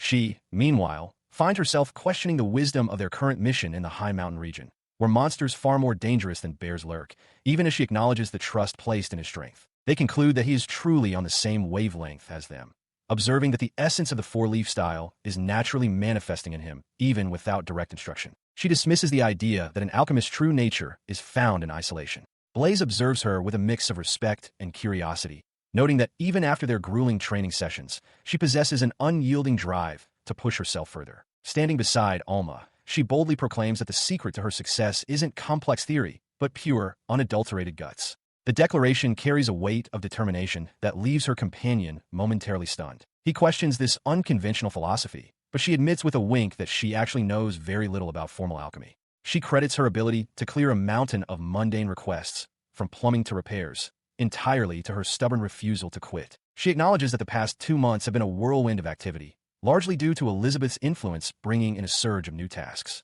While others saw the results, She was the one tirelessly laboring in the shadows to keep everything running smoothly. As the frantic pace of work finally begins to settle, the crisp air of autumn settles over the estate. It is a time of transition, where the focus shifts from the heat of labor to the bountiful rewards of the harvest season. Reflecting on their absent friend, Blaze admits he had hoped to guide Lyle toward a more peaceful, relaxed lifestyle. However, seeing the young man's growth, he decides to honor that drive and patiently await his return from the border. She playfully nudges her way into the conversation, assuring Blaze that he needn't worry about the lack of relaxation. She declares herself his official slow life supervisor, a title that leaves the seasoned warrior more than a little perplexed. Turning her attention to her assistant, she offers warm praise for Alma's tireless support during the recent rush. The unexpected compliment catches the young disciple off guard, sending a deep flush of embarrassment across her cheeks. She listens as Alma begins to tally the staggering list of her daily activities, from brewing advanced potions to relentless sword practice and visits to the forge. It is pointed out that for a self-proclaimed supervisor of slow living, she never seems to take a single moment for herself. She is overcome by a sudden bashfulness as she mentions a project she has been keeping under wraps. She admits it is a bit unrefined, which is why she has kept it hidden, but the time has come to reveal what she has been working on in secret. She admits to a peculiar habit. Whenever she feels drained, she drinks the failed intermediate potions from her practice sessions. To her surprise, they always make her feel better, leading her to wonder if that's the secret behind her boundless energy. A sudden jolt of realization hits her as she connects the dots. These failed experiments aren't just waste. They're essentially high-potency energy drinks. When the Sword Saint notices the vibrant color of one such potion, he asks if it's a high-quality advanced brew. She quickly dismisses his concern, explaining it's just a failed batch made with subpar ingredients that didn't turn out as intended. Despite her warning, he decides to test the liquid for himself, taking a large gulp. As the fluid goes down, his eyes widen in shock, while she and her disciple watch with bated breath, asking if he's all right. The transformation is immediate and explosive, as he feels as though he's been granted wings. He radiates a golden aura of pure power, leaving her completely awestruck by the sheer intensity of the failed potion's effect. Seeing how well he responded to the first dose, she cheerfully offers him another bottle. He remains speechless, still processing the overwhelming surge of energy coursing through his veins. The moment of high tension is interrupted by the sound of a door creaking open. Barbara enters the room, pushing a cart and offering tea to the group, unaware of the magical experiment that just took place. She stops dead in her tracks, her heart pounding as she witnesses the surreal sight of the two of them seemingly floating in a state of euphoric energy. After a moment of stunned silence, she manages to greet them, her composure momentarily shaken. Bursting with excitement, the young alchemist declares that she has stumbled upon a monumental discovery. She questions why no one in the history of alchemy has ever thought to utilize these potent failures in such a way before. The conversation turns to the potential of this discovery, with the group speculating that even the alchemist from the southern continent could have reached the Sword Saint's level of strength had he consumed these potions. He even considers traveling across the sea just to share this revelation with his former rival. She paces back and forth, a restless energy bubbling within her as she yearns for a new project to occupy her mind. Driven by this sudden spark of inspiration, she declares her intent to establish a chocolate factory before her disciple returns, enlisting a spirited companion to join her in this ambitious endeavor. Meanwhile, in the quiet corridors of the research building, the administrator pauses as the sound of hurried footsteps echoes past, a small smile playing on her lips as she reflects on the boundless energy of the young. Seeking technical expertise, the young alchemist consults with the master blacksmith, explaining the intricate process of tempering chocolate and her desire to find a way to automate the demanding task. The blacksmith listens intently, questioning the appeal of the confection, which prompts her to offer him a taste of her various attempts, ranging from dull failures to perfectly glossy successes. She samples one of the less successful batches herself, grimacing at the lackluster texture and appearance. Yet she continues to eat with a determined, if slightly messy, enthusiasm. As they sit around the workshop table, she elaborates on the challenges of precise temperature control, reinforcing her argument that a mechanical solution is necessary to achieve consistent quality. The conversation shifts when she mentions the concept of Valentines, a term that piques the interest of the warriors standing nearby, leading her to promise him a special, high-quality batch as a token of her appreciation for his leadership. However, the atmosphere turns tense when her female disciple explains that in certain cultures, this tradition involves expressing romantic feelings, a revelation that leaves the young alchemist visibly stunned and flustered. Seeing her distress, the disciple quickly clarifies that the gesture also extends to friends and family, prompting a relieved embrace from the alchemist, who finds the complexities of social customs at her age to be quite a handful. She quickly tries to clear up any misunderstandings with Ted, insisting that her interest in the boss isn't what he thinks. Ted, however, remains unconvinced by her flustered denial. Nearby, the young knight bluntly declares his lack of interest in sweets. Watching him from the corner of her eye, she wonders if she should still prepare a gift for him when the occasion finally arrives. Their companion, Alma, chimes in to remind them that he always complains about the excessive sweetness of her creations. He turns away with a huff, unable to deny the observation. This realization prompts her to consider alternatives, like whiskey bonbons, though she notes that the local selection is currently limited to just wine and ale. She knows she'll need something stronger, like rum or brandy, to get the flavor right. When she mentions her desire to produce liquor, the knight reacts with visible shock, prompting her to explain that her age prevents her from doing so legally. He then suggests a rather absurd solution, asking if her alchemy could simply turn her into an adult. She shuts the idea down immediately, leaving him to stew in his own frustration. Seeing the tension, the blacksmith steps in to defend the quality of their current stock, though the knight remains in a foul, menacing mood, questioning the man's resolve. As the men bicker, Alma turns to her with a curious question about whether alcohol is actually enjoyable. It occurs to her then that her friend is also a non-drinker. She describes her first experience with spirits as a bitter shock, a sentiment she heartily agrees with, noting that adults always seem to claim it's an acquired taste. Ultimately, she decides to put the matter of brewing aside for now, while the blacksmith encourages her, suggesting that anything she makes would likely be a masterpiece. She ponders the concept of alcohol as the trio navigates the bustling city streets, the ambient chatter of the crowd fading into the background of her thoughts. This reflection triggers a memory of a previous existence, where a weary woman in professional attire would find solace in a cold drink after a long day's labor. Realizing that establishing a brewery and perfecting the process takes significant time, she concludes that starting sooner rather than later might be a wise investment. Returning her focus to the present, she suggests to her companions that she might attempt a prototype once they return home.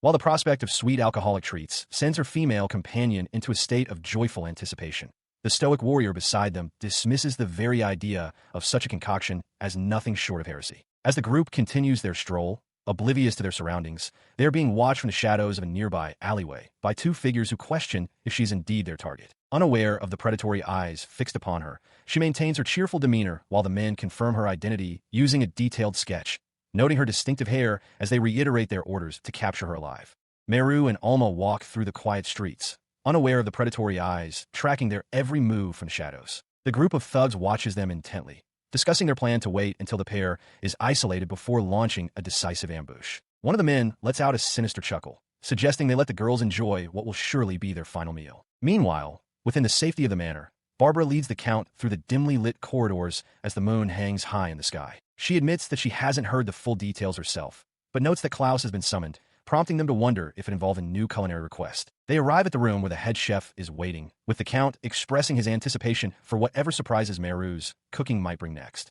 Upon entering, they are greeted by a startling sight.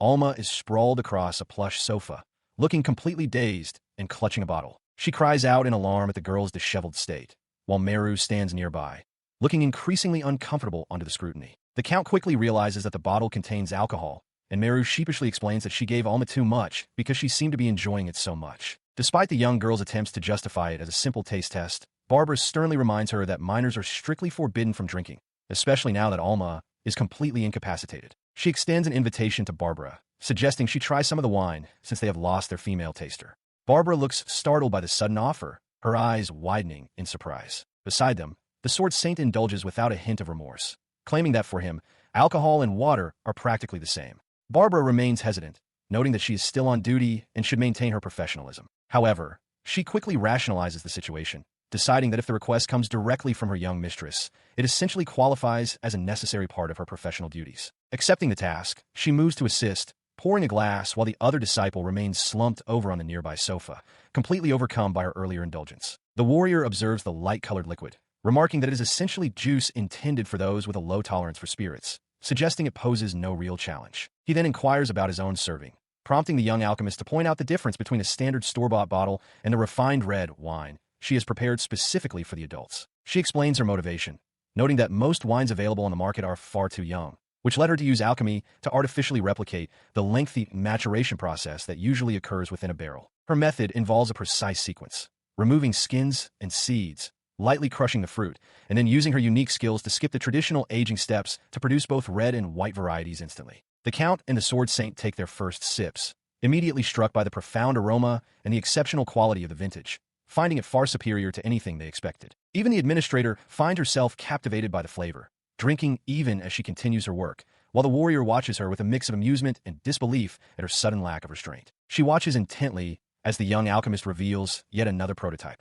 The Count, swirling his glass, marvels at the smooth, complex taste that defies any known region or brewery, noting how the aroma evolves with every movement. Following the wine, the girl presents bottles of rum and brandy, explaining that these distilled liquors have been processed to achieve a much higher alcohol content. This announcement piques the interest of the group, with the administrator, the nobleman, and the knight all leaning forward in anticipation of what comes next. Instead of a simple drink, the liquor is transformed into a rich syrup and poured over a delicate pastry, creating a dessert that glistens under the light. The trio samples the creation, and the knight's initial dismissal of it as just sweets is instantly silenced by the refined aroma and the perfectly moist texture of the cake. The administrator is nearly overcome by the deliciousness, while the Count muses on the incredible evolution of culinary arts through alchemy. Watching them, the young alchemist feels a sense of pride, especially seeing the stoic warrior finally succumb to the allure of a well-crafted dessert. That pride quickly turns to exasperation as the knight decides the brandy is better enjoyed straight from the bottle, greedily asking for a dozen more, while the girl protests the sheer amount of work he is gulping down. As the commotion continues, the Count's keen eyes settle on a different vessel, prompting him to inquire about the mysterious liquid held within. She identifies it as whiskey, a spirit crafted from barley, though she confesses a lack of confidence in this particular batch due to the complexity of the process and the rarity of the necessary ingredients. She offers the new concoction to Klaus, encouraging him to try it. As Barbara takes a sip, the sheer potency of the spirit catches her off guard, leaving her coughing while admitting its delicious but intense strength. Despite the initial shock to the senses, the head chef finds himself impressed by the punchy kick of the beverage. He notes that achieving such a complex flavor with limited resources is a feat, even if the real thing would be on an entirely different level. This leads to a deeper explanation of the process, where the young alchemist details how true brewing involves a delicate dance of resident bacteria, barrel aromas, temperature shifts, and slow oxidation. She admits that while her pseudo-alchemy liquor is a start, it cannot yet replicate the natural chemical reactions of traditional methods. Sensing Blaze's intense gaze, she quickly clarifies that the current batch is merely a sample. Her goal is to find a professional brewer willing to collaborate, urging him not to consume the entire supply just yet. Seeing the potential in her work, Barbara mentions she has a contact who might be able to assist with the production. In a gesture of goodwill, the girl offers the remaining bottles to her companions, much to their delight. With the tasting concluded, Blaze decides to step outside for some fresh air, acknowledging his limit for the day. Before he departs, she sternly reminds him not to attempt driving the buggy after his indulgence. He steps out into the cool evening air, his silhouette framed by the grand architecture of the research building as he begins his walk. Unbeknownst to him, a group of shadowed figures watches from a high vantage point, their initial plan to strike faltering as they realize the formidable warrior is heading directly toward their position. Panic quickly sets in among these would-be kidnappers, and they scramble to retreat. They shout for one another to scatter in different directions, desperate to avoid a confrontation with the approaching night. Breathless and terrified, they sprint through the narrow city alleys, their footsteps echoing as they flee into the darkness to escape the perceived threat. They are quickly subdued as Blaze pins the ringleader to the cobblestones.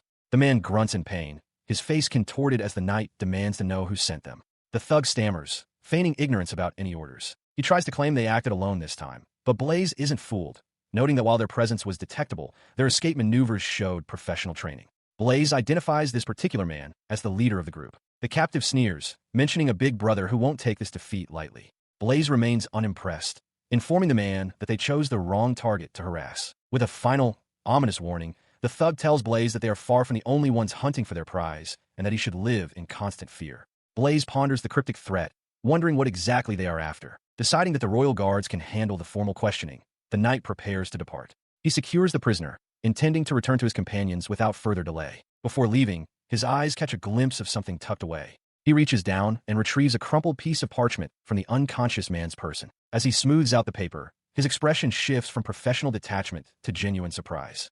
The contents are clearly unexpected. It is a wanted poster, crudely drawn but unmistakable, featuring a cheerful depiction of Meru.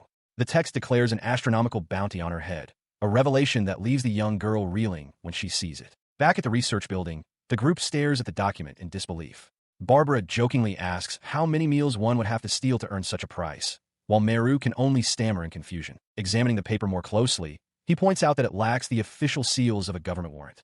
Meru frantically tries to remember if one of her alchemical experiments might have accidentally leveled a building, but the mystery of the bounty remains. She listens intently as Blaze reveals the source of the bounty, the notorious Dark Guild. Barbara stands beside her, equally concerned by the gravity of the situation. Inside the safety of the research building, she initially mistakes the group for mere petty scammers she's heard of before. However, Blaze quickly disabuses her of that notion, explaining that they are far more sinister than simple con artists. He describes them as a ruthless organization of mercenaries and criminals who will do anything for the right price. Their ranks include specialists in assassination and kidnapping, making them a formidable threat to anyone they target. Despite the danger, she finds humor in the situation, laughing at the idea of being taken alive for a bounty. She boasts about her training on the ley lines, claiming she can even melt through handcuffs, much to the knight's disbelief. As they continue their discussion, she muses that if someone wanted to kidnap her, they should have used delicious food as bait. Blaze, however, points out that her captors likely didn't expect a young girl to possess the strength to crush a massive tree with her bare hands. He sternly warns her not to be lured away by strangers offering sweets, a piece of advice she dismisses with a confident claim that she wouldn't go. Barbara, watching the exchange, can't help but think that the girl might actually be tempted. The administrator then offers a playful wink, reminding everyone that they have a powerful protector in the Sword Saint. She suggests that his presence alone should be enough to deter most threats. Seeing the two of them acting so carefree and making silly faces, he can only sigh in exasperation. Their lack of concern for the looming threat of the Dark Guild is clearly starting to wear on his nerves. Meanwhile, in a different part of the city, the remaining thugs flee in a panic. They wail for their leader, desperately seeking the protection of someone they call Big Bro after the capture of their comrade, Troy. They eventually reach their superior, a masked man with a cold, piercing gaze. He looks down at them with utter contempt, noting that Troy was always slow and stupid, and expresses his disappointment that they failed so miserably once again. He sits in the dim light of their hideout, listening as his subordinates offer pathetic excuses for their failure. They admit they were looking for a significant payout because their usual scams have been failing, but he warns them that acting independently only makes the entire group look incompetent. Rising from his seat, the leader looks over the battered man, demanding to know who was responsible for their state. The thugs can only weep, calling out to him in desperation as they recount their defeat. Settling back into his chair with a cold, predatory gaze, he promises to take the head of the man who crossed them, claiming it is a small price to pay for his loyal, if foolish, followers. He listens as the men quickly describe their assailant as a guard knight and the alchemist's personal escort, noting his silver hair and a uniform that distinguishes him from the standard royal capital guards. He identifies the warrior as Blaze Galfield, his eyes narrowing as he realizes the caliber of the opponent his men were foolish enough to engage. He remains calm as his subordinates react with shock that their leader knows such a high-profile figure, his silence more intimidating than any shout. He listens as they express their doubts, fearing that even their powerful leader might not be able to best Blaze in a direct confrontation, but he simply pulls his dark mask into place. He smirks behind the fabric, reminding them that victory does not always require a head-on assault. There are many ways to dismantle an enemy. He issues a new set of orders, commanding them to investigate the alchemist's social circle and kidnap any family members residing outside the capital to use as leverage. He watches as the subordinates, reinvigorated by the prospect of a more underhanded tactic, rush out to execute the mission, leaving him alone in the shadows. He sits in a dimly lit tavern, nursing a drink while reminding his unseen associates that he is the one taking the physical risk for their cause. He sounds weary but resolute, emphasizing that his own safety is secondary to the mission, though a hint of resentment lingers in his voice as he speaks of putting his body on the line. As the silence of the room settles around him, Blood remains hunched over the bar, his frustration simmering beneath his mask. His grip on the wooden edge tightens until the timber begins to splinter under the sheer force of his hand, the sound of cracking wood echoing in the quiet space. With a sudden, violent outburst, he smashes his fist through the counter, the wood exploding into shards. His eyes burn with a cold, focused hatred as he whispers the name of the man who clearly haunts his past, Blaze Galfield. It is evident that a deep and bitter history exists between the Meru indulges in the newly automated chocolate production, savoring the sweets until her companion warns her that overeating will lead to a breakout of pimples. The young girl is momentarily stunned, wishing she had been warned before consuming so many. She laments the potential for blemishes, though her friend reassures her that a beauty potion could easily remedy the situation. They briefly consider the idea of whiskey bonbons, but quickly realize the alcohol content makes them unsuitable for Meru's consumption. While relaxing on the sofa, the pair discusses the ongoing efforts to refine their whiskey production. Despite using high-quality natural ingredients and alchemy, the current batch is still considered a prototype and far from the desired final product. The process is detailed and methodical, involving the soaking of barley until it sprouts, followed by roasting peat to infuse the grain with its signature smoky aroma. Finally, the ingredients are ground and mixed with warm water to create the essential malt extract. To perfect the brew, they identify key locations for sourcing materials, noting that the wetlands along the river to the capital are rich in peat. Furthermore, the leyline energy near Meru's home provides the ideal conditions for harvesting superior barley. As the night settles in, their quiet planning is interrupted by a firm knock at the door. The sudden sound breaks the peaceful atmosphere of the room, signaling the arrival of unexpected visitors. The door opens to reveal Elizabeth and Blaze, their expressions heavy with the weight of their news. They have come to deliver an urgent update regarding the recent incident involving the Dark Guild. She presents a hand-drawn sketch of suspect, explaining that the remaining members of the guild will soon be officially wanted. The knight warns the group to stay vigilant and alert for any signs of these dangerous individuals. Upon seeing the drawing, the girls are struck by how adorable the suspect appears, much to the knight's surprise. Elizabeth is left flustered as they gush over the cute depiction, which was intended to look far more menacing. Despite her best efforts to create a frightening likeness, the knight realizes she has made a grave mistake in her artistic execution. She walks away in mild embarrassment, while the others continue to marvel at the unexpectedly charming portrait of a criminal. She decides to take matters into her own hands, declaring she will redo the amateurish sketch properly. Meru and the alchemist watch in surprise as the knight prepares to use her own artistic skills, while Meru recalls a travel brochure a friend once made that looked similarly professional. Holding up the new, strikingly realistic portrait, she announces it will serve as the official wanted notice. Meru is so impressed by the quality that she begs to keep it, but the knight firmly refuses to waste such a vital tool for justice. Because the situation remains dangerous, she suggests that Meru consider hiding outside the capital until the threat passes. Meru, however, remains confident, asserting that she can protect herself and that having the Sword Saint nearby ensures her safety. Accepting this resolve, she promises to tighten security around the research building as an extra precaution. Before departing, she reveals there was one more matter she wished to discuss. She recounts her recent inspection of the chocolate production facility, expressing genuine surprise at the sophisticated use of a steam engine to automate the process. Meru listens intently as the knight acknowledges the ingenuity of the design. Inspired by this praise, the young girl leans forward with a bright idea, suggesting that the same mechanical principles could be used to grind wheat into flour. The knight smiles, impressed that the girl reached such a practical conclusion independently. She gives her blessing, leaving the development of the new mill entirely in Meru's capable hands. Suddenly, the alchemist lets out a cry of fear, announcing her immediate departure for her family home. The looming threat of the Dark Guild has finally overwhelmed her nerves, leaving the others startled by her abrupt decision. Watching her friends scurry away, the knight suggests that the flour mill project might have to wait until the current crisis is resolved. Meru reluctantly agrees, realizing that safety must come first. As they shift focus, she asks if the next venture involves more sweets, but Meru clarifies that they are actually preparing to brew a new type of alcohol. When the girl mentions needing to collect peat, the knight agrees that the timing is perfect to gather the necessary materials. She watches with a mix of amusement and bewilderment as the mention of brewing alcohol sends the warrior into a sudden frenzy of excitement. He wastes no time, dragging the young girl along as she struggles to keep her footing, her protest for him to wait falling on deaf ears. He soon takes his place at the controls of a compact, motorized carriage, while the two girls scramble to find space behind him. The short-haired disciple cheers with infectious enthusiasm, her arms raised high as they prepare to depart from the grand estate. As he steers the small craft away from the building, the disciple suddenly realizes the cramped reality of their situation. She points out that the vehicle was never intended to carry 3 passengers, a fact that causes the young girl to cry out in alarm as they pick up speed. They wave a final goodbye to the alchemist, who is left standing alone at the entrance. The young girl explains that since this is technically an evacuation mission, it is vital for her to remain in the safety of the capital, leaving the alchemist to pout in disappointment. She recalls a brief exchange before they set off, having noticed the scarred knight holding a small parcel. The warrior had admitted with a calm smile that she couldn't resist helping herself to a little souvenir from the capital before they headed back into the wild. The motorized cart now rattles down a dusty country path at a breakneck pace, its engine roaring. The passengers cling to the frame, screaming for the driver to slow down and be careful, but he remains focused on the road, determined to finish their errand as quickly as possible. While they travel, she consults with her companion about their destination, confirming they are heading toward Coal Light.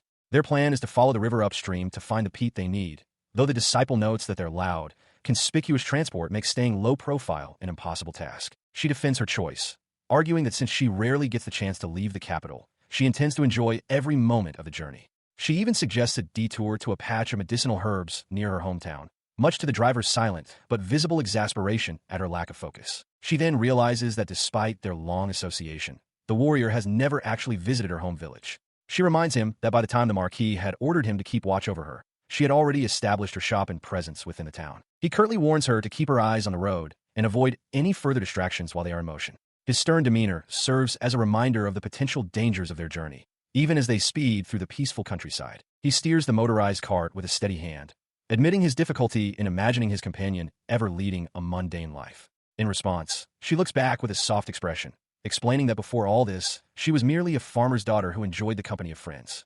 The mention of a normal social circle seems to catch him by surprise. Continuing the conversation over the hum of the engine, he questions if she and her friends spent their time playing at being inventors. She quickly corrects him, noting that even in those early days, her focus was entirely consumed by the study of alchemy, leaving little room for idle games. As the landscape blurs past, she finds herself questioning the strange turn her life has taken, wondering aloud how she ended up in such an unusual situation. She asks him not to point out how bizarre their current circumstances truly are, as the weight of her journey begins to settle in. A wave of nostalgia washes over her as she gazes out at the passing scenery, the familiar air of the region stirring old memories. While the cart rattles along the dirt path, she falls into a quiet reverie, her thoughts drifting back to the home she left behind. Her mind returns to the day of her departure, specifically to the girl who lived next door. That childhood friend had been inconsolable, her eyes brimming with tears as she watched the young alchemist prepare to leave the only life they had ever known together. The journey continues through the open fields as she reveals a deeper part of her history, mentioning that she had lost both of her parents when she was very young. This tragedy left her isolated, making the bonds she formed with her neighbors all the more vital to her survival. Because of her loss, the mother of her close friend stepped in to fill the void, treating the young girl as one of her own. The memory of that kindness, of a hand resting gently on her shoulder, remains a vivid anchor to her past. It has already been a full year since she bid them farewell, and she can't help but wonder how they are faring in her absence.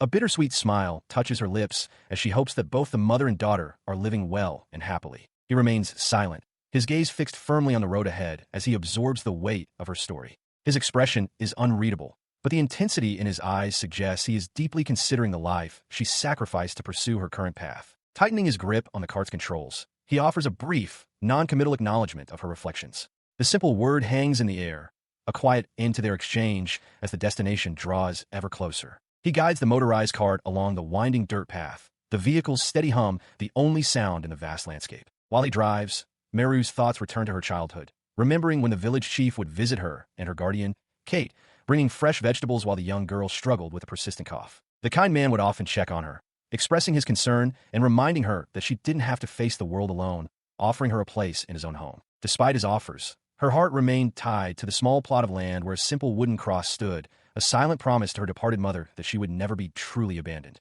Understanding her silent resolve, the elder would offer a comforting hand on her head, praising her for her strength before promising to visit again soon. Watching him walk away from the threshold of her quiet home, she would remain a solitary figure left with her thoughts and her chores. Long after she departed, the chief now stands before that same empty house, his gaze lingering on the door as he laments her absence from the village. His moment of reflection is cut short when a shadow falls over him, and a gruff voice demands to know if he has a minute to talk. Approaching him, two men in travel-worn cloaks stand before the cottage, their eyes fixed on the building as they confirm they have found the place where the girl once lived.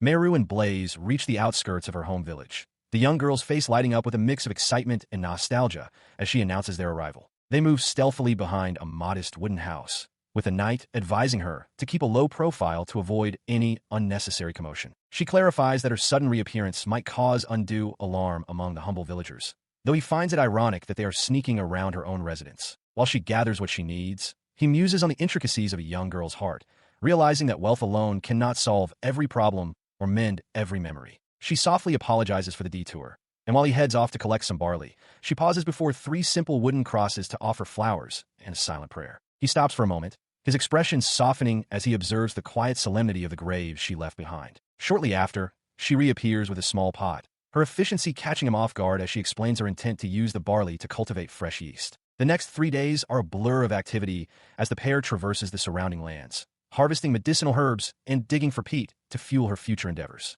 She insists on a swift departure to stay on schedule, prompting him to check if she needs a moment to catch her breath after the grueling work. Their attempt at a quiet exit is shattered when a sharp voice rings out, demanding to know what they are doing, just as he was contemplating a visit to a local cow. She is suddenly confronted by the village chief and another man, both armed and looking weary as they patrol the outskirts. Recognizing her, the chief calls out her name, his voice a mix of disbelief and profound relief that she is unharmed. The small group stands together in the tall grass, the silence of the countryside amplifying the tension of their unexpected meeting. The news they bring is devastating.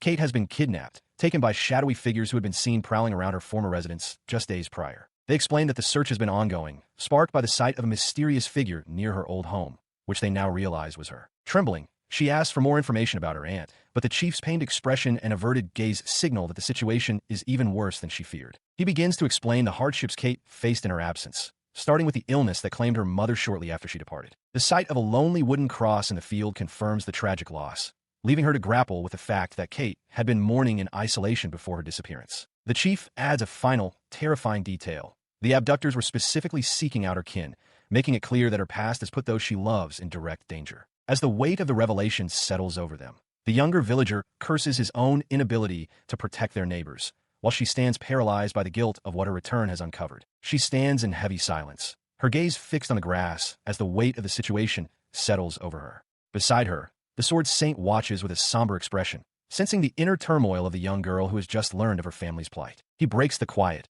addressing her gently but firmly with the necessity of an immediate return to the capital. He reasons that if the captors realize they have left the village, Kate's safety as a hostage could be compromised, and they must act before the trail goes cold. A single, quiet affirmation escapes her lips as she looks up, her eyes reflecting a newfound resolve despite the fear lingering in her heart. She understands that hesitation, now, could mean losing the only family she has left. Turning to the villagers who raised her, she offers a bittersweet farewell, thanking them for their kindness even in these dark times.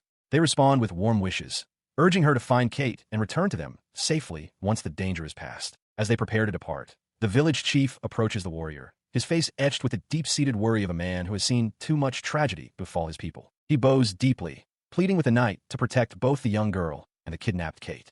With a steady, confident gaze, the warrior accepts the heavy charge, promising to see the task through and bring them both to safety. Moments later, the two are a blur of motion, galloping across the plains at a breakneck pace. She calculates the distance in her head, knowing that while the journey to the capital normally takes days, they must push their mount to the absolute limit to intercept the kidnappers in time. Meanwhile, within the cold stone walls of a distant stronghold, the aftermath of a brutal struggle is evident as guards lie motionless across the floor. A voice echoes through the corridor, praising the efficiency of the one who cleared the path with such ruthless precision. The masked leader stands amidst his men, dismissing the idea of hunting down their targets. He decides instead to remain and wait, confident that the alchemist and her protector will eventually walk right into the trap they have meticulously prepared. He looks down at his prize, where Kate lies bound and silenced on the floor, a mere pawn in the dark game he is playing. The stage is set for a confrontation that will determine the fate of everyone involved. He looks down at the small girl lying unconscious on the cold floor, flatly denying the possibility that she could be the alchemist's sister. When his men question the value of such a random child as a bargaining chip, he simply tells them to relax, unconcerned by the mistake. One of the thugs clarifies that she is merely a neighbor who lived alone in the house next to the alchemist's former residence. He calls his subordinates idiots for their poor choice in targets, though he admits he was the one who trusted them, while they explain that the village chief was her only connection since her family is deceased. Dismissing the girl for the moment, he turns his attention to the corner where Kate and the alchemist sit bound and gagged, considering them the only hostages that truly matter. Behind him, the young girl begins to groan, her eyes fluttering open as she struggles to understand where she has been taken. She gasps in shock upon seeing the masked men, but he only feels irritation at her awakening, remarking that she is only fit to be used as fertilizer. The girl tries to scramble away in terror, prompting him to sharply command his men to shut her up as they move to restrain her. She cries out, demanding to know who these strangers are, as the thugs grab her arms to keep her from fleeing. Fed up with her noise and lack of value, he draws his sword with cold finality, deciding to turn the worthless brat into fertilizer right now. He raises his blade, the cold steel reflecting the terror in the young girl's eyes as she lets out a sharp cry of fear. Just as the killing blow is about to fall, a series of heavy, rhythmic knocks thunder against the door, freezing the masked leader in his tracks and drawing the attention of his subordinate. The sudden noise clearly irritates him, causing his brow to furrow deeply beneath the dark fabric of his mask as he lets out a low, questioning growl at the unexpected visitor. Deciding to lower his weapon for now, he remarks to his subordinate that the girl is incredibly lucky, explaining that since they are still waiting for the alchemist to arrive, keeping her alive might serve a purpose after all. On the other side of the heavy wooden doors, the knocking continues into the silence of the hallway, yet no one from within comes to answer the summons. Standing just outside the entrance, a young man with a bright, hopeful smile reflects on the 4 months that have passed since he was last home, though the lack of response makes him wonder if the residents have moved away.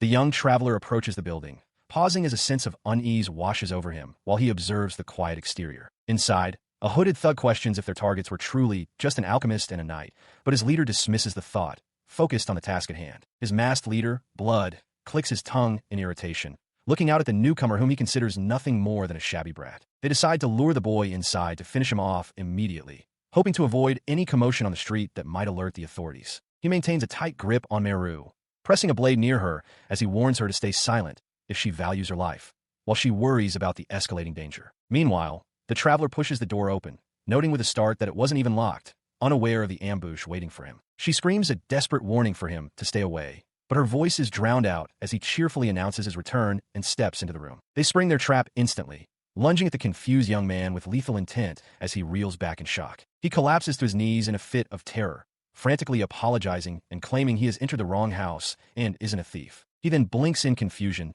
noticing that Meru and the apothecary are bound on the floor, realizing they hadn't moved from their spots after all. He continues his pathetic display, drawing a click of annoyance from the masked leader while one of the thugs looks on in utter confusion at the man's bizarre behavior. Driven by irritation, he delivers a brutal kick that sends the traveler tumbling across the floor, harshly commanding him to remain silent as he has already been warned. Recovering from the impact, he quickly scrambles over to Meru, offering a steadying hand as she breathes a sigh of relief. He reassures her that they will face this predicament together. Rising to his full height, he turns to face his captors with a newfound resolve, prompting the masked leader to question if he is an associate of the alchemist. He boldly declares that he is her disciple. Internally, he weighs his options, contemplating the necessity of subduing and binding the intruders while wondering how his master would handle such a confrontation in this specific situation. The masked antagonist scoffs at the idea of a mere pharmacist apprentice posing a threat, but the young man remains undeterred, bracing himself for the coming clash with a steady gaze. He lunges forward with surprising agility, catching the leader off guard for a fleeting moment before the masked man regains his composure and prepares a swift counterstrike. Their blades meet with a resounding ring of steel, the force of the impact drawing gasps from the onlookers as the disciple warns his opponent not to take him lightly. To the masked man's absolute horror, his own blade begins to shatter upon impact, while the traveler merely winces at a slight sting on his chest, seemingly unaware of his own incredible durability. A sudden realization dawning upon him. He wonders if his training has made him far more powerful than he ever imagined, yet he immediately reverts to his state of frantic apology for damaging the intruder's weapon. He chuckles nervously, offering a sheepish apology while his opponent fumes in disbelief. Frustrated by the bizarre turn of events, the masked man bellows for his subordinates to stop idling and join the fray. In response to their leader's command, the thugs lunge forward with blades drawn. The young girl cries out for them to stop, her voice lost in the sudden rush of aggression. Their weapons strike his body with dull metallic thuds, yet he remains completely unharmed, merely sighing at the mounting trouble. The attackers recoil, their blades clattering uselessly against his inexplicably durable skin. Amidst the confusion, she bursts into the room, her sickle at the ready as she frantically checks on the safety of those present. She freezes in surprise upon seeing the young man sitting calmly amidst the fallen thugs, and he greets her with a casual smile, announcing his return as if nothing out of the ordinary had occurred. The moment of reunion is interrupted by the arrival of the disciplined warrior, who sternly reprimands the traveler for his lack of caution. Recognizing the newcomer, the masked antagonist stammers out the name Blaze Galfield, his previous bravado replaced by visible shock. Realizing the odds have shifted against him, he turns and bolts through the doorway, ignoring the young girl's call as he makes a desperate escape. The warrior quickly reassures her, stating his intention to pursue the fleeing man before he can disappear into the shadows. While the pursuit begins, the traveler turns his attention to the others,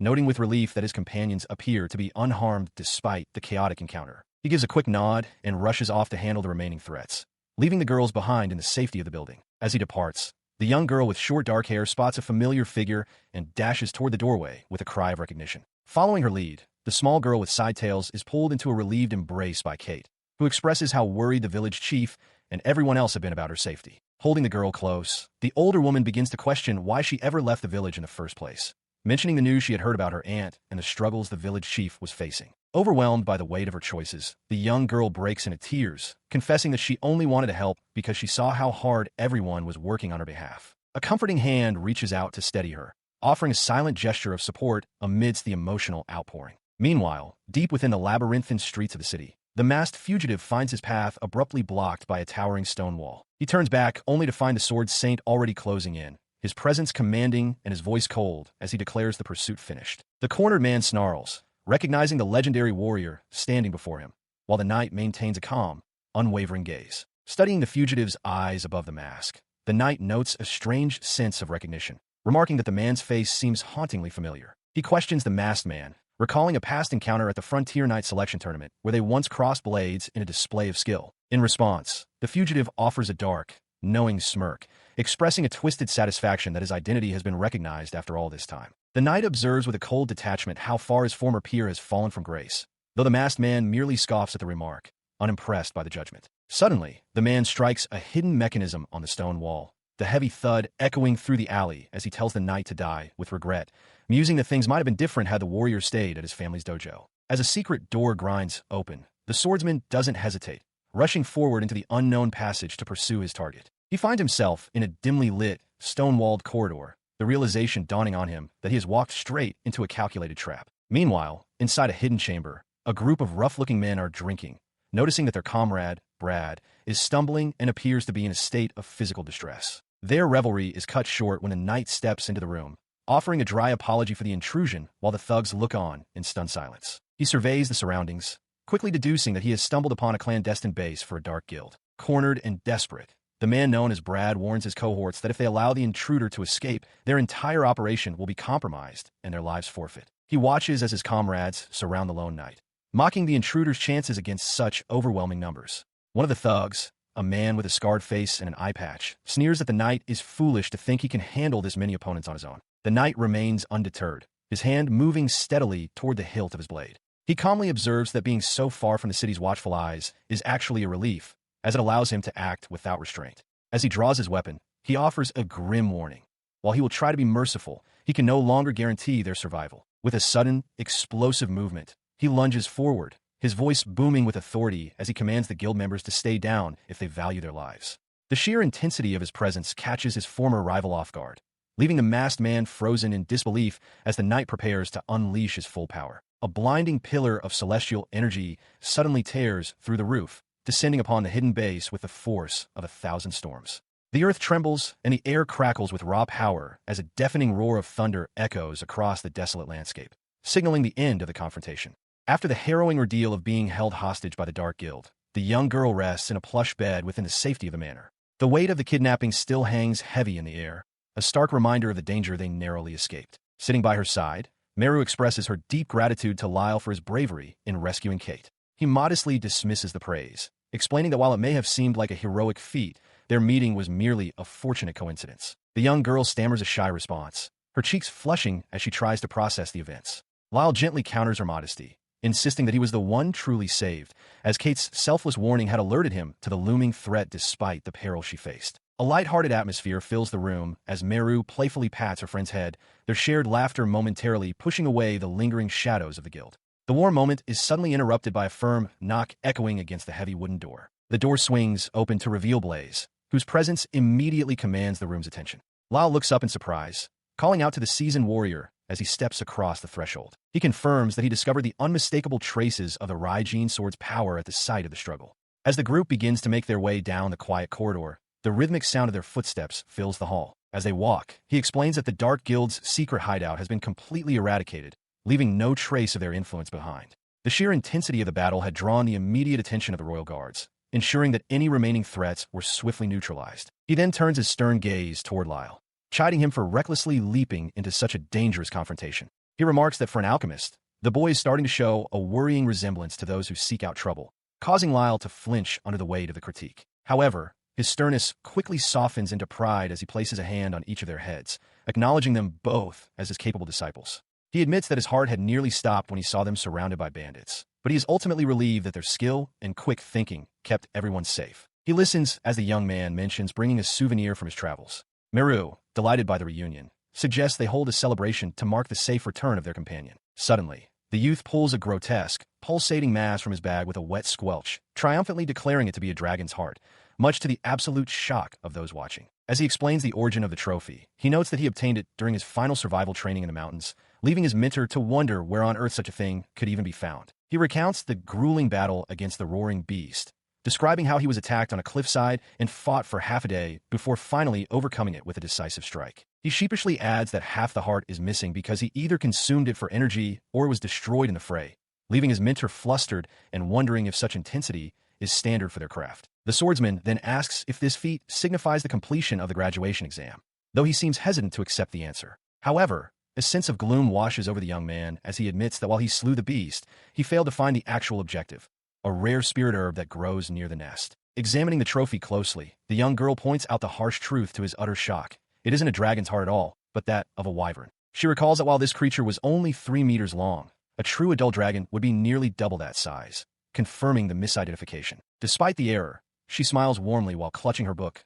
realizing that his growth and safe return are far more valuable than any trophy he could have brought back. She watches as the young noble, overcome with emotion, addresses his mentor with newfound reverence, though the knight seems to find the sudden sentimentality a bit much. A few days later, the bustling atmosphere of the grand estate continues, with the sun shining brightly over the ornate architecture. Within those walls, the young girl finds herself unable to resist the allure of the kitchen, sneaking bites of sweet treats with a look of pure bliss. Her secret indulgence is short-lived, however, as the administrator catches her in the act, scolding her for such unrefined behavior in the presence of their master. Despite the minor scolding, the knight remains contemplative, questioning if a life of service is truly what she desires as they begin a designated period of study. The conversation quickly devolves into a light-hearted argument over proper titles, with the girl insisting on informal names while the administrator demands strict adherence to etiquette. He admits that he prefers this lively chaos over the stiff, formal requests from noble families who wish to send their daughters to serve by his side. She beams at him,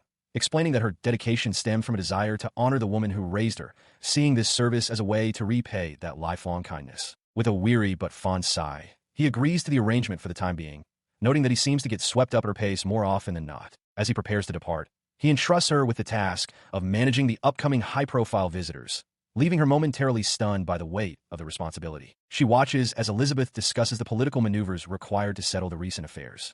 Elizabeth explains that she has already consulted with the princess and will handle the necessary persuasions, leaving the rest to be managed in due course. Meru can't help but feel that Blaze has developed quite the knack for management. Turning her attention to the man beside her, she hears him mention a specific reward for their efforts, a new type of liquor they had discussed previously. The mention of alcohol catches her off guard, her eyes widening in curiosity. Moments later, they stand with Klaus, who presents a bottle while explaining the complexities of the acquisition. He notes that a deferred payment might be possible, though the brewer is currently processing the request. Blaze crosses his arms, skeptical of a timeline that might stretch as far as 2 years into the future. As the preparations reach their peak, she joins the others at the entrance. The door swings open with a sharp click, and a welcoming voice apologizes for the delay, announcing that the guest of honor has finally arrived. The centerpiece of the feast is revealed, a magnificent platter of glistening, chocolate-drizzled fruits. The sight draws gasps of wonder from everyone gathered, the sheer decadence of the treat promising a truly special occasion. She immediately begins to indulge, her cheeks full as she savors the sweets. However, her enthusiasm doesn't go unnoticed.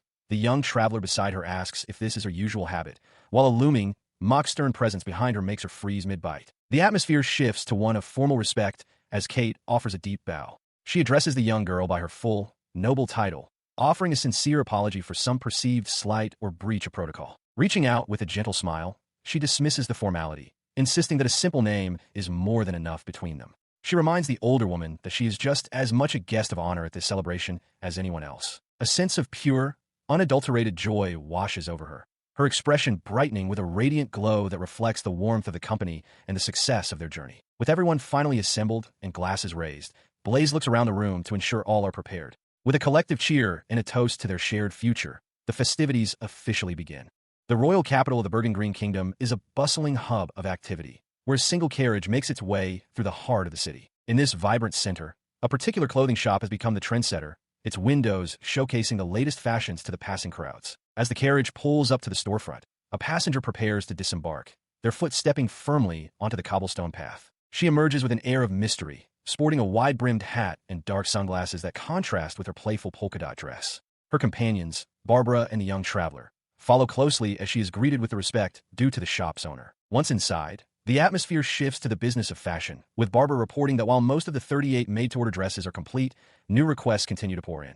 The sheer volume of work seems to weigh on the young alchemist. She observes that the demand for summer attire is soaring, noting that people are seeking practical everyday wear rather than just formal gowns. Amidst the flurry of activity, the young traveler catches her attention, asking if she has a moment to spare from her managerial duties. Lowering her sunglasses, she listens as he remarks on the complexity of managing a clothing line, questioning whether such a task truly falls within the purview of an alchemist and pharmacist. A cloud of gloom settles over her as she reflects on her current situation, realizing that a single past decision has led to this unexpected level of responsibility. Her mind drifts back 6 months, to a time when she sat with the knight Elizabeth, discussing the logistics of a wheat flour mill, a conversation that set the stage for her current predicament. She considers the possibilities of steam power, her mind racing with potential applications beyond their current projects. Barbara, ever efficient, notes that she has already coordinated with Ted to begin the necessary preparations, praising the young alchemist's quickness to action. Moments later, she finds herself in the company of the kingdom's elite warriors, feeling a sudden wave of inadequacy.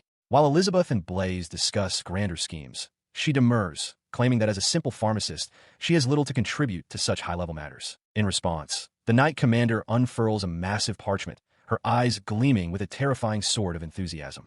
She invites the girl to critique her own designs, catching her completely off guard with the sheer scale of the proposal. The drawings depict horrific engines of war, steam-powered carriages outfitted with rotating sides designed to mow down infantry and massive trebuchets, capable of launching boulders with devastating speed. The descriptions are cold and clinical, detailing how these inventions would turn any opposing army into nothing more than mincemeat on the battlefield. Horrified, she lunges forward to stop the presentation before the next violent contraption can be revealed. Elizabeth was just beginning to explain a machine designed to hoist and hurl massive stones, seemingly oblivious to the girl's growing distress. She demands to know why every idea revolves around destruction and death, her voice rising in desperate protest. The knight calmly explains that her expertise has always been in military affairs, but the young alchemist insists that there must be peaceful, constructive ways to utilize such incredible technology. To illustrate her point, she begins sketching her own visions: automated looms and sewing machines to provide affordable clothing for the masses, and powerful harvesters to revolutionize agriculture. Blaze watches in silent admiration, noting how she considers not just the mechanics, but the socio-economic impact and the overall governance of the realm. The Knight Commander finds these suggestions remarkably insightful, diligently recording every detail in her notebook. She acknowledges the merit of these civilian applications and promises to bring the proposals before the Prime Minister and the Merchant Guild for immediate review. As she prepares to depart, the warrior formally delegates the development of the textile and agricultural machinery to the stunned girl, promising her full support in the endeavor.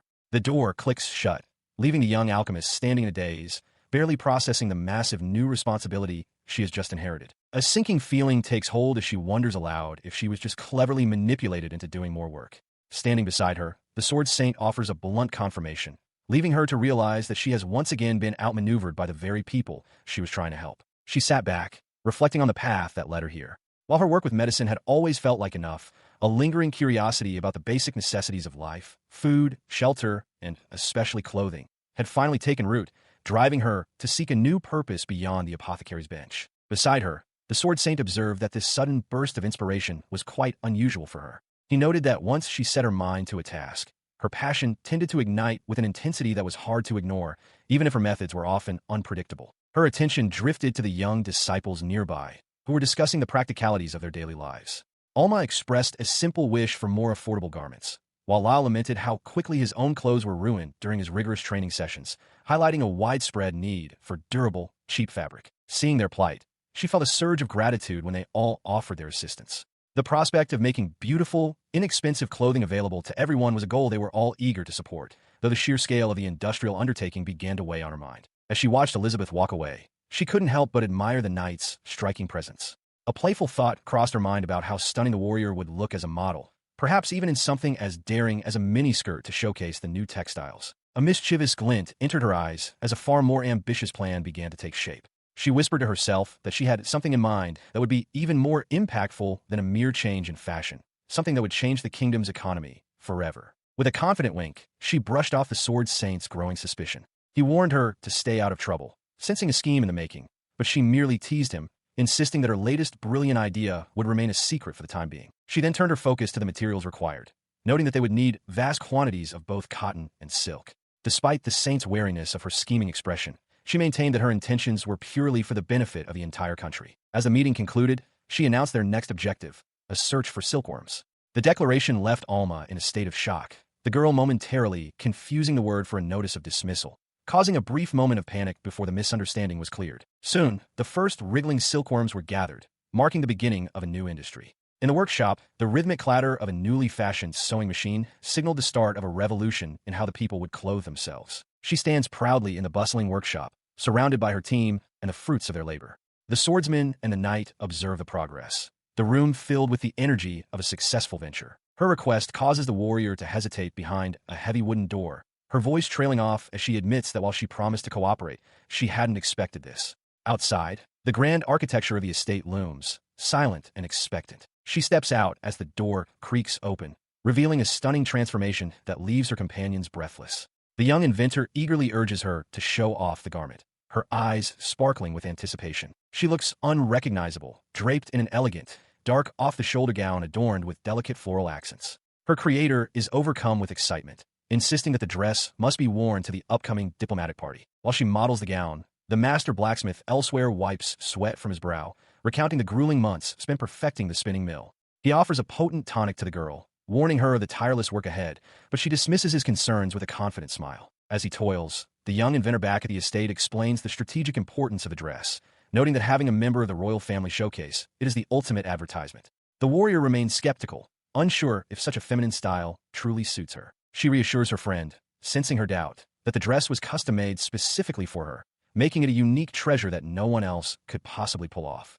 The knight can only offer a flustered response, overwhelmed by the praise. Her words are heard by the swordsman, who watches the exchange with his hand clenching as he recognizes the immense soul and effort poured into the creation. He speaks with a newfound gravity, acknowledging the weight of such dedication. He watches as she makes a silent vow to wear the garment with all the strength and dignity she possesses, moved by the sincerity of her friends.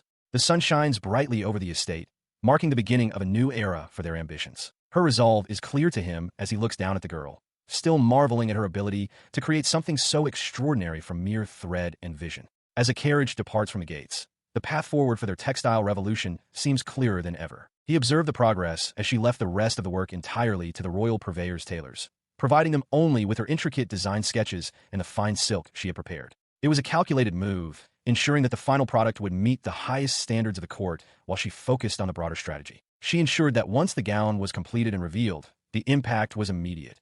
No man from the neighboring countries could possibly ignore such a vision, leading to a sudden deluge of marriage proposals that promised to secure the nation's future. Standing beside her, the knight remarked that everyone involved had been eager to assist, noting that despite her royal status, the princess had previously seemed quite hopeless in the pursuit of a suitor. He watched as she erupted into a joyful cheer, celebrating the fact that with the princess's affairs finally settled, her own responsibilities would dwindle, allowing her to at last return to the quiet, slow life she craved. While she basked in the satisfaction of a job well done, he could only look on with a sense of dread, silently pleading for her not to harbor such dangerously optimistic thoughts about her future peace.